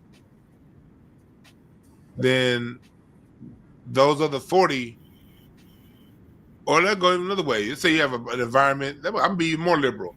You have an environment of 100 people that's created to feed no more than 71 or 72, 75. Those other 25 people are going to have to find ways to get it. Out of them, some are going to be creative and do things non-violently to sort of circumvent rules and policies and laws to get it. But out of that 25 people who was designed to have nothing, one of them just might become a killer.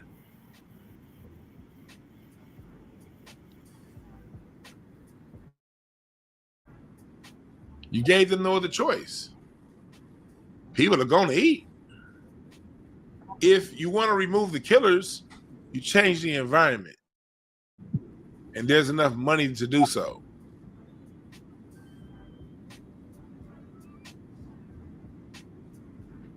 Yeah, in ghettos, you're right. Ghettos are European inventions.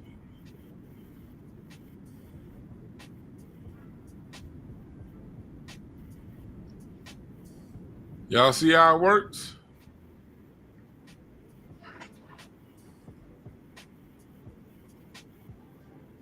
Y'all see how it works? There we go.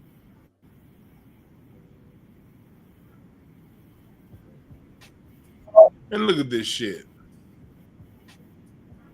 Only goddamn less than half of the times these helicopters are used is to fight felonies and urgent risk of life. I mean, the other 60 times these helicopters in the sky is done for bullshit, administrative shit. And we got to pay for that because you got people running around scared of what's going on in the ghetto when what's going on in the ghetto was planned to happen anyway.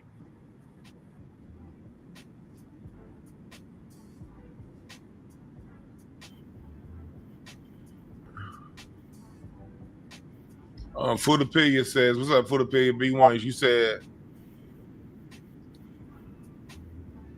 that Cincinnati just approved a budget of $5 million to recruit more police officers and pay for overtime, all behind that dumbass Russian. Right. Man, that's crazy. All because them black people whooped that Russian started that shit. You saw what she just said? They got an extra $5 million because a white boy started a fight and got his ass whooped.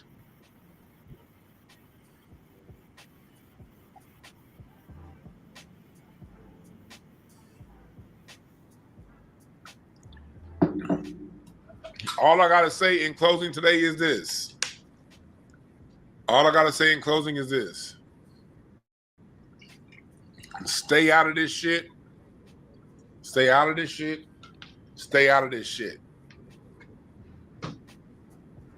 Stay out of this shit. It's about to get more intense. You could expect some sort of a crackback. And one thing about them, they'll have no issues cracking back at one of ours or one of us.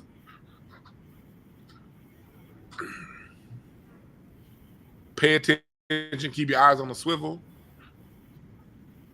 Watch your environment, watch your circles. Educate the youth as to what's going on. This isn't a time for black folks to go around saying, I want my children to have a good old childhood where they don't have to worry about race until they're 18. No, you teach your children about race now. Dewan, what age do you start talking about race? What age do your children start listening? Because Charlie Kirk, he rose to prominence as an 18-year-old. 18. He was in his early 20s when he got the attention of one Donald Trump.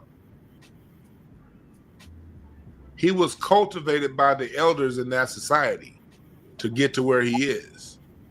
His talent, him, Nick Fuentes, their talent was recognized and they were picked up by the elders of those groups and they were groomed. These people are out here grooming the next generation of white supremacists.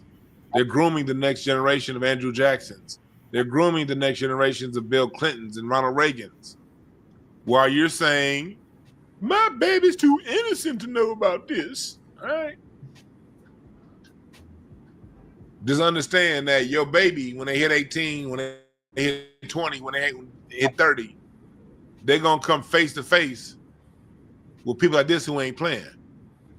How can we guarantee, how can I say that? We as a people, we don't own or control society at this point. We don't have major corporations that can hire us and we not have to deal with them. We don't have that. At some point, we have to deal with these people. So it's best the youth know as early as possible what they dealing with. You better not ever see no black kids see you crying for this motherfucker.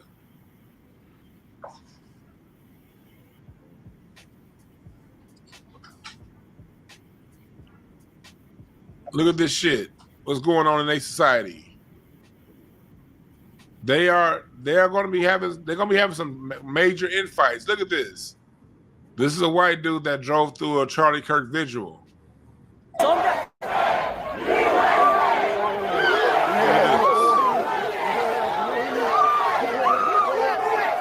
stomping this dude out. Look at the violence in the community. All over a difference of opinion. This is what you can expect from them.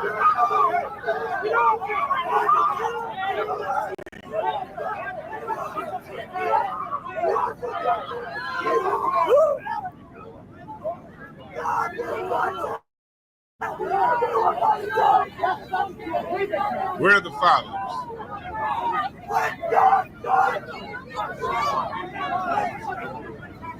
Is this gangster rap's fault?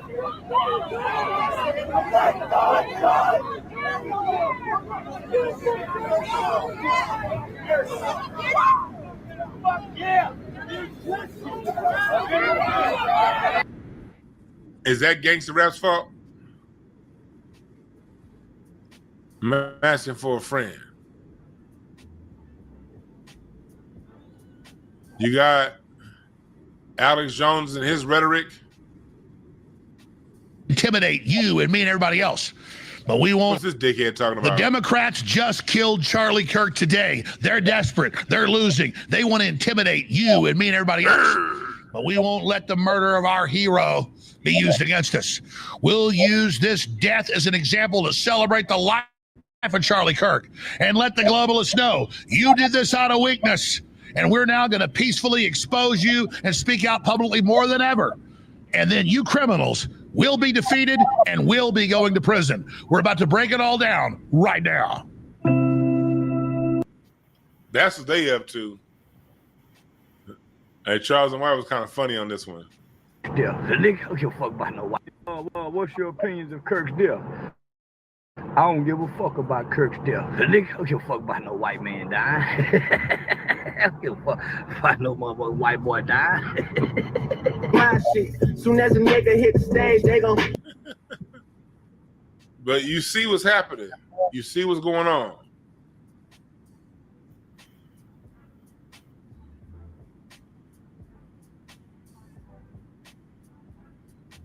Is it rap's fault?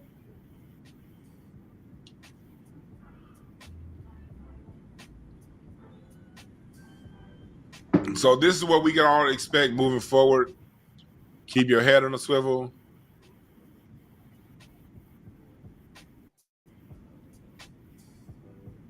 Understand that this is not our fight. This is a fight that they have to have with one another. Let them have it. And stay the fuck out of it, all right? Thank y'all again for listening. You're right. Charleston got this one correct for a change, right?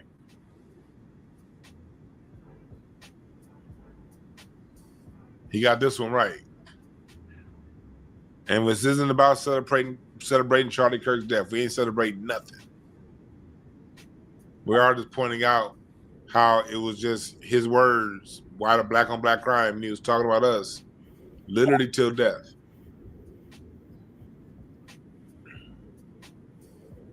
And they're gonna find a way to blame us. They're gonna find a way to put us in this shit. Black folks, our name is gonna get thrown in the middle of this shit at some point. You ready for that? Do not engage. Stay the fuck out. All right? Y'all have a good one.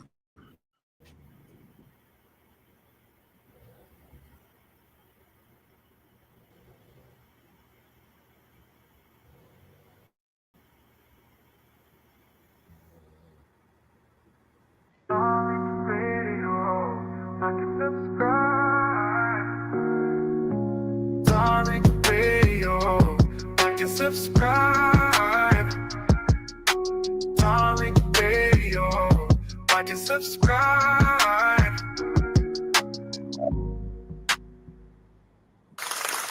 All right, we're in the building, guys. We are definitely in the building. Round of applause to you.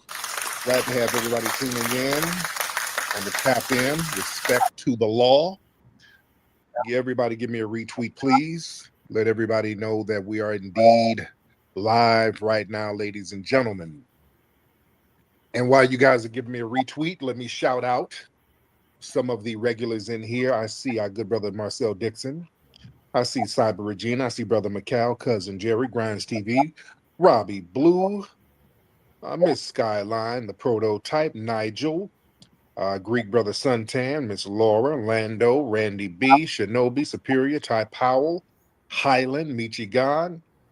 Oh, everybody's up in here, man. Much respect. The legendary Tethanator in the building. Respect everybody. The beautiful Yoshi G in the building. Our good brother Great Black Shark in the building. Respect to you guys.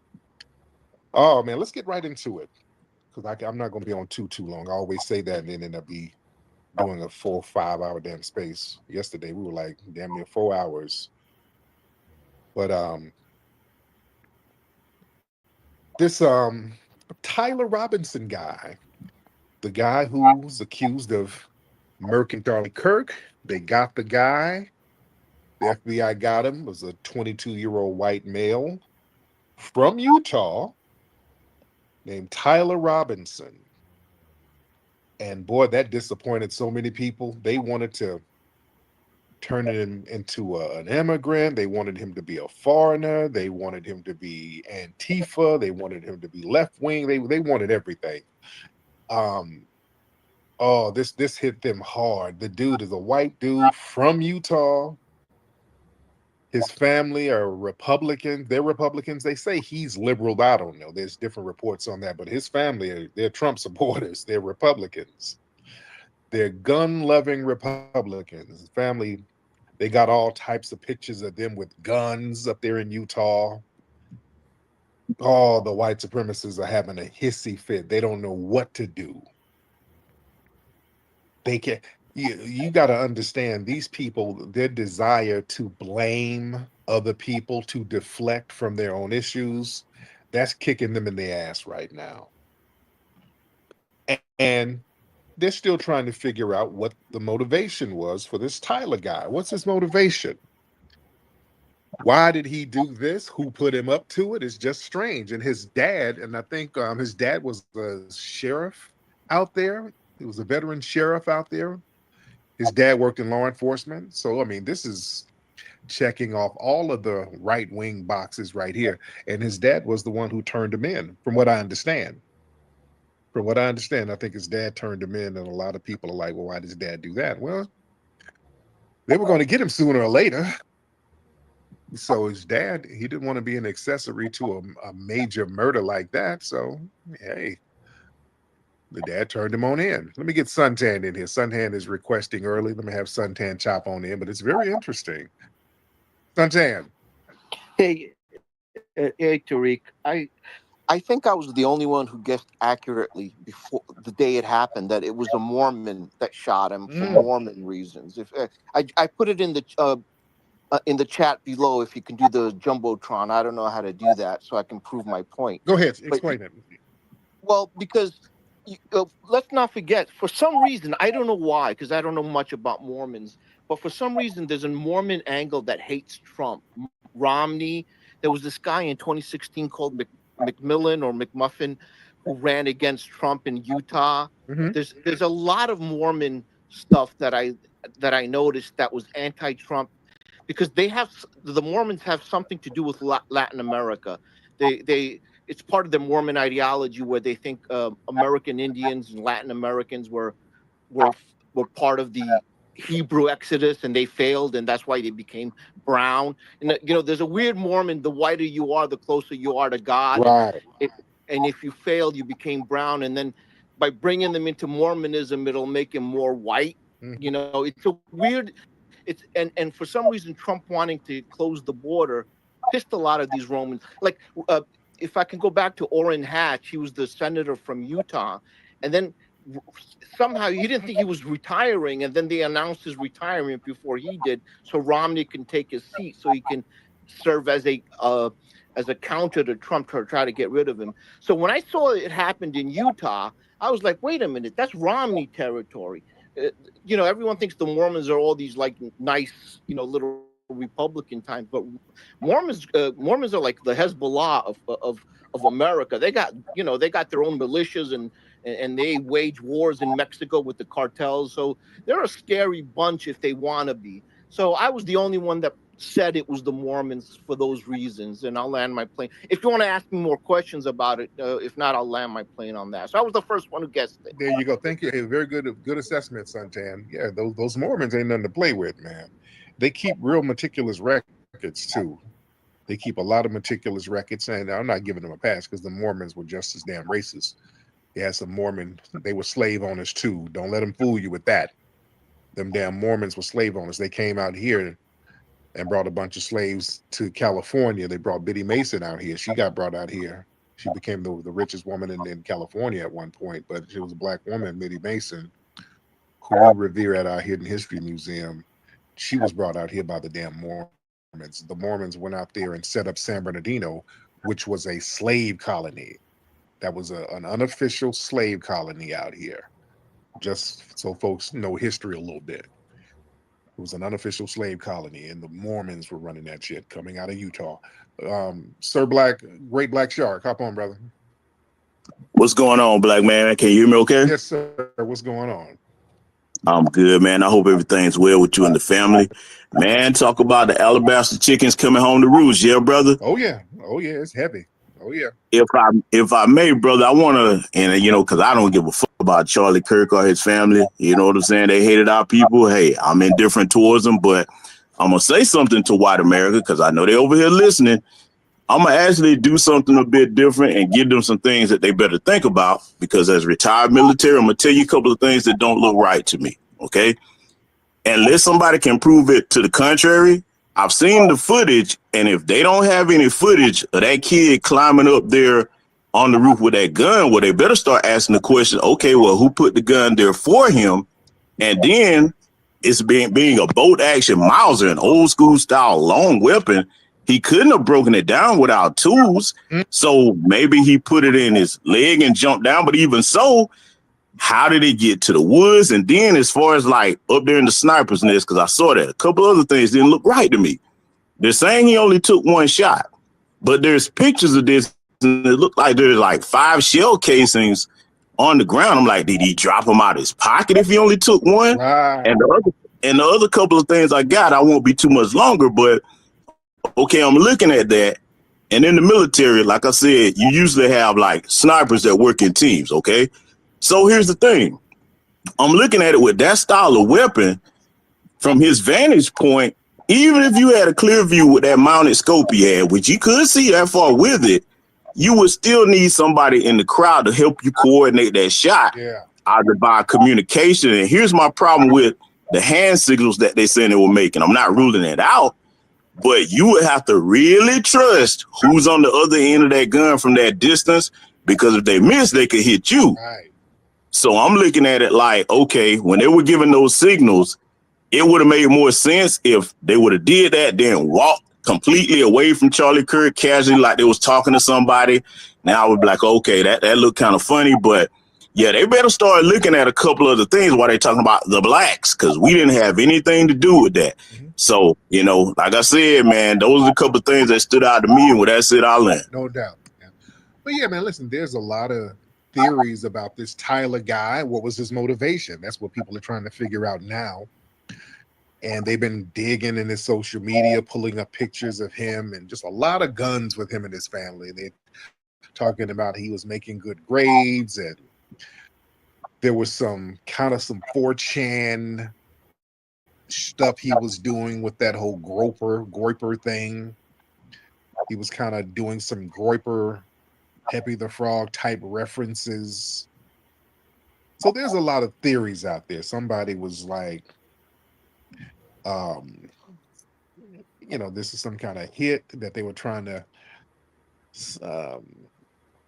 they got him to hit Kirk to get everything off that Epstein list, to get the focus off that list. Some people are saying that this guy was possibly funded by George Soros, and that they paid him to hit Kirk off and spark a civil unrest. And they pointed to one of the shell casings, some type of Antifa bullet engraving, which, it's been mixed reports on that. It was some arrows or something that was supposed to be on some casings. Okay. So it's a lot of mixed messages out there. Then some people start blaming it on the gaming community. They're like, this Robinson guy had an obsession with shooter games like Helldiver and 4chan memes, and they said he turned into some kind of Groiper incel, and he was targeting Kirk because Kirk is a symbol of mainstream conservatism, and a lot of these guys want to be more underground with it. And there are a lot of people, just like Suntan said, some people are talking about that Mormon church involvement. Somebody's talking about that. They're saying that he was possibly radicalized by the Mormon church elders who were upset over Kirk's hate spreading at a local event. It's a lot of stuff. And some people are like, okay, this is the deep state false flag for gun control. But they say that all the time. They always do the deep state. Some people are saying that this was some kind of Israeli Mossad retaliation. They're claiming that Israel's Mossad orchestrated Kirk's assassination due to his recent criticism of pro-Israel policies and platforming anti-Zionist voices like Tucker Carlson. So they're throwing a lot of theories out here. Some people are saying this is some far-right Civil War escalation. He's an accelerationist, meaning that, these right-wingers, they try to do little things to accelerate some kind of civil war. Some people are saying that this dude is clicked in with Nick Fuentes with all that Groiper stuff, because that's Nick Fuentes' clique, and Nick Fuentes allegedly had some kind of beef with Charlie Kirk. He saw Charlie Kirk as a fake conservative, a Zionist sellout. So there's been a lot of infighting with the white supremacists. Some of the more underground white supremacists, they feel like some of the more mainstream white supremacists aren't taking shit too far enough. They're not taking things far enough. So there's a lot of little infighting with these guys.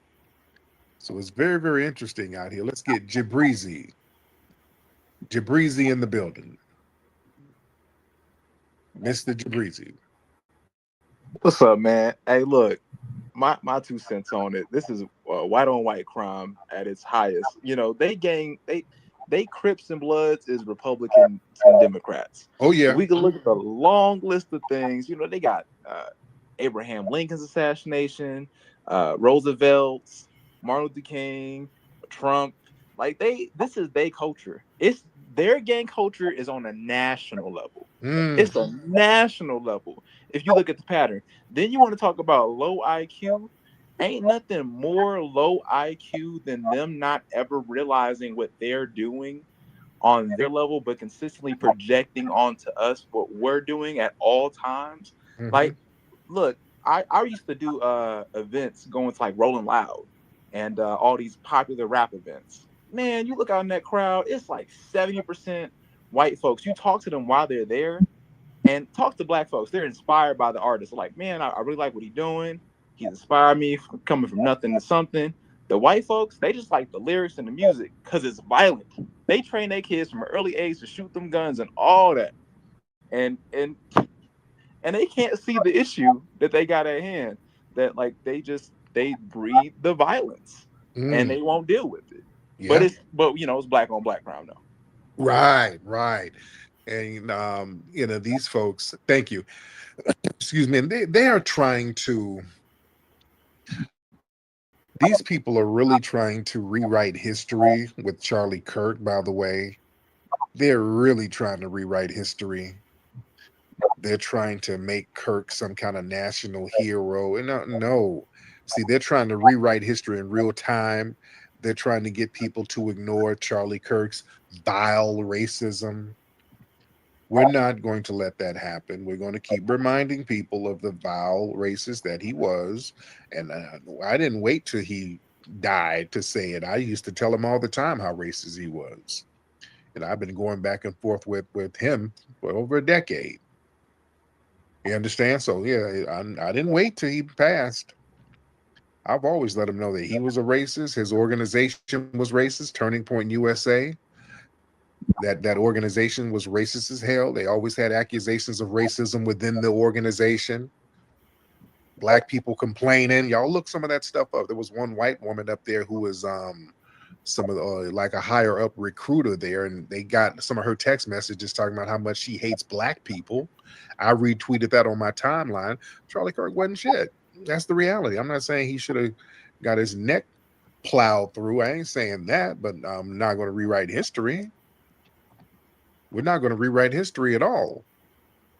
We're going to speak truth to power. If he didn't want to be remembered as a white supremacist suspect, he shouldn't have practiced white supremacy. And then they start talking about, well, he's speaking his truth. He's just speaking his truth. Everything he says is true. No, it's not. No, it's not. Charlie Kirk regurgitated a bunch of anti-black lies, anti-black stats that were lies. He did a bunch of I'm white and I say so. He was a pathological liar. He was a controlled liar. He got these lies from all of these little think tanks, and the goal was to demonize black people and deify whiteness. And the thing is, listen, Charlie Kirk, this dude, and people try to act like, what did he say about blacks? That's wrong. Listen, Charlie Kirk justified every single high-profile killing of a black person by a white person, especially white cops. He justified every one of them. And that's the problem right there. I want y'all to understand how problematic that is. That's not telling the truth. Listen, statistically, the statistical certainty of always making white people innocent of harming a black person, that proves bias. If every single case of a black person being killed by a white person is met with justification by people like Charlie Kirk and all of that, the odds alone are ridiculous. That goes against just logic. In a complex society, it don't work like that. Statistically, no group is right 100% of the damn time. You're not right all the freaking time, especially when dealing with high-stake life and death scenarios. So to justify every single case, that's an ideological commitment. That's not factual analysis. That's not objectivity. That's supremacy. It's white supremacy. Yeah? These people, they always seem to extend this nuance in humanity to the white killers, never the black victims. If a black person is killed, their first instinct is to criminalize the victim. That's white supremacy. You can't have a 100% defense rate. That's inherently unrealistic. Even a defense attorney, you don't believe every damn client is innocent. A damn defense attorney don't believe that. But somehow Charlie Kirk and his ilk, they, quote, believed every single white person, especially a cop who killed a black person, was justified. That's not justice. That's propaganda. When your default is always to believe the killer based on race, you're revealing the racist foundation of your worldview. Yeah? It just doesn't work like that. It's not about the truth, it's about control. When he says, I'm just telling the truth, what you really mean is that you're affirming our racial view. So when your truth always ends with black people deserved it and white people did the right thing, if that's your truth all the time, that's not truth. That's called white supremacy. You understand? And the narrative always recycles the same excuses. Kirk and others, they have the same template. A black person is killed, you find their mugshot, dig into their past, mention drugs, mention gang ties, mention, say, resisting arrest, even if all of those things are unrelated. That's a formula. That's not about discovering the truth. That's a formula to protect white supremacy. Yeah? If no killing is ever wrong when it comes to a black person and a white person, you're not against murder, you're against black existence. If you never find fault in the killing of a black person, you're justifying a racial purge under the guise of law and order. You understand? In a complex society, family, nobody is going to be 100% innocent. But according to Charlie Kirk, they are. Now, here's the thing with Kirk, the only time he thought a cop was wrong when killing somebody is when it's a black cop killing a white person, like Ashley Babbitt. Now, that he said, oh, no, that's not right, which further proves white supremacy. You justify every murder of a black person by a cop, but a white woman who justifiably got them hot things by our good brother, Officer Michael Byrd. Oh, no, that's not that one. No, no, no, no, no. Oh, that's a bad shoot right there. Oh, that's not. Oh, that's. Oh, we got to prosecute that cop. That, ladies and gentlemen, is white supremacy. Right? Let's keep it a buck. That is white supremacy. Let me get some more people in here. Let's get some more folks. Let's get Lando in here. Brother Lando, hop on in, Lando. Mr. Lando, hop on in. All right, while we're waiting on Lando, let's get, there he is. My dog Flex, man. How you and the family doing, bro? We are great, Brother Lando. What's happening with you? Hey, man, everything's good. So I got a few points. Yes. So the first point is what's up with Tyler Robinson. Tell me one time in history you've seen a 22-year that have no history hop up on a roof, do a perfect, precise sniper shot right in the neck, and literally walk away, get away with it. You don't find them for 2 days. That is 100%. It's like we got to put our hat on. It's like you got to be conspiracy theory at this point. Yeah. That don't happen. It really don't happen. So it seemed like it was orchestrated. And the problem is with white supremacy, everybody went in on it. So they don't know if it was left, right. And when Buddy came out today, he was talking. He was like, man, I've been praying for the last 48 hours, just hoping it wasn't one of us. Then he was like, yeah, one of us, man, I was hoping it was an immigrant, quote unquote. I was hoping it was a black person. I was hoping it was somebody, but just wasn't a white person. So they kind of messed up with it. And on the second note, I want black people to be really on code and understand. So I was talking to one of my brothers probably about like 8 years ago, and we all He's talking about conscious thoughts, and he was like, man, I think white supremacy is going to end within the next 2 decades. I'm like, how you figure? He was like, well, my son is young. He's hanging with white people. He was like, white supremacy is right now is all older white that have historically racism and all that stuff. He was like, so when the younger generation get older, they're not going to be on that stuff. And I laughed at him. I was like, bro, it's a systematic thing. They're still training their younger kids and grandkids to still follow the same code. Yeah. And now Charlie Kirk, I wasn't hip about him. I ain't know nothing until everything happened in my research. And he had a strong, especially like if you go on your timeline, especially with all your white friends you went to school with or your coworkers, and you're seeing how many people. Oh, Wait, oh, can I go, Tyree? Hold on. Lando was still speaking. I don't know what happened to Lando. Lando? Uh-oh. I don't know what happened to Lando. Lando, you here, brother? Okay. Lando, something happened to his thing. So yeah, go ahead, Cam. Well, what Tyler Robinson was an incel, autistic dude who politicized everything in his life and couldn't get outside his bubble. And at the same time, I gotta say this to because nobody's thinking about black folks at this time. This is about a left wing, right wing. All the resentment is gonna go to a liberal with a bob haircut, dyke haircut. Sir, no, stop.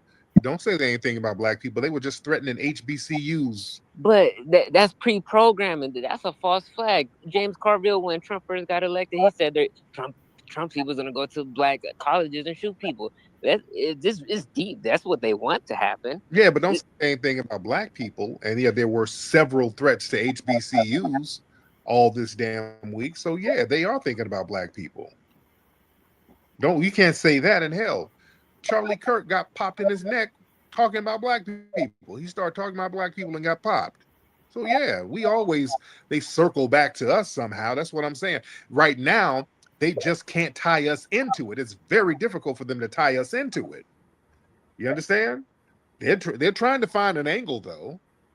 So yeah, don't say it ain't about us, because you're not us, by the way. You're Hispanic, sir. But yeah, we already know they're trying to. We know that they're trying to figure out how to tie us in. They're trying to say, well, damn it, did Tyler have rap records? Was he listening to Negroes rapping? I mean, can we tie the Negroes in somehow? They just haven't figured it out yet. You see, we know. That's why we got our eye on this thing. We know it's any day. They're gonna find something. Tyler liked a black girl and she gave him some Popeye's chicken and it made him radical. They're gonna come up with something. Terry, this is on white for the next however many years. And no, you don't understand. They don't keep it on white. They gotta deflect. That's the thing. There ain't no deflecting. Where? Ooh, they are trying their damnedest to deflect. This is killing them right now. They have to find a reason to deflect. But anybody knows when a school shooting happens or a political assassination, everybody points to a white guy. There ain't no black people ever kill no political dude. No, what they do is start pointing to the guns. Well, the guns, okay. Guns, gun violence, mental health. Oh God. Oh yeah, that's bullshit. Mental health that's nonsense. That's what I'm saying. They start deflecting. They never focus on the white. They never say, okay, there's a bunch of white people doing this. No, well, we need more resources for mental health. And it was that damn Obama that Obamacare, they messed up the mental health. I'm telling you, they find and that's my point. People keep making it a left wing or right wing. This ain't none of that. A dude just got capped over his political views. And it's funny, the dude who supposedly shot him, he said, oh, I hate fascism. But he's the same guy who murdered a guy for having a different view of him. That's fascism. Mm-hmm. This is nonsense. Mm-hmm. Well, there it is. Thank you so much, Cam. But yeah, you better understand, these people, they have to deflect. They don't want to. I'm telling y'all, this is kicking their ass right now, having to deal with white-on-white crime. Y'all don't understand. Y'all need to understand racism and white supremacy. Can we get deep, family? Can we get deep? Y'all grab y'all something to drink. We about to teach right now.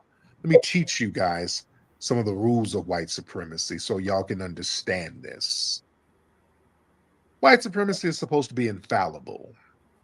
The myth is that white supremacy is untouchable. There's no cracks in it. It's infallible.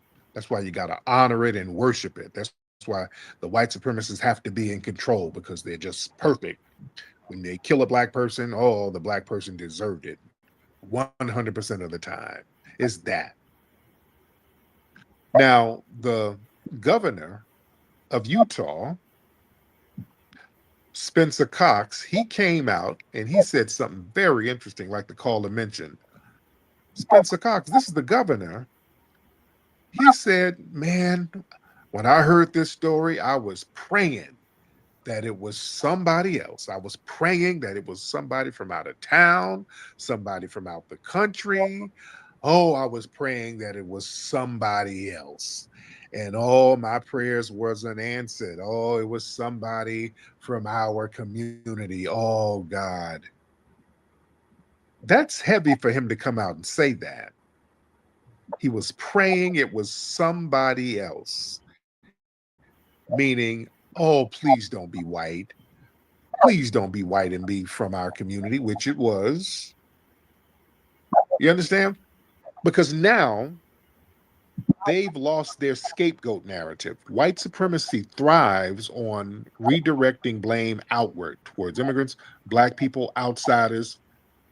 When the perpetrator's white and local, that scapegoat shield, it completely collapses. It collapses, and it leaves them to face their own internal rot. So now you're forced to look at yourself, which is what they never want to do. See, this exposes the internal weakness of white supremacy. White supremacy is powerful, yet weak and fragile. They understand how fragile it is. They understand when the cohesion isn't there, this thing can crumble. So when there's cracks in the wall of white supremacy, they all go on alert. This Charlie Kirk getting murked like this by a fellow white person in a white area, the optics of this looks very weak for them. That exposed an internal weakness. See, the ideology of white supremacy, it markets itself as like a unified, infallible system. So a white perpetrator from the same community shows disunity and self-destruction, that undermines the whole illusion of strength. You understand? And that contradicts the whole other threat myth, because everything is all about what somebody else. It's black folks, it's black gang members. Remember, Charlie Kirk, somebody was asking him about mass shootings, and he started talking about, well, do you include gang violence? He was about to go on this whole anti-black spiel, and that's when that bullet came through on him. See, the white supremacists, they love to try to insist that the threat comes from outside. Oh, it's those black folks with the sagging pants who's going to come get you. So a white local shooter, that contradicts that whole myth, and that reveals the danger as homegrown, which is what we've been saying. That's always been my argument. I've always said the problem ain't no damn black gang members in Chicago. They're not a problem.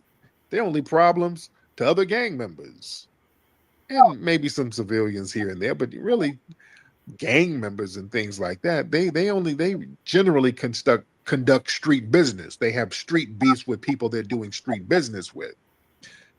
Most civilians are not under threat with these cats. But the thing is, the white supremacists, you never know when they're going to hit. You don't know if they're going to hit your church. Black gang members don't shoot up churches like that. Maybe one or two back in the 70s or 80s. But they don't do that. They don't shoot up churches. Black gang members don't go shooting up schools randomly. You understand? They don't do random shootings. It just doesn't happen. They damn sure don't do political shootings. They don't do that either. So yeah, with a black gang member, you're only in danger if you're on his block, which is a small area in some urban place. That's the only and you might not even be in danger there unless you're doing some kind of illegal business with him. So yeah, the odds of something happening to you by a black gang member, that's very low. But these white supremacists, based on raw numbers, you never know when they gonna strike. You never know where you're gonna be, and they flip out. And Charlie Kirk learned the hard way. Huh? See, the thing is, this whole thing, it destabilized the protector image. See, the white community, they like to they project themselves as protectors of morality and order. So this white on white attack, that exposed that lie. That shows that violence doesn't spill in from marginalized groups. It originates in their own damn circles. And this situation happening, this collapses that whole racial infallibility myth. Like I said, man, the psychology of white supremacy is built on the belief in a racial superiority and control system. So when they admit that a white insider carried out this type of violence, that means acknowledging your flaws and failure. And that's deeply, deeply threatening to the white supremacist ideology. And it brings a lot of shame to them and insecurity. The shooter is local and white, because they can't even say, okay, well, he was influenced by the black people he grew up with. Wasn't no black people. They can't say nothing. You understand? They can't say, well, it was rap. They can't say he grew up with some blacks and all the Negro culture rubbed off on him. They can't do none of that. This dude was lily white, grew up in a lily white state, lily white town, lily white family who's Republican. It's hard for them right now. The energy in the universe has forced them to face themselves. You understand? And this strips away at that whole strong fortress illusion that the white supremacists have. See, they rely on the perception that their communities are strong, unified, and untouchable. So when a white local shooter makes that fortress look fragile, and it looks like it's cracked from within. And this reveals the true source of violence. Statistically and historically, the greatest threat to white people has been other white people. They like to sit up there with that 1350 bullshit, always whining about black people.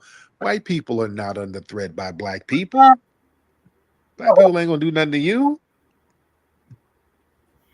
Tyler will. You got a bunch of Tylers out there that's on 4chan right now who y'all didn't help get a bunch of guns. You understand? Telling them all the blacks are going to be coming, so you better tool up. And you done radicalized them and got them all amped up with their guns, and they need to pop somebody.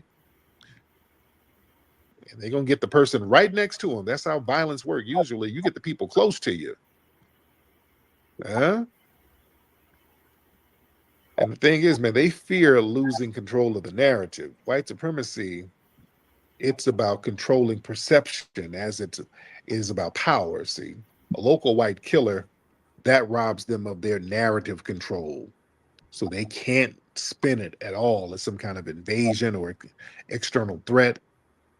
So they're left exposed and scrambling. And they're having a hard time dealing with that. When there is stank on the streets, there's only one man who will bring the heat. Hey, Rootwork Jones, why you gotta split, sugar? These musty jive turkeys think it's a game out here. I gotta get out here and show them I mean business. Can you dig it?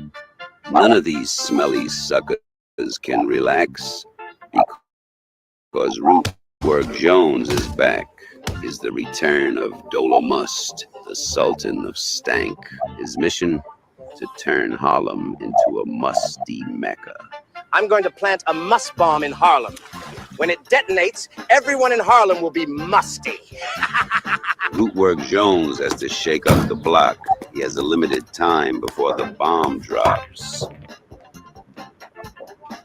Word on the street is Dolomus's men planted a bomb in a Cadillac in Harlem. Thanks, Mama. Can Rootwork Jones find the bomb before it explodes? Where is the Cadillac with the must bomb, sucker? Or will the city go into musty mode? It's a couple blocks over that way. Rootwork Jones is behind the wheel, socking stanky suckers all in their grills. Come see Rootwork Jones in Musty Inferno. Go to rootworkstyle.com for more info. Sucker.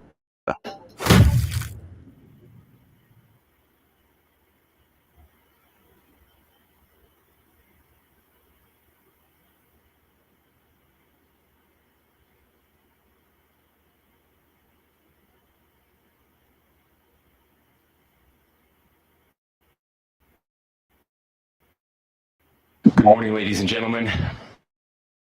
We got him. The words that everyone has been waiting to hear. Breaking news. This is the mugshot of the 22-year-old man who authorities say killed conservative influencer Charlie Kirk. Tyler Robinson is his name, and he was arrested overnight, roughly 3 hours south of where he allegedly fired that shot that killed Kirk in front of thousands of people as he was speaking at Utah Valley University in Orem, Utah, as part of a college tour. I'll tell you how Robinson's family knew that they were living with the person now accused of a horrifying assassination. This is a breaking news edition of On the Case, presented by Law and Crime. I'm Chris Stewart.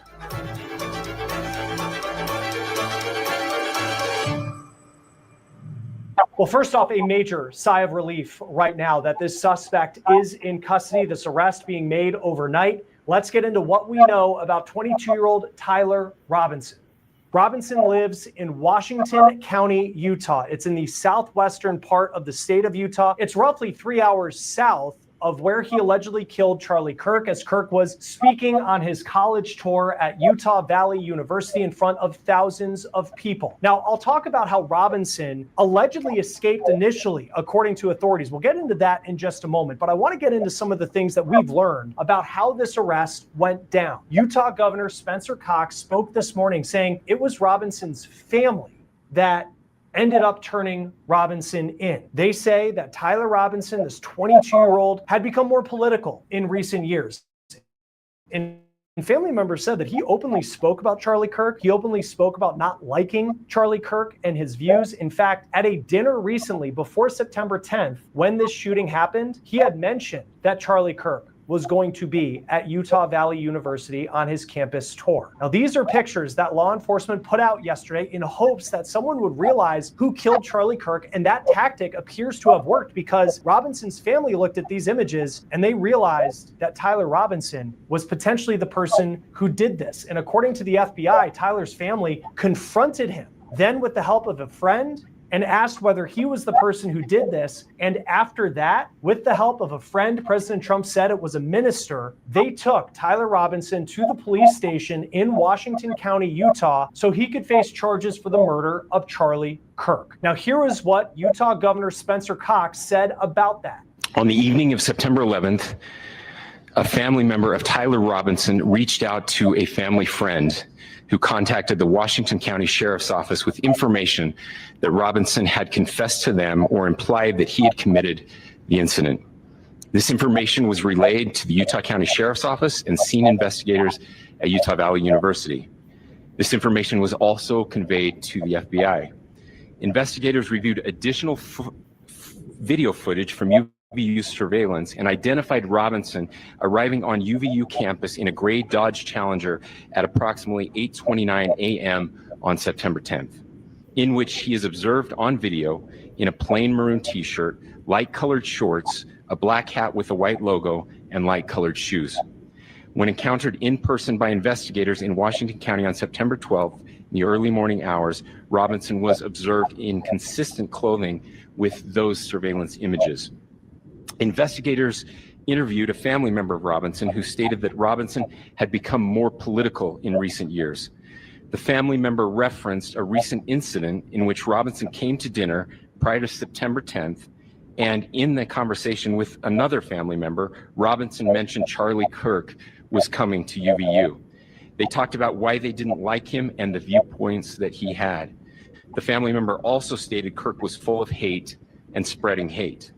The family member also confirmed Robinson had a gray Dodge Challenger. So here's the video that was released last night that allegedly shows Robinson escaping after the shooting. A huge question was, how could he get away, and how could he get hours away after doing this? Remember, police say that he fired the shot that killed Charlie Kirk from the top of a building on campus. He was about 200 yards away, fired a single shot with a high-powered bolt-action rifle, and that rifle had a scope. Robinson then jumped from that building. He ran into a wooded area, and he left that rifle behind, which the FBI has, and they handed that over to their crime lab. Governor Spencer Cox says eventually Robinson got back to the Dodge Challenger that he drove to campus that day, and he drove away from Orem, Utah. And they say they were able to track him going south back to his home in Washington County, Utah. Now, another key piece of evidence is the digital footprint that Robinson appears to have left behind, because Governor Cox also said that Robinson talked online on the platform Discord about picking up a bolt-action rifle with a scope with other users. Now, Cox does believe that Robinson acted alone, and no more arrests are expected at this time. We did notice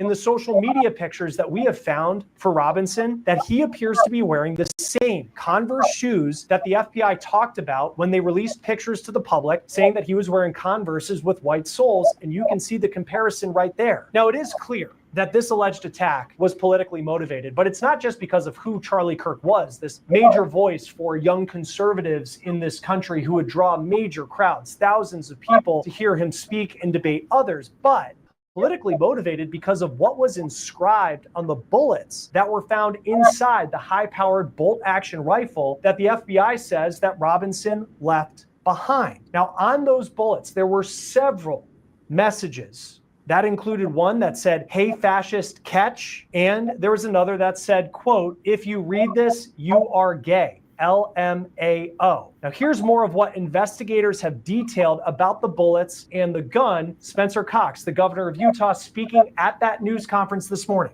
So the area north of Campus Drive Road where the suspect crossed over, you saw some of that in the video that we released last night, consists of a grassy area with trees on the edge of the UVU campus. Investigators discovered a bolt-action rifle wrapped in a dark-colored towel. The rifle was determined to be a Mauser Model 98 30-06 caliber bolt-action rifle. The rifle had a scope mounted on top of it. Investigators noted inscriptions that had been engraved on casings found with the rifle. Inscriptions on a fired casing read, "Notices bulges, capital OWO, what's this?" ? Inscriptions on the 3 unfired casings read, "Hey, fascist, !" catch, ! Up arrow symbol, right arrow, and symbol, and 3 down arrow symbols. A second unfired casing read, "Oh, Bella Chow, Bella Chow, Bella Chow, Chow, Chow." And a third unfired casing read, "If you read this, you are gay, LMAO. It is important to note that the death penalty is legal in Utah. It's also legal in the federal government, and Governor Cox has said this will be a death penalty case. Here's more of that news conference that happened this morning announcing the arrest of Tyler Robinson, now the accused killer of conservative influencer Charlie Kirk. We got him. On the evening of September 11th, a family member of Tyler Robinson reached out to a family friend who contacted the Washington County Sheriff's Office with information that Robinson had confessed to them or implied that he had committed the incident. This information was relayed to the Utah County Sheriff's Office and scene investigators at Utah Valley University. This information was also conveyed to the FBI. Investigators reviewed additional video footage from UVU surveillance and identified Robinson arriving on UVU campus in a gray Dodge Challenger at approximately 8:29 a.m. on September 10th, in which he is observed on video in a plain maroon t-shirt, light-colored shorts, a black hat with a white logo, and light-colored shoes. When encountered in person by investigators in Washington County on September 12th, in the early morning hours, Robinson was observed in consistent clothing with those surveillance images. Investigators interviewed a family member of Robinson who stated that Robinson had become more political in recent years. The family member referenced a recent incident in which Robinson came to dinner prior to September 10th, and in the conversation with another family member, Robinson mentioned Charlie Kirk was coming to UVU. They talked about why they didn't like him and the viewpoints that he had. The family member also stated Kirk was full of hate and spreading hate. The family member also confirmed Robinson had a gray Dodge Challenger. Various messages, including content of messages between the phone contact named Tyler with an emoji icon and Robinson's roommate's device. The content of these messages included messages affiliated with the contact Tyler, stating a need to retrieve a rifle from a drop point, leaving the rifle in a bush, messages related to visually watching the area where a rifle was left, and a message referring to having left the rifle wrapped in a towel. The messages also refer to engraving bullets and a mention of a scope and the rifle being unique. Messages from the contact Tyler also mentioned that he had changed outfits. I know there's been speculation as well as to the writing on those casings, those bullet casings, and I believe we have that as well. And I will share that with you now.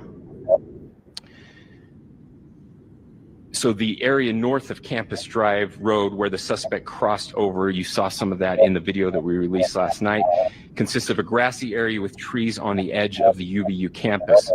Investigators discovered a bolt-action rifle wrapped in a dark colored towel.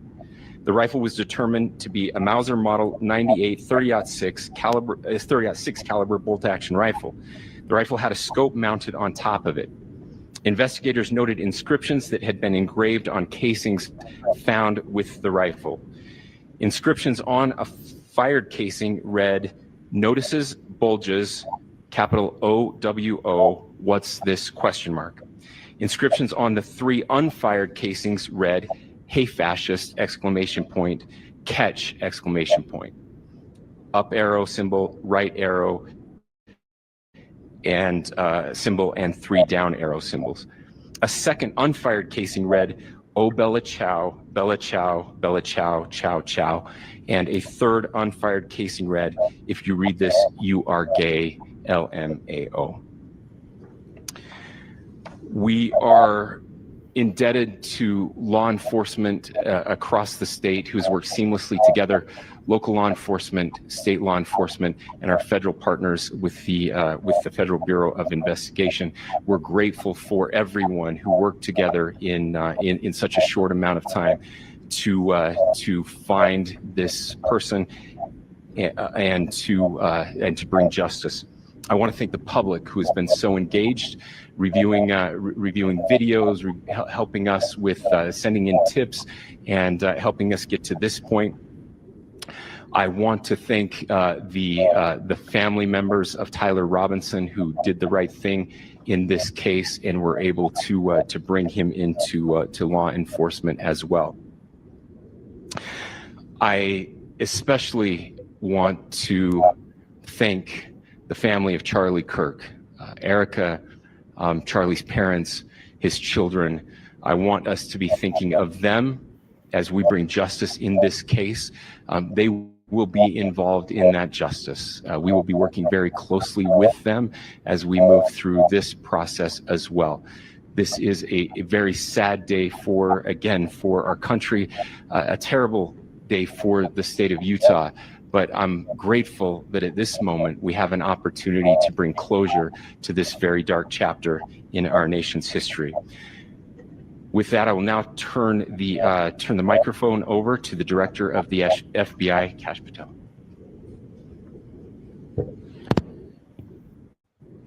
Thank you, Governor. This is what happens when you let good cops be cops. The FBI and our partners are proud to stand here today together to bring justice to the family of Charlie Kirk and honor his memory.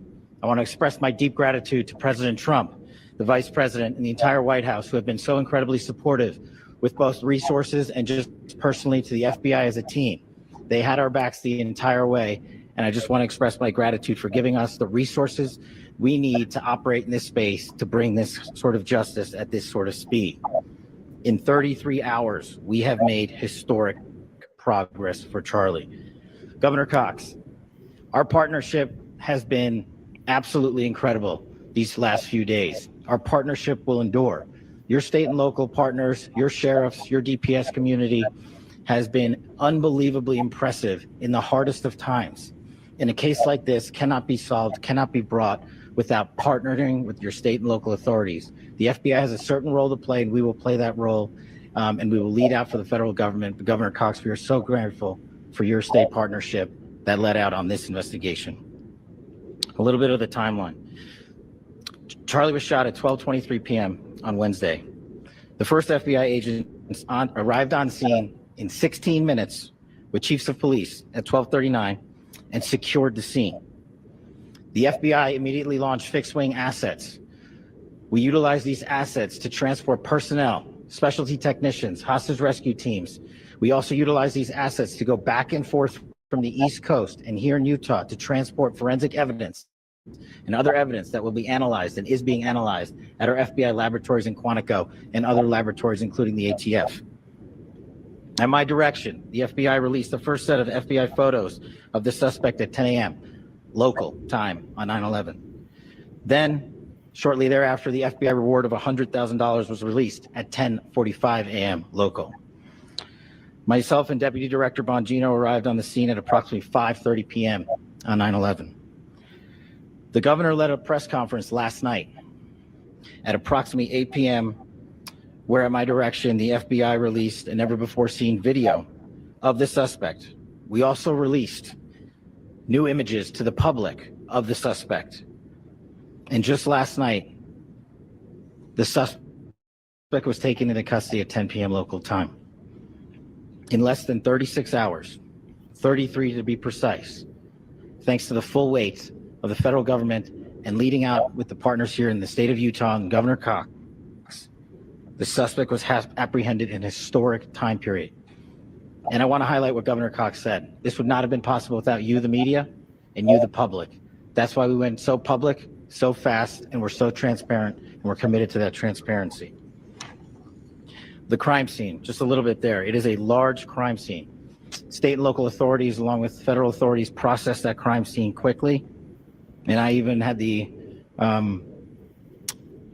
ability to walk through that crime scene and walk through the steps the suspect took to learn more about what was needed and what resources we needed to bear to create a full picture for the FBI and leadership back in Washington.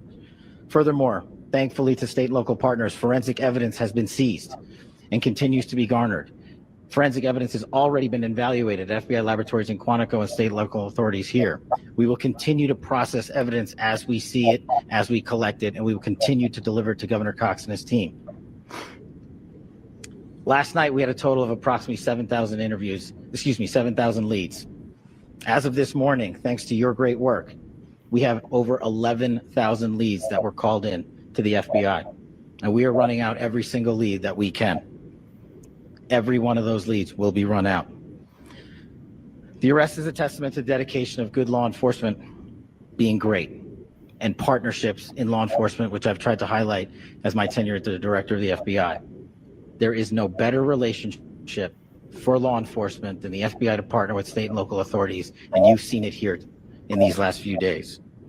The FBI Salt Lake field office, along with our offices in LA, Phoenix, Denver, San Antonio, Las Vegas, Pittsburgh, Buffalo, our headquarters component in Quantico, all participate in the FBI. I want to express my deep gratitude to the employees of the FBI, the men and women, the evidence response team tacticians, the special operators, the agents, the support staff. You have done monumental work in historic time when the public, who had a right to demand such an expeditious solving of an investigation, the FBI answered that call diligently, critically important to our nation, and we delivered. And I'm proud to be their leader, and I'm proud to be the director of the FBI. This is a very much an ongoing investigation, as the governor said, and we will continue to work with state and local authorities to develop the investigation, to provide them the evidence they need for their ongoing prosecutions, and we will be here to answer every call they absolutely have, as long as it takes, for as long as we need to find and apprehend whatever suspects were involved in this crime. Lastly, to my friend Charlie Kirk, rest now, brother. We have the watch, and I'll see you in Valhalla.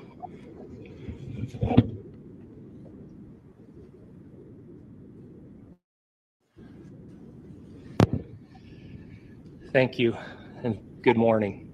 I would just like to take a few minutes as the sheriff to express my gratitude for everybody who has played a part in this investigation. As you know, it's been a vast, a complicated, and a very, very fast-paced investigation. You're looking at people standing up here who are running on, if they got an hour's sleep in the last couple of days, they're probably lucky. It has been very taxing. It has been so impressive speaking on behalf of the local law enforcement to see the cooperation that we've seen in this type of case. Across the state, sheriffs, chiefs, our state partners have stepped up and have come to the call on anything that we needed. Our county chiefs have been phenomenal. Our Utah County Attorney, Jeff Gray, who's standing up here with us, has been phenomenal in leading us through this investigation. I would like to thank the federal government for their resources, their assets. Our local team here, our FBI team, has been extraordinary in helping us work through this and bring this person to justice. Most of all, I would like to thank the public, and specifically, I would like to thank the public who turned to prayers and who turned to positiveness for us. I would like to thank them on behalf of the law enforcement community because we needed those prayers. That's what we needed to get through this. We needed your support and you gave it to us. We needed your patience and you gave it to us. And I would like to thank you for the Kirk family because that's what they need, is your support and your prayers, and that will get us through all of this. So thank you everybody for everybody that have stepped up. We've had such a phenomenal response to this. Thank you. That will do it for this breaking news edition of On the Case presented by Law and Crime. We will continue to be on top of this story as so many details are coming in and as it continues to develop. Make sure you follow us here on YouTube as well as on Spotify. I'm Chris Stewart. We'll see you next time.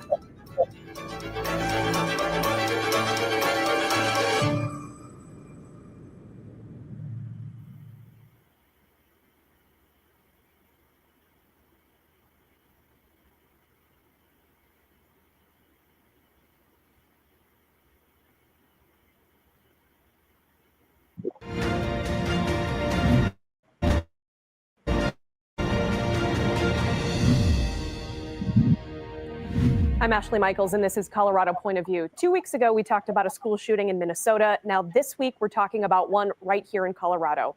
On Wednesday, 2 students were shot at Evergreen High School. A third student, who investigators say is the shooter, died of a self-inflicted gunshot wound. Lawmakers and other elected officials weighing in with thoughts, prayers, and calls for action. But here's how some in Evergreen feel. There's so many guns in this country right now that you're not going to be able to stop that with any of your laws or anything like that. I just think in light of everything that's been going on, I have just felt incredibly frightened, even living up here in the foothills of Colorado where we think we're safer. We know there's things going on in Denver and surrounding counties, and living up here, I think we have a false sense of security. Around that very same time on Wednesday, conservative influencer Charlie Kirk was shot and killed while speaking on a college campus in Utah.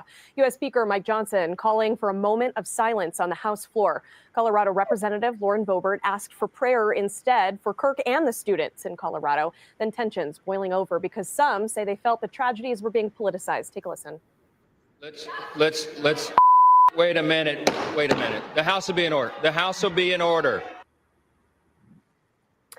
All right, let's bring in our analysts to talk more about this. On the Democratic side, we have senior presidential and gubernatorial advisor Andy Boyan. And on the Republican side, we have the president of Advanced Colorado, Michael Fields. Thank you both for being here. Another couple of tough topics this week. We just went through a conversation like this.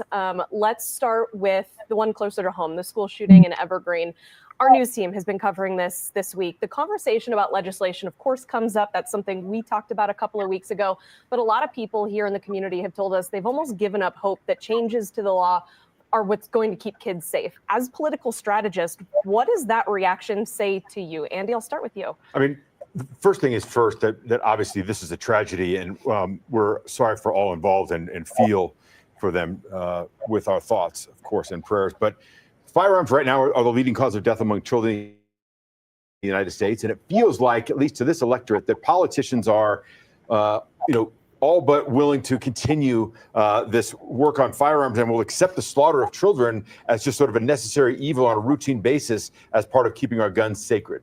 That's a problem. That's a fundamental problem. I side with those people that were in the open that say, I'm not sure that politicians really understand this, but here's what's true, Allison. If we could talk about this for just a minute, 89% of Americans support background checks. 86% of Americans support red flag laws. 66% of Americans support the creation of a national database to track gun sales. 64% support banning high-capacity magazines. 63% support banning of assault weapons. We passed assault weapons ban in 1994. We let it expire. This is an opportunity for us, and I know we talk about this a lot, but it really is an opportunity for politicians whom their electorate feels like are totally obtuse and almost allergic to any kind of gun legislation can actually do something about it by just renewing the assault weapons ban. That has an impact that has tremendous impact on our communities. And we've showed it when it was passed under the Clinton administration and passed by a Republican Congress. It worked, and then we let it expire. So there's a lot here to unpack, but the difference between how elected officials or politicians, as it were, and the electorate feel is a chasm that's dramatic. Michael, I want to hear from you on this. What's your take on the response from our local community? I think it's understandable. And you think some of these things that Andy just pointed out, there were bills that passed on red flags, on storage laws, et cetera. Obviously horrible that there's another school shooting. I mean, we're over 25 years after Columbine and still dealing with this same issue. And you have these teens who are turning to violence, right? And doing it so in schools in this case. I do think that there are some policy things that you can look at. And one of them would be having armed security in every school. That is not the case right now. My kids go to public school. There's not armed security at their school. I would feel so much better if you had somebody there who was armed, who was ready to respond in case something happened. And, as a budget issue, what is more of a priority than protecting children? The state budget is tough right now, but that would be, if I was a legislator, one of the number one things I'd walk in and say, if we money in education, sure, let's get money to teachers, get it in the classroom, but ultimately we have to keep them safe in some way. And I think there's security everywhere throughout society. I mean, my kids, when they go to the Capitol, they have to walk through, all of us when we go to the Capitol have to walk through that, concerts, games, airports. I mean, this is a common thing. And so I do think there should be armed security. Also, though, there is this idea of safe storage. There's a law here that we talked about, but how did this individual get a gun, right? He's 16 years old. How did this happen? And then there were signs at the school. We've talked about this before, too. Somebody had to have known there was some kind of threat, some kind of issue. Did they report that to the school? Did they report it to law enforcement? We have to do a better job of seeing those signs early and protecting our kids in school. A lot of those are still questions Sure. that we don't have answers to. Let's turn to the death of Charlie Kirk. Speaker Johnson telling CNN that he feels, quote, like something changed and that this is a real moment in the country. Michael, I want to start with you. What is it about what happened to Charlie Kirk and his death that may be a catalyst for change that school shootings like we saw in Evergreen, we just saw in Minnesota, wouldn't be a catalyst? Yeah, and I think part of it is that it's political violence. And I don't know, does that mean it's more or less likely to continue? But I do think there's something that has been happening, and we've had this story after story of issues in our country where people are going after people for political reasons. Obviously, when it comes to Charlie Kirk, I mean, this is a guy who has a wife, 2 young children, very, very sad circumstance, and was very public in, we're watching this on video, right? That we're seeing what is happening. It was really horrific. But you think about all the things that happened between Scalise, Giffords. You had legislators in Minnesota recently that we ended up talking about, Trump, Pearl Street even, here in Colorado.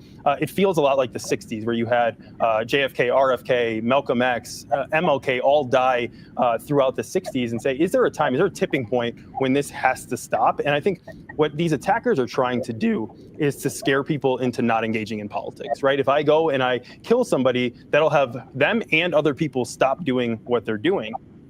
And, if you disagree with them, the way is to go after them. And I think what we have to do is say, no, that's not it. We're going to speak out anyway. We're going to do what we need to do in politics. We're going to do and engage in the issues that we think are best and not get intimidated. And once people realize that's not going to be the case, maybe some of this violence stops and they say we have to oppose people in a different way. But I think it is scary right now. It's scary from state legislators to the current president of the United States. And I think, hopefully this is a tipping point. I'm hoping that's right, but I'm not fully confident that it is. Andy, I want to pose the same question. What, if anything, is it about what happened to Charlie Kirk that could be a catalyst for change that a school shooting isn't? I think there's sort of a tipping point, as Michael alluded to, where if people are backed into a corner enough, they tend to throw the first punch. And I think what's happening right now, particularly since this president took office, is the rhetoric has amped significantly. The president said yesterday in his statement that it's the radical left that's responsible for the conservative activist's death. He said things like, this kind of rhetoric is directly responsible for the terrorism that we're seeing in our country today. He said all Americans in the need to confront the fact that violence and murder are the tragic consequences of demonizing those whom you disagree. He was directly saying Democrats and liberals are responsible for this. This is a rhetoric-filled subject that doesn't seem to be going away. It seems to be amplified by the most powerful man in the world. And the problem with this is political violence is not regulated to one side of the aisle. It's both sides of the aisle. It happens to all of us. And as Michael said, it's happened to Democrats and Republicans. But it's interesting because when Josh Shapiro's house was caught on fire and burned to the ground, we didn't talk about this. We didn't talk about arson. Or when former Minnesota State House Speaker Melissa Hortman and her husband were killed, this wasn't brought up. And so now all of a sudden we have Charlie Kirk, who's a conservative activist, who was an ally to the president in the White House to actually cause some stir. What's frustrating about that is several things that go on. But Trump has disparaged the liberal left as political foes in very incendiary terms, which aggravate the left and the right both. So, for example, he has dubbed Governor Gavin Newsom Newscom. He has called Senator Adam Schiff an enemy from within. Last year, he described Nancy Pelosi, whose husband was beat with a hammer inside his house, as evil, sick, and crazy. So I'm sorry if I don't agree necessarily that this is all about we need to figure out a way to be better to each other. This is about a president who's out of control and a Congress who's complicit in that regard. Trump's response to Kirk's death was far more polarizing than anybody else had said. In fact, if I can say, Governor Gavin Newsom said the attack on Charlie Kirk is disgusting, vile, and reprehensible. Democrats have come out and said time and time again, this is not the way to do things, and yet the president does not. My thoughts and prayers are with Charlie Kirk in this terrible moment in history, said by Jamie Raskin, a Democrat from Maryland. So let's talk about how this can slow down. How this can get calmer. And let's talk about how the rhetoric, which is the fuel for all of this, can dissuade people from going in and shooting people in the neck and killing them. There's no excuse for it. And it's angering, actually, to people that are fighting for the good of America on both sides of the aisle to see death. This is not the way we do it, and the rhetoric needs to stop. And just real quickly, you got about just a few seconds here. Where do we go from here? I mean, the next step in this process is to figure out a way to talk civilly to each other and come back. There's a clip, by the way, of George W. Bush when he first took office in the State of the Union saying, I have the high honor and privilege of introducing Madam Speaker for the first time. And he introduced Nancy Pelosi. I mean, that's when the public understood politics as civil. Where has that gone? I want to give Michael a last chance to respond. Where do we go from here? Yeah, I think you have to focus on the worth of everybody, right? This is the biggest thing, is that there are not only Charlie Kirk, not only these people we're talking about, but there are 20,000 murders in the country a year. And if I'm talking to politicians, I say, look, at every one of those matters. Every person has a family. Every person has kids. And so talking about the worth of people, having open dialogue, I mean, that's what we were trying to do, is on a college campus, have open dialogue on this. And so it's, horrible visually to see this.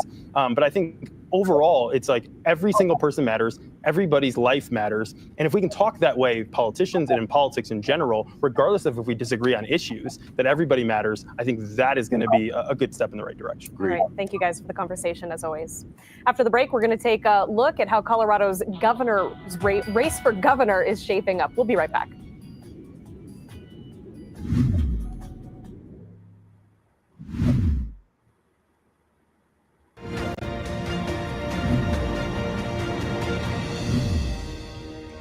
Big news this week in the race to become Colorado's next governor. More candidates are launching their campaigns. Let's start with the Republican ticket. Here's political reporter Gabrielle Franklin.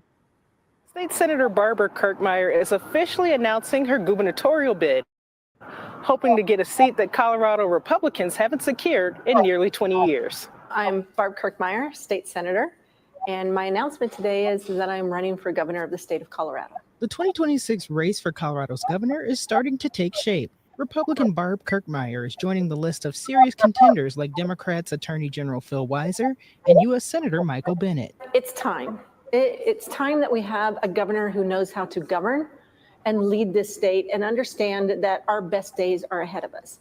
And I think I am that person. All you have to do is go back and look at my accomplishments and my record as a county commissioner, as a state senator.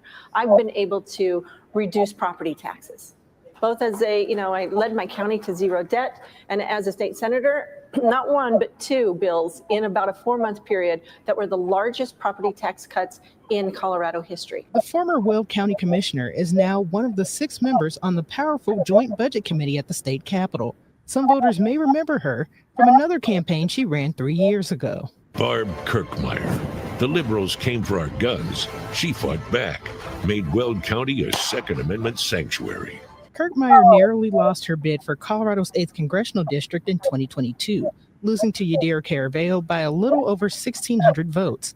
A new poll from Magellan Strategies found 68% of respondents had a somewhat or very unfavorable opinion of both the Democratic and Republican parties, while 50% of people responding say they would vote for a Democratic candidate running for governor over a Republican candidate. If we're trying to move things forward in the state of Colorado and do what's best for Colorado, you have to try and work and cooperate with people. And that includes the President of the United States. So, I think the president has been doing fairly well. Democratic frontrunner Michael Bennet releasing a statement about Kirkmeyer's announcement saying, Senator Kirkmeyer is running to be Colorado's next governor, but her loyalty is to Donald Trump, not Colorado families. She boasts about being one of Trump's most devoted supporters. She wants to outlaw abortion. Yeah, and Kirkmeyer told me today that Colorado voters enshrined abortion into Colorado law. So if she were governor, she would honor the will of the voters. Now, as for other candidates in this race, there are other Republicans who have announced their bids as well. But Kirkmeyer says that she's confident that she will be the last woman standing as the Republican candidate in this race. Reporting outside the state capitol, Gabrielle Franklin, Fox 31. And on the Democratic side, 2 well-known names kicked off their campaigns earlier this year. Senator Michael Bennet and Colorado Attorney General Phil Weiser. They're considered the front runners, but that is not stopping other challengers from stepping up. Democratic candidate Antonio Martinez just launched his campaign over the Labor Day weekend, and that's who we have joining us in studio this week to talk more about it. Thank you so much for being here. Thank you, Essie. Thank you for having me. Yeah, we appreciate your time. Okay, so this is my first question for every candidate. Why do you want to be governor of Colorado?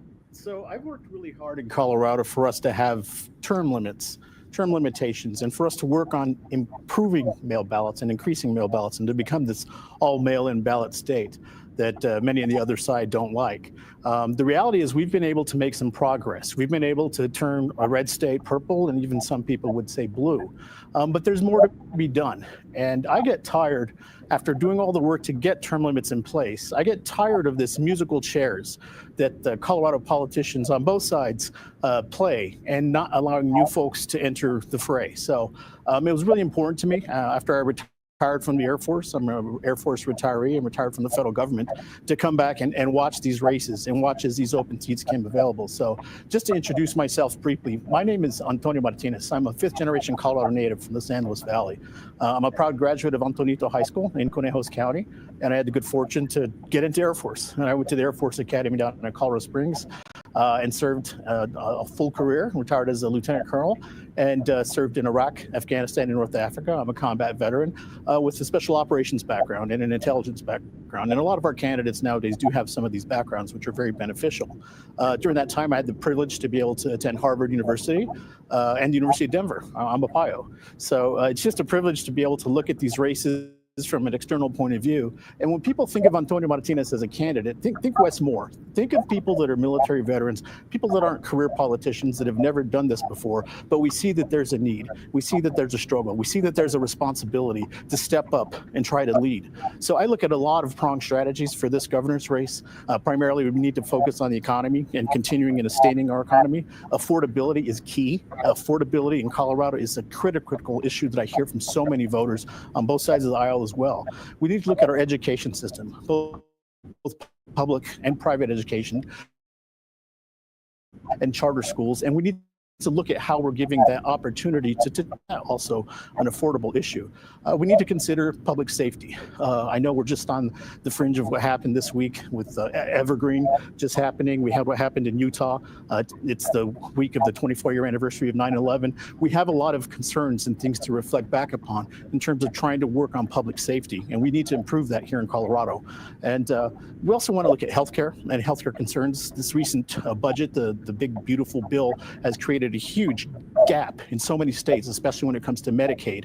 And so we have to find a way to address that. And finally, what governors do outside of those great things is transportation and infrastructure. I'm a former executive director here for the state, political appointee, and I ran the broadband office for Colorado. And I know what it's like to work on these infrastructure projects with the Department of Transportation, with a lot of different contractors and different agencies in order to get things done. Why now? Why do you feel now is the right time for you? So for me, I had a full career in the military, and I was also limited by the Hatch Act as a federal official and a State Department diplomat. So when I came back home about 5 years ago, I started watching Colorado politics again and getting really up to speed with what was taking place, watching the platforms, watching what candidates were saying, but also watching what was getting done in the state capitol. I would go up there and testify, and I would seek funding, and I would try to get things past the Joint Budget Committee. I would try to work with the governor's office in order to accomplish more, and it seemed like we'd still sometimes hit some walls. And so when this opportunity every 4 to 8 years comes up and we have term limitations and term limit opportunities, this is an open seat. This seat does not belong to any of the candidates you've mentioned there. We have a number of candidates. I think on the Republican side, there are about 16. On our side, there are 3 of us, and probably will be more. And we want new ideas. We need to foster growth. We need to foster a way to get to these affordability issues, a way to get to what the voters need, and to make this state more beneficial and make people really want to move here, really want to stay here. We're starting to have that problem with our growth, and we're seeing it in our housing market. We're seeing it in a lot of our communities where we have homelessness issues and we have the same public safety issues. And now with this heightened environment that we have nationwide, it's important that we have a governor who understands the state. I come from a rural background. I'm a ranch owner in the San Luis Valley. I might know the city really well, I know, but Colorado's always been urban versus rural, and I think it's time that we have a governor who understands all of it. Now, we talked a lot at the top of the show about what happened in Evergreen this week. You brought it up yourself as well. I want to pose the question, if you were Colorado's governor today, how would you be leading the state through this really tough time? So I grew up with guns, and in my family, we had a gun lock cabinet that was locked all the time. I took my hunter safety classes as a young boy in the Valley, a couple of Colorado State patrolmen who also taught that course for public safety, and I've always adhered to that. And when in the military, I had my own weapons, but I always secured them in an armory. I always had a way that I knew that responsibly they were being watched and that I was responsible for that weapon. And we kind of seem to have lost that in this all accessible gun culture of the United States. Too many people can get firearms and ammunition. And now we're seeing it where it's just showing up in people's hands. There's too much access, and we don't have a way to really have control on it. I mean, since 2013 here in Colorado, we've implemented background checks. We have the red flag laws and waiting periods. But would that have stopped what happened in Evergreen this week? Probably not. And I'll tell you why. This young man had a revolver. My first gun was a revolver, living in a rural area. He obviously seemed to have access to the family gun cabinet, and he took it to school.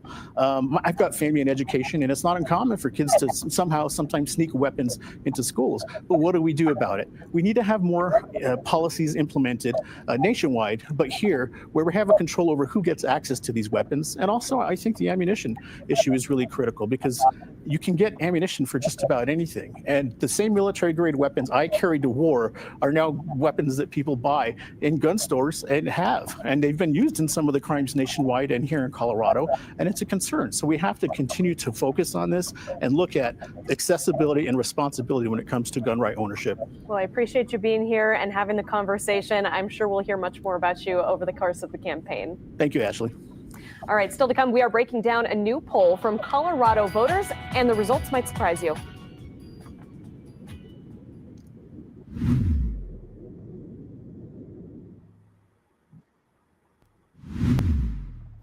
Welcome back. While political views may be split, Democrats and Republicans in Congress have one thing in common, and that's that Colorado voters have an unfavorable view of all of them. A new Magellan survey found only about a third of Colorado voters approve of the job Republicans in Congress are doing.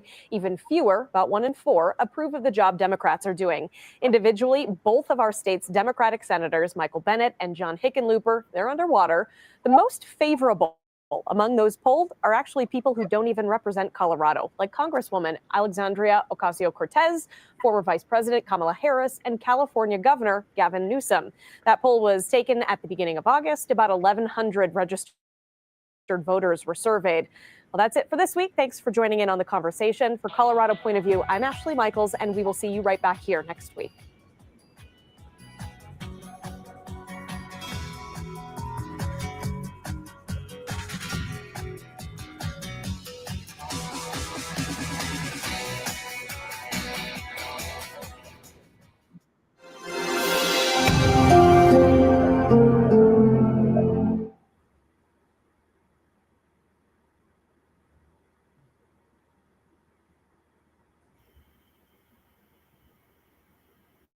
Start with a stabbing on board an RTD light rail. The Arapahoe County Sheriff's Office says this incident happened between the Dayton and 9 Mile stations today after an altercation breaks out between two people. Yeah, deputies were able to arrest the suspect. Fox 31's Greg Nieto is in Aurora tonight with the very latest. Greg?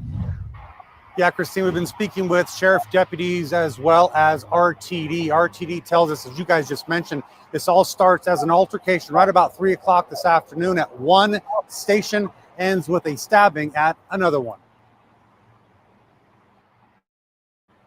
Received a call of a male stating that he had been stabbed. Chris usually takes the R line to run errands. I just got these, I just picked them up. Not today. Arapahoe County Sheriff deputies say a man was stabbed on a light rail train in between the Dayton and 9 Mile stations at about 3 p.m.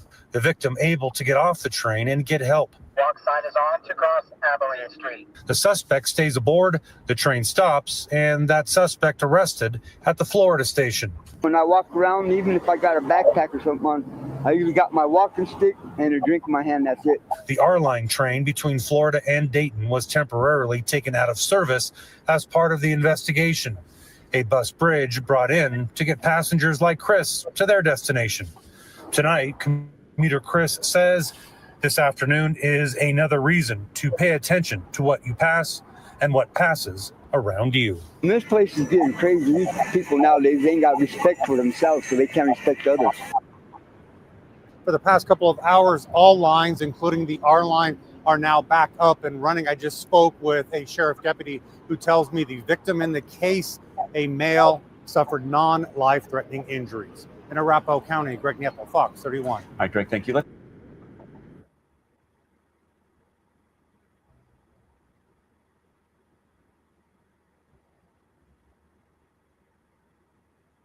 Now at 10, less than 2 weeks into the school year, and tragedy strikes a Colorado school. I've never really thought it would happen at our school. You send your kids to school and you expect them to be safe. A student opens fire at Evergreen High School. I'm Denver 7's Colette Bordelon. The sheriff's office says the gunman is dead. 2 of his classmates hospitalized. Tonight, the latest into what we know unfolded in this mountain town. We ran, and then when we were running up the dirt hill, there was another shot behind us, and that would really made people scream. Plus, students scramble for cover. I'm Denver 7's Adria Arahita. Hear from students who ran for their lives amid a flurry of gunshots.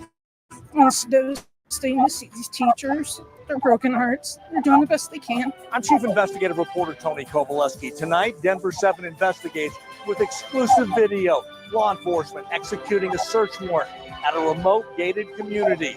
Investigators trying to answer that question why. We'll dive into the investigation. Denver 7 News at 10 starts now. A heartbreaking day in Colorado today after gunshots ring out at a school in Evergreen. We know 3 students were sent to the hospital, including the suspected gunman. We now know the suspected shooter is dead and that one of the 2 victims has now been transferred out of the hospital and into another facility. Thank you for joining us for Denver 7 News at 10. I'm Ryan Fish. Denver 7 has been on scene working all afternoon to get answers about what happened at Evergreen High School. And tonight, Denver 7 Investigates has exclusive video of law enforcement conducting a search of the suspected shooter's home. This is in a remote gated community about 6 miles from Evergreen High School. Denver 7's chief investigative reporter Tony Kovaleski is breaking that story for us tonight. Before we get to that, Denver 7's Adria Irahita is live outside of St. Anthony's Hospital in Lakewood with the latest on the 2 victims. And we begin with Denver 7's Colette Bordelon with the latest on the investigation. Colette. Throughout the course of the day, we've been getting answers about what investigators know so far about this shooting. They're going to be interviewing any student, faculty, staff who saw or heard what happened. And naturally, that's going to take some time because there were so many witnesses to this shooting. They're also going to be looking closely at the suspect's car, locker, home, anything that can give them insight into why this happened. Buses filled with students and staff. There were a lot of kids inside the school who saw it. Drove down the hill from Evergreen High School one after another to be reunited with the people they love. We got to fix this. It's our turn. We got to fix it. The first call came just before 12:30, reporting a school shooting, shocking this mountain community. The nation is tired of statements filled with platitudes of thoughts and prayers. 3 teenagers were shot and taken to the hospital. One of them was the suspected shooter, who investigators say shot himself and died from his injuries. The weapon used today was a handgun. We did determine that we have multiple scenes at the school. We have some scenes inside the school where some shootings occurred, and then outside the school as well. Those with the Jefferson County Sheriff's Office are leading the investigation and say there was no school resource officer on campus at the time of the shooting. Jeffco was on scene within 2 minutes, and we were in contact with the shooter within 5. With several crime scenes, the witnesses, students, and staff will be critical in this investigation. Those interviews are going to help us figure out where it started and where it went next and where it ended up. No child should ever face this kind of danger, and no community should be asked to absorb this kind of pain. The superintendent for Jeffco Public Schools speaking directly to her community. Violence involving our young people should never be normalized, and we must face the difficult truth that too often it is. A community where everyone is holding one another a bit tighter tonight. I'm incredibly blessed that I get to hug Brenner tonight and put him to bed and see him wake up tomorrow. Not every parent is that lucky. There's been so many law enforcement agencies out here all day today, ranging from the FBI to so many local agencies. It would be too many to list in one breath. Parents of both the victims and the suspects have been identified at this point in time and will, of course, be following this investigation very closely. We're live in Evergreen. Colette Bordelon, Denver 7. And thank you for that, Colette. And let's go back out now to Denver 7's Adria Irahita at St. Anthony's Hospital. And Adria, you just learned some new information about one of the 2 victims there.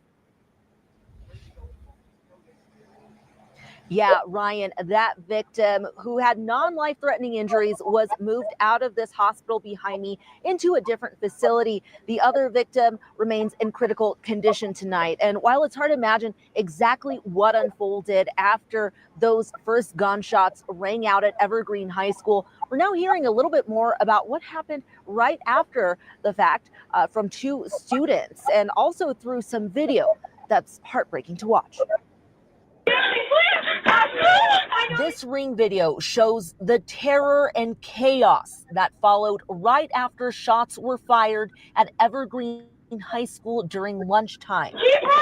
Some of those kids trying to find a safe place to hide, but the homeowners weren't there to let them in. And while we were running, we just heard 2 shots. It was boom, boom, at least like 50 feet away from us. Sophomore Charlie Hutchin tells me he and his friend Jax were in the cafeteria when they heard the gunshots. They tell me at least 100 students ran outside in fear of their lives, heading to nearby homes for safety. I banged on this guy's house. Like I started banging it, I started kicking it, and he opened the door. I told him what happened, and then Charlie and a bunch of other people came in. I just saw like kids dropping their backpacks and everything, kids puking. His mom, Victoria, collected some of those items for safekeeping: water bottles, books, and backpacks left forgotten in midst of chaos. I'm heartbroken for these kids and the staff. We have so many friends who teach and work there too, that they need so much support. As they work to process what happened today, these students say unity will help in that healing process as they move forward. Yeah, I think it really will bring everyone together. Like everybody kind of knows, like we were all like in danger, and just people who weren't nice to people, who weren't always friends, will kind of all come together, And Ryan, we're learning some new information about a resource and information center that will take place at Bergen Meadow Elementary School tomorrow and Friday. Those both start at 9 a.m. That's open to students, faculty, family, and anyone else in the community that was shaken up by this. They'll be able to talk to victim advocates, mental health professionals. They'll also have information on picking up any vehicles or personal items that were left at the school. They're also asking if you witnessed any part of this incident and have not yet spoken to investigators. They'll have people on hand to be able to talk to for that as well. For now, reporting live in Lakewood, Adria Rahita, Denver 7. The fear there today, very real. And now as this community tries to move forward, thank you for that, Adria. Chief Investigative Reporter Tony Kovaleski joins us now live outside the Jefferson County Sheriff's Office in Golden. Still so many questions about what happened today, Tony, but investigators are working to find out those answers. And Tony, you were there outside the suspected gunman's home as law enforcement was searching it. Yes, Ryan. We learned early in the afternoon that law enforcement was working diligently to try to get a judge to allow them to get inside that shooter's house where they believed they would find many answers. Well, they got that pretty quickly, and we were outside the home in the neighborhood when law enforcement moved in this evening.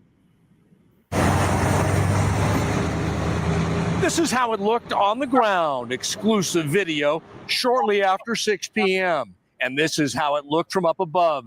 Denver 7's drone capturing nearly a dozen law enforcement vehicles driving into this remote gated neighborhood about 6.5 miles from Evergreen High School.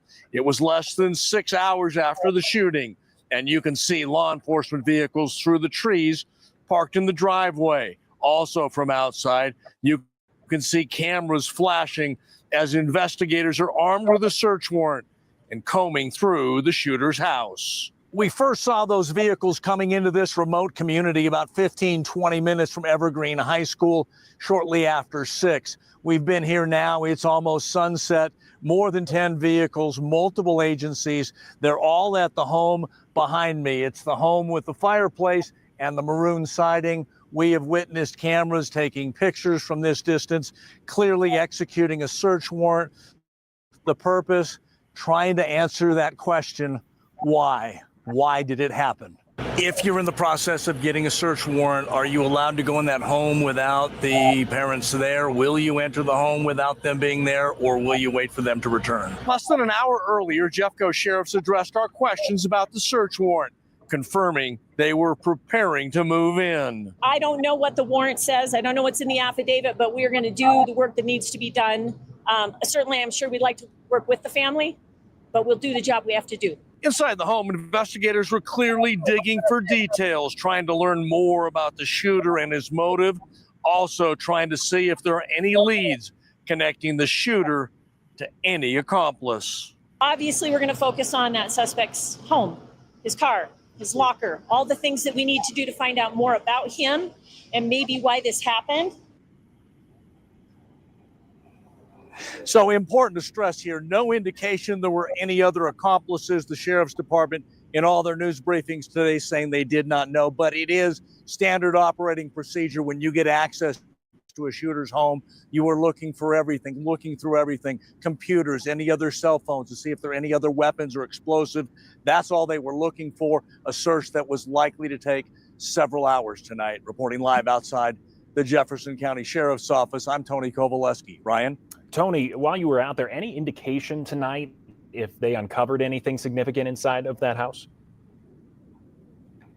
Well, we asked those questions to our sources, and right now, no indication of what they found inside that home. We are told there will be an update tomorrow morning from the Jefferson County Sheriff's Office. Sometimes they will provide that information. Sometimes that information will wait days until there is information out in other media, other reports from the Sheriff's Office. So we should know more, I would guess, in the next 48 hours. Ryan? Tony, appreciate your work on this tonight. Great job out there. Everyone processes tragedies like this a bit differently and on different timelines. So tonight I talked with Advent Health Crisis Assessment Specialist Timothy Kelly. He says our bodies actually respond to trauma in a similar way: racing heart rate, shallow breathing, and anxiety that something bad will happen because something bad did happen. He says that's a healthy response and that feeling will eventually fade. But if it doesn't, it's always okay to speak with a therapist or even see a doctor or go to the emergency room to hear from a crisis counselor. He also offered some advice for those of us who want to help loved ones who might be struggling right now. A lot of times our supports are like, yeah, I'm willing to help with whatever you want. But sometimes people don't know how to ask for help. Right? So being able to say, hey, I can help you in these types of ways, that's something you would want, and being a bit more specific is usually a more helpful way to approach that. The state of Colorado has several mental health resources available. Anyone could call the Colorado Mental Health Line at 988. It's free and available 24/7. The state also offers up to 6 free online or in-person therapy sessions for anyone 18 years old or younger. You can sign up for those on the website imattercolorado.org. We will continue to follow the shooting at Evergreen High School, and you can always find the latest updates right here on air and on our website, denver7.com. Stay with us. We'll have much more coverage coming up in just a couple minutes.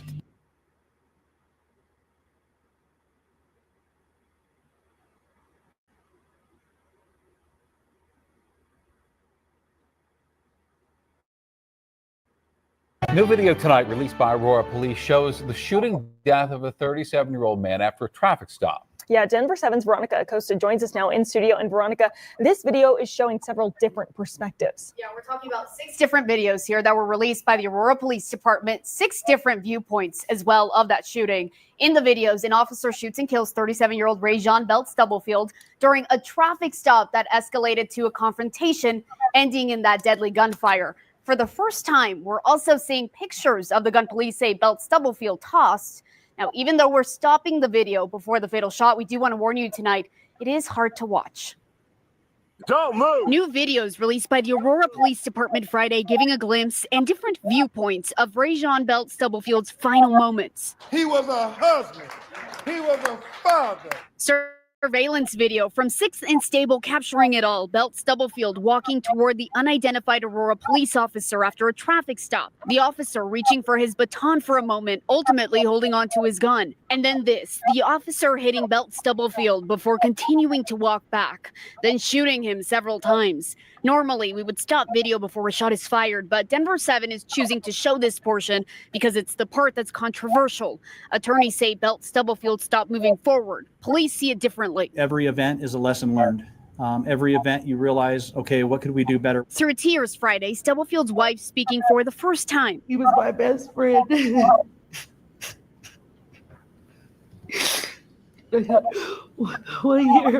1 year to be married to my best friend before he was taken away from me. And the last thing I thought it was going to happen again. His son, who was with Belt Stubblefield when he was killed, pleading for justice. He shouldn't have to lose his life. Shouldn't have to. At least 72 hours before this, APD showed Belt Stubblefield these videos. Attorneys from across the country, including here in Colorado, calling for action. Among them, Ben Crump, one of the leading attorneys for the family of George Floyd. When you watch that video, you're going to see one of the most horrific, traumatic, brutal, unnecessary, unjustifiable, and unconstitutional excessive use of forces that we've seen in America. I mean, you just look at the video and the aggression of the police officer. Get on the ground! 4 pictures of the gun APD say Belt Stubblefield tossed also released Friday. During a press conference on September 2nd, APD Chief Todd Chamberlain referencing the gun standing by his officer. As the suspect moved toward the officer and looking back at the weapon, the officer struck the suspect in an attempt to de-escalate the situation and to prevent him from focusing on the weapon and reaching that weapon. These attorneys see it otherwise and now plead for justice. It's always going to be a big deal with us. We're going to raise the justice baton for our brother Ray John. And the Aurora Police Department still has not released the name of the officer who shot and killed Belt Stubblefield. The attorneys we heard from today did say they're awaiting the results of that independent investigation that's coming from the 18th Judicial District's Critical Incident Response Team. In studio, I'm Veronica Acosta, Denver 7. All right, we appreciate your work on that, Veronica.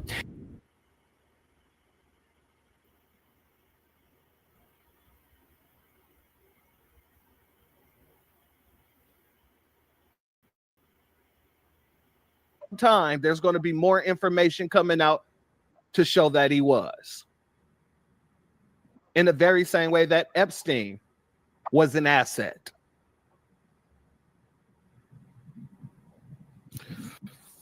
But with that being said, if you're not subscribed, go ahead and hit that subscribe button along with the notification bell so you'll be notified whenever videos like this drop. Please make sure you're hitting that like and share button so we can beat up that algorithm. Make sure we get this message out to the ears that need to hear. And if you have not done so yet, please click the link in the description. Go to change.org and put your signature on the petition for reparations. Family, I'd like to thank each and every one of you for being here. And I think we've come to the consensus that nobody has the right to tell us how we should feel, who we should grieve for, or anything like that, especially when the person that they're speaking about is an anti-Black bigot. Stone cold racist. And like I said, since they didn't want us celebrating his death, we celebrated everything that he talked about in his life. And as I stated earlier, I still feel nothing. The man should feel honored because he died as he lived. An anti-Black bigot. Salute to everybody who donated, whether by Cash App, Super Chat, PayPal, anything like that. Much love to all of you. Thank you to all my mods. Thank you to all my members for being here. Thank you for everybody who's going to be in the replay gang. And with that being said, family and friends, make sure to keep your head on a swivel and always keep the hammer at the ready. Power tools. Make sure you're protecting you and yours. With that being said, family and friends, the doors of the church are now closed. Peace, family. My grandfather built this country, man. He fought wars for it. And most places he went wouldn't let him sit down and get a cup of coffee. I can't even catch a cab in New York. You know, it doesn't matter how many degrees I get. All you people see is color. Your grandfather was an immigrant. You're American. My grandfather was born here, Duke. And you people still look at me as just another nigga. I know that the government, whatever can't stand us Black people, he's doing everything in the world to make Black man be extinct. But I'm going to tell you one thing, us Black people going to survive. Yeah. So fuck everybody. I'm out.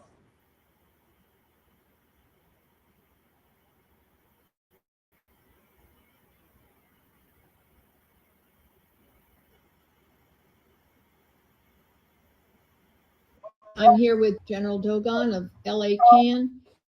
And my question is, how do we grow our campaign of mutual aid into a strategy to defeat the sweeps that are being undertaken by our cities today? Revolutionary greetings, first and foremost. Thank you for that. And that's a good question. How do we do that, right? And so a lot of folks, first of all, when they do think of mutual aid, right, what do they think of? Right, they think of just coming out to help be my brothers and sisters keeper, right? Which ain't nothing wrong with that. That's a good thing. We encourage people to do that, to get involved with that, right?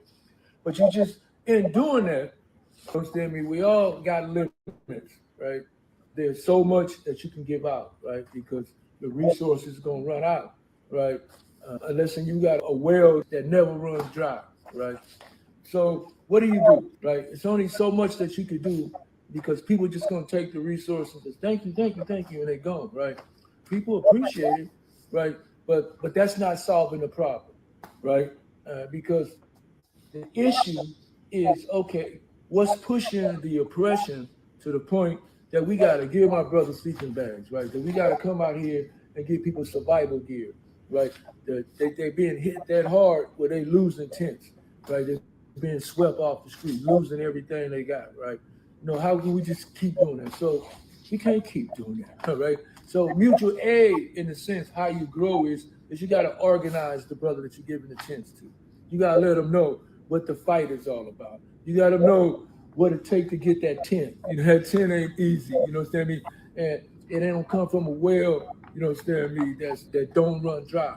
And so we want to let people know, right, that you need to come and get involved in the fight, basically. We got to come out here and give you a tent under these conditions. You already know you need to get involved in the fight because that's what's going to change it. Because we need to stand up, come together, right, and fight back against what's causing oppression to where the brother even getting his and the sweeps even happen from the beginning. And so that's how you grow mutual aid, is getting the people involved. And when you do mutual aid anyway, you supposed to let them know what the fight and what's going on anyway. You know, look at the Christians, the church is some good organizers. You know what I'm saying? They gonna come out there, they gonna feed you, but then they gonna tell you about Jesus too. They gonna slide up on you with the Bible. They gonna tell you all about John 3:16, right? And they come on, try to get you in your come on, accept the Lord. Come on, get him now, right now. He ain't gonna have it every day. You better get him now. And so that's what we gotta do in the revolution. You know, then we come out there, we gotta give a brother food, a plate. Let me give him a tent. Hey, come on, let me say, this is your rights. Know your right. You see him doing this? Yeah, then this is what you gotta do, right? Educate our people. Right, let them know, hey, man, where you gonna be at this time tomorrow? We want you to come to this meeting. And then we come out and we're gonna be our brother's keeper. We're gonna start doing some street watch. We're gonna do mutual aid. We're gonna do street watch. We're gonna do some revolutionary theater, right? We're gonna get out here. We're gonna do some art and culture. We're gonna decorate the place. You know what I mean? That's what the mutual aid is. We're taking it to the next level, right? When it's like, mutual aid remind me also too of when you look at any war, right? You see the Red Cross. They right there with their tent with the little red cross on it. They out there doing mutual aid, but at the same time they got their helmet on. They heard, hey, come on, man, we can do this stuff, right? And they doing the same thing. So that's what it's really about. We got to understand that, you know, we out there in the battlefield too, right? And so, yeah, we want to be able to, you know, take the aid to the level of revolution. Yeah, so organizing works in many forms and fashions, right? And so we have a campaign, right, called 4118, right? Believe it or not, this is like the longest running campaign I have ever been involved in my life. It has from the time I was an intern at LA Can up until right now. I'm finna retire maybe a year. Gonna have, and 4118 is still on my desk. Right, I told myself I am not retiring until I retire this. Abolish it, right? So this is one campaign that has also been at the city council's table, you know, for the last 25 years, right? That's why it's at my table, because they can't let it go, right? And so the campaign goes to many forms and shapes. It's like X-Slack. It's all over the place, right?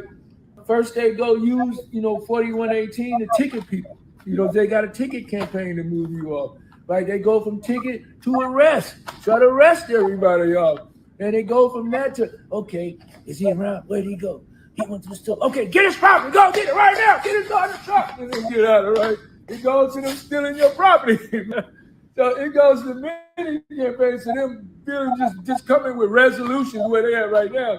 But they're like, you know what? We done just fed up with y'all people. Here's the resolution. You got to be out of here in 15 days.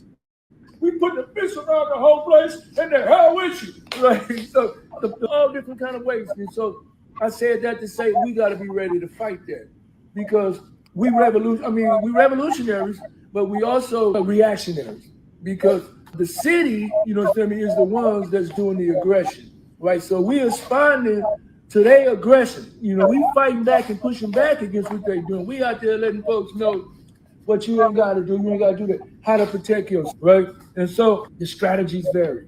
They change, right? And so what our job is to do is to continue, you know, to develop those new ways to do it. But some of the old organized ways that's textbook style ain't working. I can tell you that right now, right? And I feel like I remember, you know, in history when Martin Luther King, when he was trying to desegregate this country, you know, then he got to the point where he's like, man, you know what? I don't know if we're gonna get to the mountaintop doing what we're doing now. We got to change up, all right? And I feel that way right now. You know, in order for us to get to the mountaintop, man, we got to change up. We can't keep doing the same thing. And I really feel that we're going to have to get more up close and personal. You're going to have to get more arrests. We got to take more hits, more losses, right? We gotta bump it up. Right. I'm gonna say that. More street action, but also more takeovers and shutdowns. Takeovers and shutdowns, right? But how about working with the city council? And there's been electoral successes of having some people who are not anti-people get elected, like Ulysses, or she's the main one that I know. But how about these city council? See, one thing when we talk about city council, shitty council, what we call it. Yeah. You know, first thing come to my mind is I thought the South lost the war, right? And you know, these supposed to be Democrats. You know what I mean? And I haven't ever seen so much evil and so much use of the police. You know what I mean? And so much, they got to go. You know what I mean? And the Republicans, it's insane, right? And so, what was the question again? How are you working with the? Oh, we can't work with them. That's what the question is. I mean, but the new council, because the new council, they bought and sold. I mean, you got 15 council members, and so it's like that's why they make 15, because they know it's like the odds of you getting all 15 on your side. You know what I mean? In our communities, on our issues, is like a fentanyl. You know what I mean? It ain't gonna happen unless they all vote to get rid of you. That's the only time they all vote. You know what I mean? All collectively when it comes to our issue, when it's time to get rid of them. Other than that, they be like, oh no, absolutely not. All right. And so it's like we got 2 or 3 people, you know what I mean, that's sane, and then the rest of them is like, no, absolutely not. It's like I said, for the last almost 19 years, I have been at the table with 4118.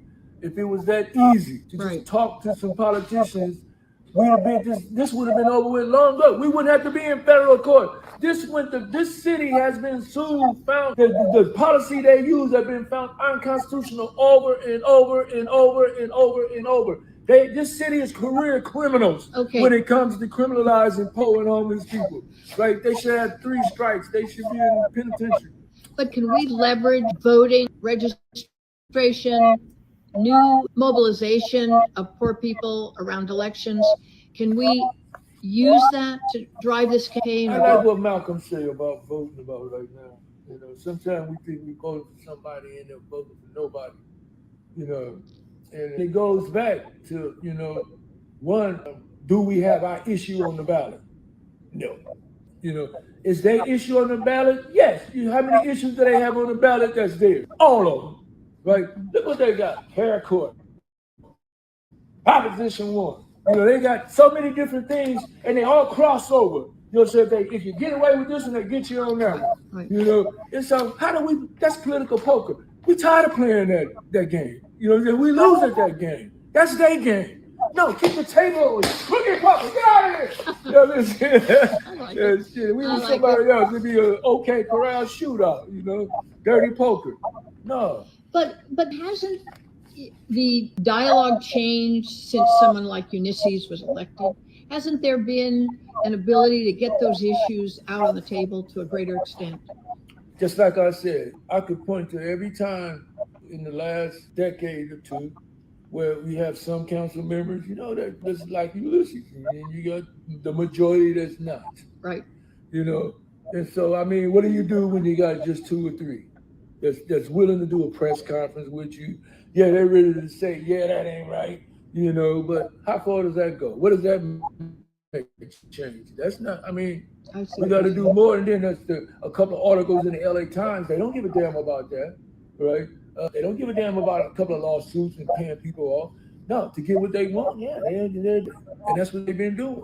And it haven't been changing. The only changes is just getting worse for us, right? And better for them, right?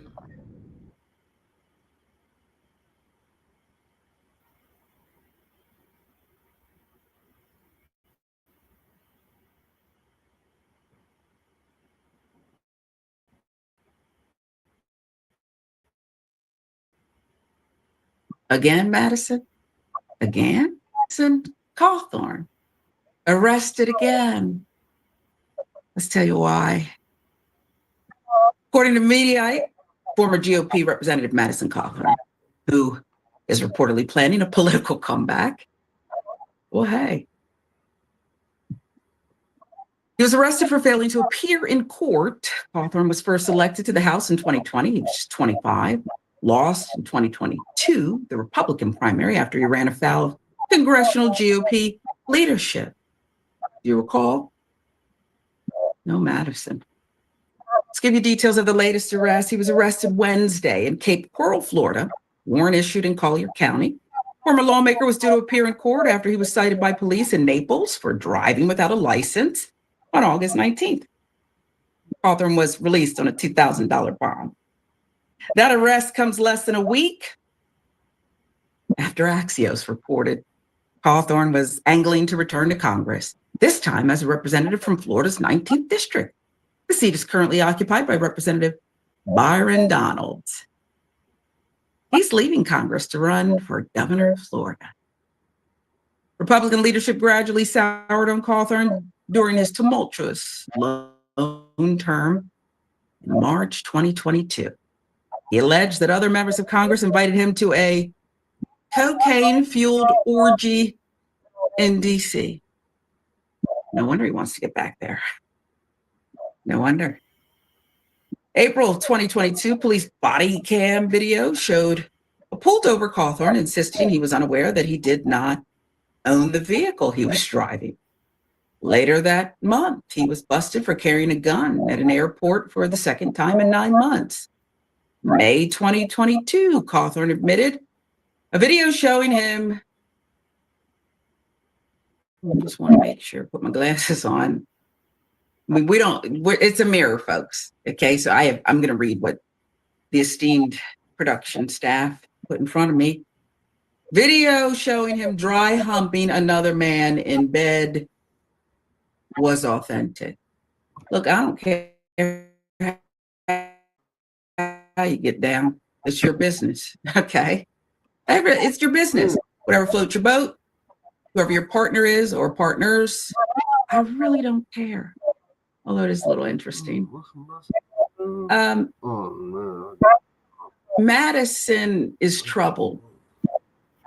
That is not a profound statement, Daron. What is the need to keep coming back to the political spotlight? Has he not? Well, he's damaged his reputation. He's also unwell, it seems. He's constantly in trouble. Well, first of all, I think you answered your own questions with the cocaine-induced parties in Washington, D.C. Who would like to get over that? That's basically, he's trying to get back in that Diddy circle that happens to be in the Washington, D.C. realm, number one. Number two, it's also because he has some type of ego-driven narcissism, which makes him think he's above the law, which is why, and the only reason why someone would take a gun, not once, but twice to the airport. Fine. He's has a gun, he's a gun owner, he forgets it the first time. But the second time, at this point, you're doing it on purpose. Also, failure to appear is actually something that's more on your lawyer than it is on you. However, it is conceivable that he knew and just did not care. That's what the problem is. And that's what's problematic about him becoming a congressman. Now, I would like to say that I think he's a perfect congressman for the 19th District of Florida because he represents his constituents. This is Florida, after all. Who hasn't dry humped another male? Who hasn't taken a gun to the airport 2 or 3 times? Who hasn't done any of these things? It is Florida man. Let's elect Florida man back into Congress. I mean, if he wants to get back there so badly, Can't Matt Gaetz represent him? Isn't Matt Gaetz a lawyer? I mean, somebody, I don't even know if he has a lawyer, because usually when something like this happens, your lawyer issues a statement. Instead, it's just, the mugshot, weary eyes. We wish you well, Congressman, ex-congressman. Let's not go that far. We wish him. We really don't. I we don't do wish him you harm. We don't would, wish him harm. Get Bad news. Sorry, most of them are public clans. All right. I see on the show this morning, you have Governor Healy talking about ICE doing enforcement operations at a church. No, they were parked there. They did not do an operation there. She said they were parked in a public space legally. But to say that and to push that out there puts fear in the immigrant community. So let me tell you, to do that puts fear in the community. To park the ICE agent's vehicle they're on a near public church. street. They are are on a public street. She said they're on a public street sir. waiting to respond to a criminal alien release pulled aside the road. Let me tell you, in the last couple of days, what's happened in Boston. They arrested Victor Gomez Perez, a 33-year-old criminal alien from Guatemala, with charges of aggravated rape, assault and battery with dangerous weapon, indecent assault and battery on a victim 14 years or younger. They arrested Kaylee Espinosa, a 33-year-old criminal alien from Colombia, with charges of aggravated assault on a pregnant victim. They arrested Joshua Gonzalez, a 24-year-old criminal alien from Dominican Republic, with charges for trafficking heroin, morphine, opium, resisting police, disorderly conduct, and drug distribution. They also arrested Samuel Armando Barrero, a 20-year-old criminal illegal alien from Guatemala, pending charges for assault and battery on a child. So Mayor Wu and Governor Healy, they ought to be calling ICE and thanking them for making their streets safer, for protecting their communities and taking these people off the street. They've turned a blind eye to this. They're sanctuary cities. Sanctuaries, cities, and sanctuary states are sanctuaries for criminals. Give ICE access to the jail to arrest a bad guy in the jail rather than have to go in the community to find them. Because when you go in the community and find them, it puts ICE officers at greater risk. It puts the community at greater risk. It puts the alien at greater risk because anything can happen on a street risk. What's going on, everybody? Thank you all for joining me today. If you haven't already, please make sure you hit the like button, subscribe to the channel if you're new to the channel. Most importantly, please make sure that you are following me on Telegram at CD Media Group to help circumvent social media censorship and shadow banning. With the introduction out of the way, let's get into today's news. And today we have to head on over to the People's Republic of Chicago because Operation Midway Blitz is still underway. Tom Homan and the gang are still arresting, detaining, and deporting illegal immigrant criminal aliens, right? Those with records. And in the midst of that today, in Chicago, one illegal immigrant was fatally shot and killed. And I do not apologize at all for saying this. I blame Democrats and their dangerous rhetoric for this. As I used to always say, and I will continue to forever say, whenever they speak, they're always projecting and talking about themselves, where it's so much about dangerous rhetoric, misinformation, disinformation, but we see the ones spewing dangerous rhetoric and how it's leading to not only their own constituents and those who they seek to protect, it's leading to them losing their lives, but also leading to them catching federal cases as well. So now let's take a moment to unpack this article here. Then I'm going to play a quick video clip of the scene of the incident and then go into some other video clips as well after the fact. But let's first jump in this article and unpack it. This is from the Chicago Tribune. The article is titled, ICE Agents Fatally Shoot Man After Traffic Stop in Franklin Park. Now allow me a moment to scroll down and let's unpack this article a bit. A federal immigration agent fatally shot a man in northwest suburban Franklin Park Friday morning after the agency says the man tried to flee a traffic stop and struck the officer with his vehicle, all right, which is a deadly weapon. The man who was killed was identified by the Department of Homeland Security as, excuse me, I might mispronounce his name, Silverio Villegas Gonzalez, right? 38 years old. DHS said in a written statement that Villegas Gonzalez is a citizen of Mexico and was in the U.S. illegally though further details were not provided. According to DHS, officers with U.S. Immigration and Customs conducted a vehicle stop Friday morning to arrest Villegas Gonzalez, who has a record of reckless driving offenses. And I want to take a moment to pause right there because that is extremely important to highlight that they did not pull this man over simply because he was Latino. That is not why they did that. They were very strategic and precise, knowing exactly who the target was and who they were going after for what crimes and offenses that he committed, right?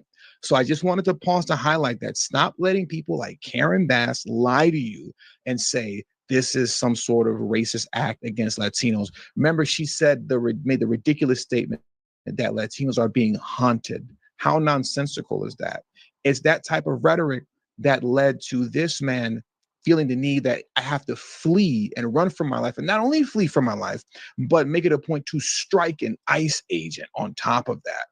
It's rhetoric like that that created a situation like this. But let's get back into the article.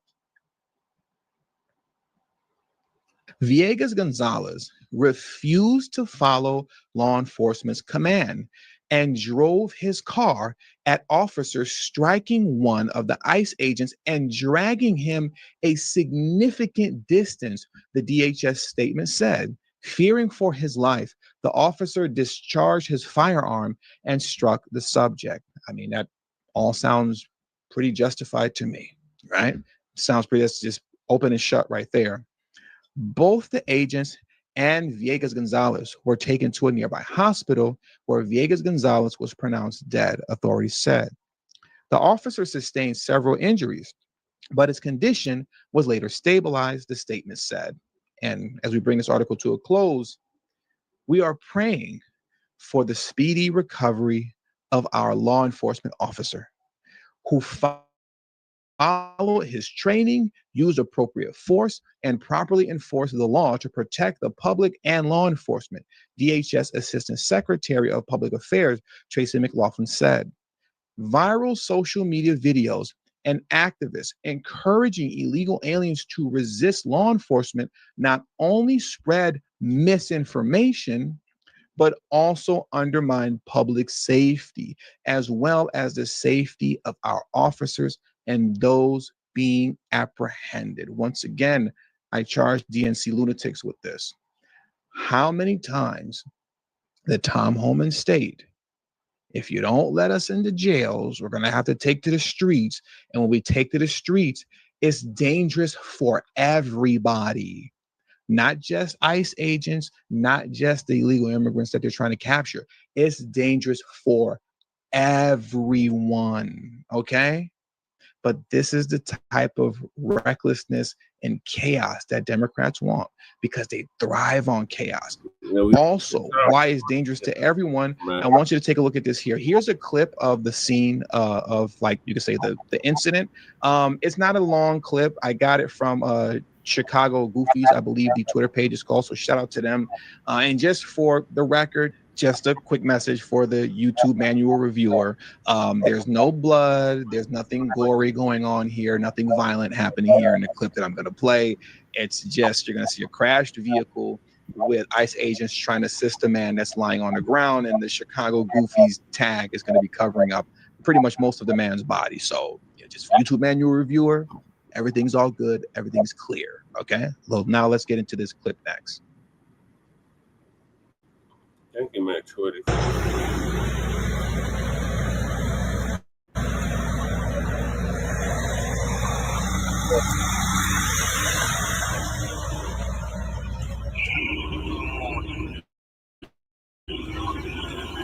Hi, yes. I'm a CDL truck driver, and a car hit my trailer because I think ICE tried to pull him over, and she crashed into my trailer. Now, the importance of me playing that once again goes back to what Tom Homan would say over and over again, ICE operations, right before this stuff even began. It's dangerous for everybody, not just the ICE agents, not just illegal immigrants, this guy ended up crashing into this trailer truck here, right? Now, fortunately, because the guy's in, you know, like a huge truck like this, nothing happened to him. But had it been anybody in just a regular sized vehicle, God even forbid, you know, women and children, who knows how that would have turned out for those just random pedestrians who just happen to be maybe driving home from school or going to, you know, a basketball game or whatever the case may be, just living their lives. And then now what should have just been a routine, more or less traffic stop, if the person didn't resist and, you know, run the ICE agent over, turned into complete madness and chaos in the streets of Chicago. This could have easily led to an innocent civilian losing their life, right? But Democrats don't care. They could care less. This is what they want. When they see stuff like this, it makes them happy because for whatever the reason being, they're unable to, you know, read the tea leaves and see that American people are tired of this kind of nonsense, but they think that this kind of chaos will still win them elections and that they'll be able to ride the wave of racism, xenophobic, and all this other type of stuff. But that's just not going to work anymore. People aren't going for that these days. They're not. So now let me pivot to Karen Bass. I've played this video so many times. I'm never going to stop playing this video of Karen Bass speaking utter nonsense, because once again, this situation that we're looking at right here, okay, with this wrecked vehicle, this car that's crashed into this trailer truck after the guy, the illegal immigrant, got shot for running over an ICE agent, dragging him for a significant distance, right? I'm charging DNC lunatics for this, because when you're saying nonsense like Latinos are being hunted, if they're believing this stuff, I guess you can say to whatever degree you want to give the illegal immigrant some defense. If he's believing the nonsense coming from Democrats, then yeah, we're being hunted. Oh my God, by masked men, right? They're going to take me away to an undisclosed location where no one's ever going to see me again. They're disappearing people off the streets. If that was actually a true statement, then I would probably do the same thing. I'm not condoning it at all. I'm just saying I could understand that if you believe this nonsense to be true, you'd probably do the same thing. You know what I mean? But the thing is that it's not true. And their foolishness is causing people to lose their lives and get harmed. Listen to this once again from Karen Bass. It really amounts to hunting people that look like they're Latino. It's hard to get your car washed in LA now. Why? Because they prey on car washes. About that. It's ridiculous. I don't know how they get away with being able to say stuff like this that is just so untrue.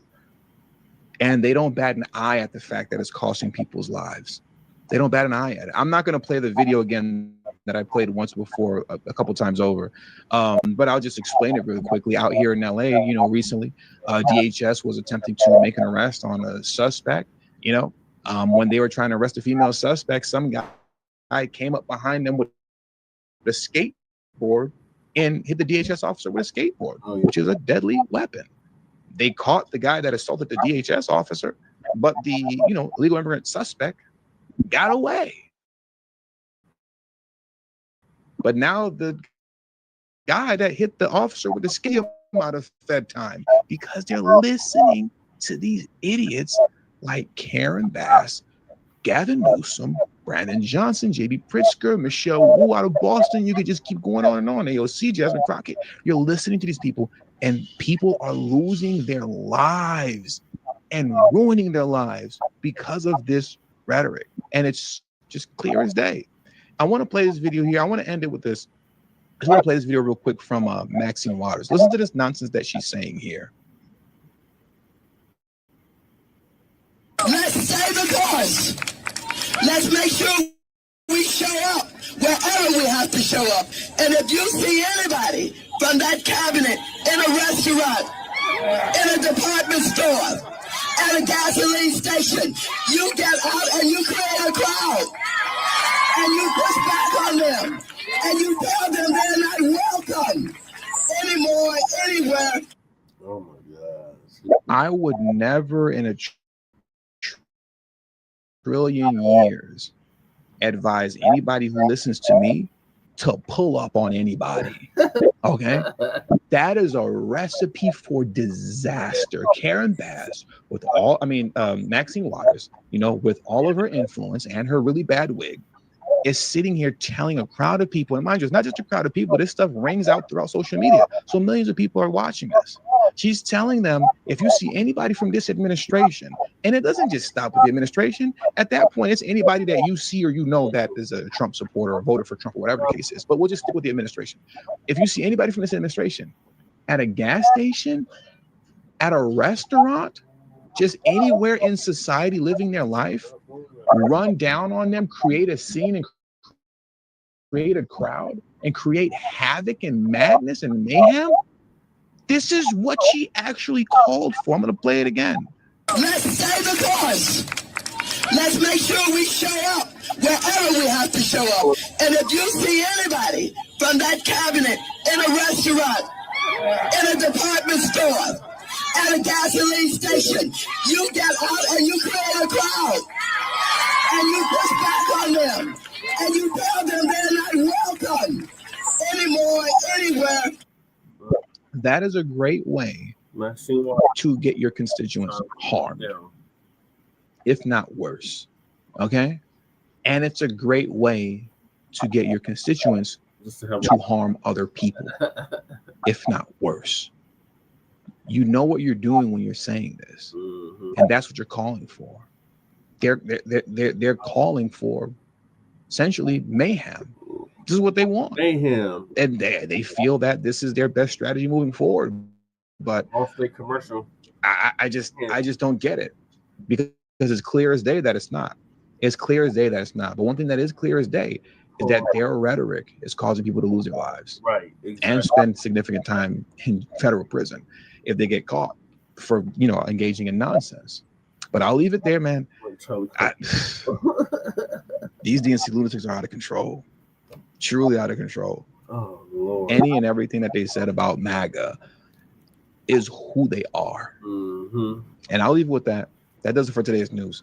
So thank you guys for joining me today. Please hit the like button on your way out. Subscribe to the channel if you're new to the channel. Share this video on your social media platform. And please do not forget to follow me on Telegram at CD Media Group. Link to my Telegram is in the description box below and pinned in the comment section as well.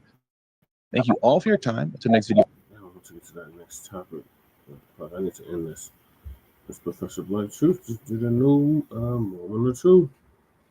All right, y'all. So appreciate y'all tapping in. I'm going to close this out now. Join me later after City Council for part 3 of the Front Line Blacc News. In the meantime, make sure y'all like and subscribe to all of our platforms, Front Line Blacc News on YouTube and Facebook, The Revolutionary Agenda on YouTube and Facebook, and Shabaka's Black Expansion Hands on Facebook and Twitter. And join us tomorrow for a brand new episode of Shabaka's Black Expansion Hands. Yeah, it protects your neck, crew. Yeah, catch the replay. I had put the wrong damn cue on the damn thing. So these are the topics that I was going to cover on part 3 that got covered in part 2. So I'm going to have to go back and redo some topics for part 3. So I'll see y'all then. So peace, love, light, reparations, and separations, and Black empowerment. Chan Krumah signing out from the Mile High Income and illegal migrant flooded city. Peace. Or soon to be arrested in the deported city. Come on to Denver, Tom Homan and Trump. Get these fools up out of here. Peace.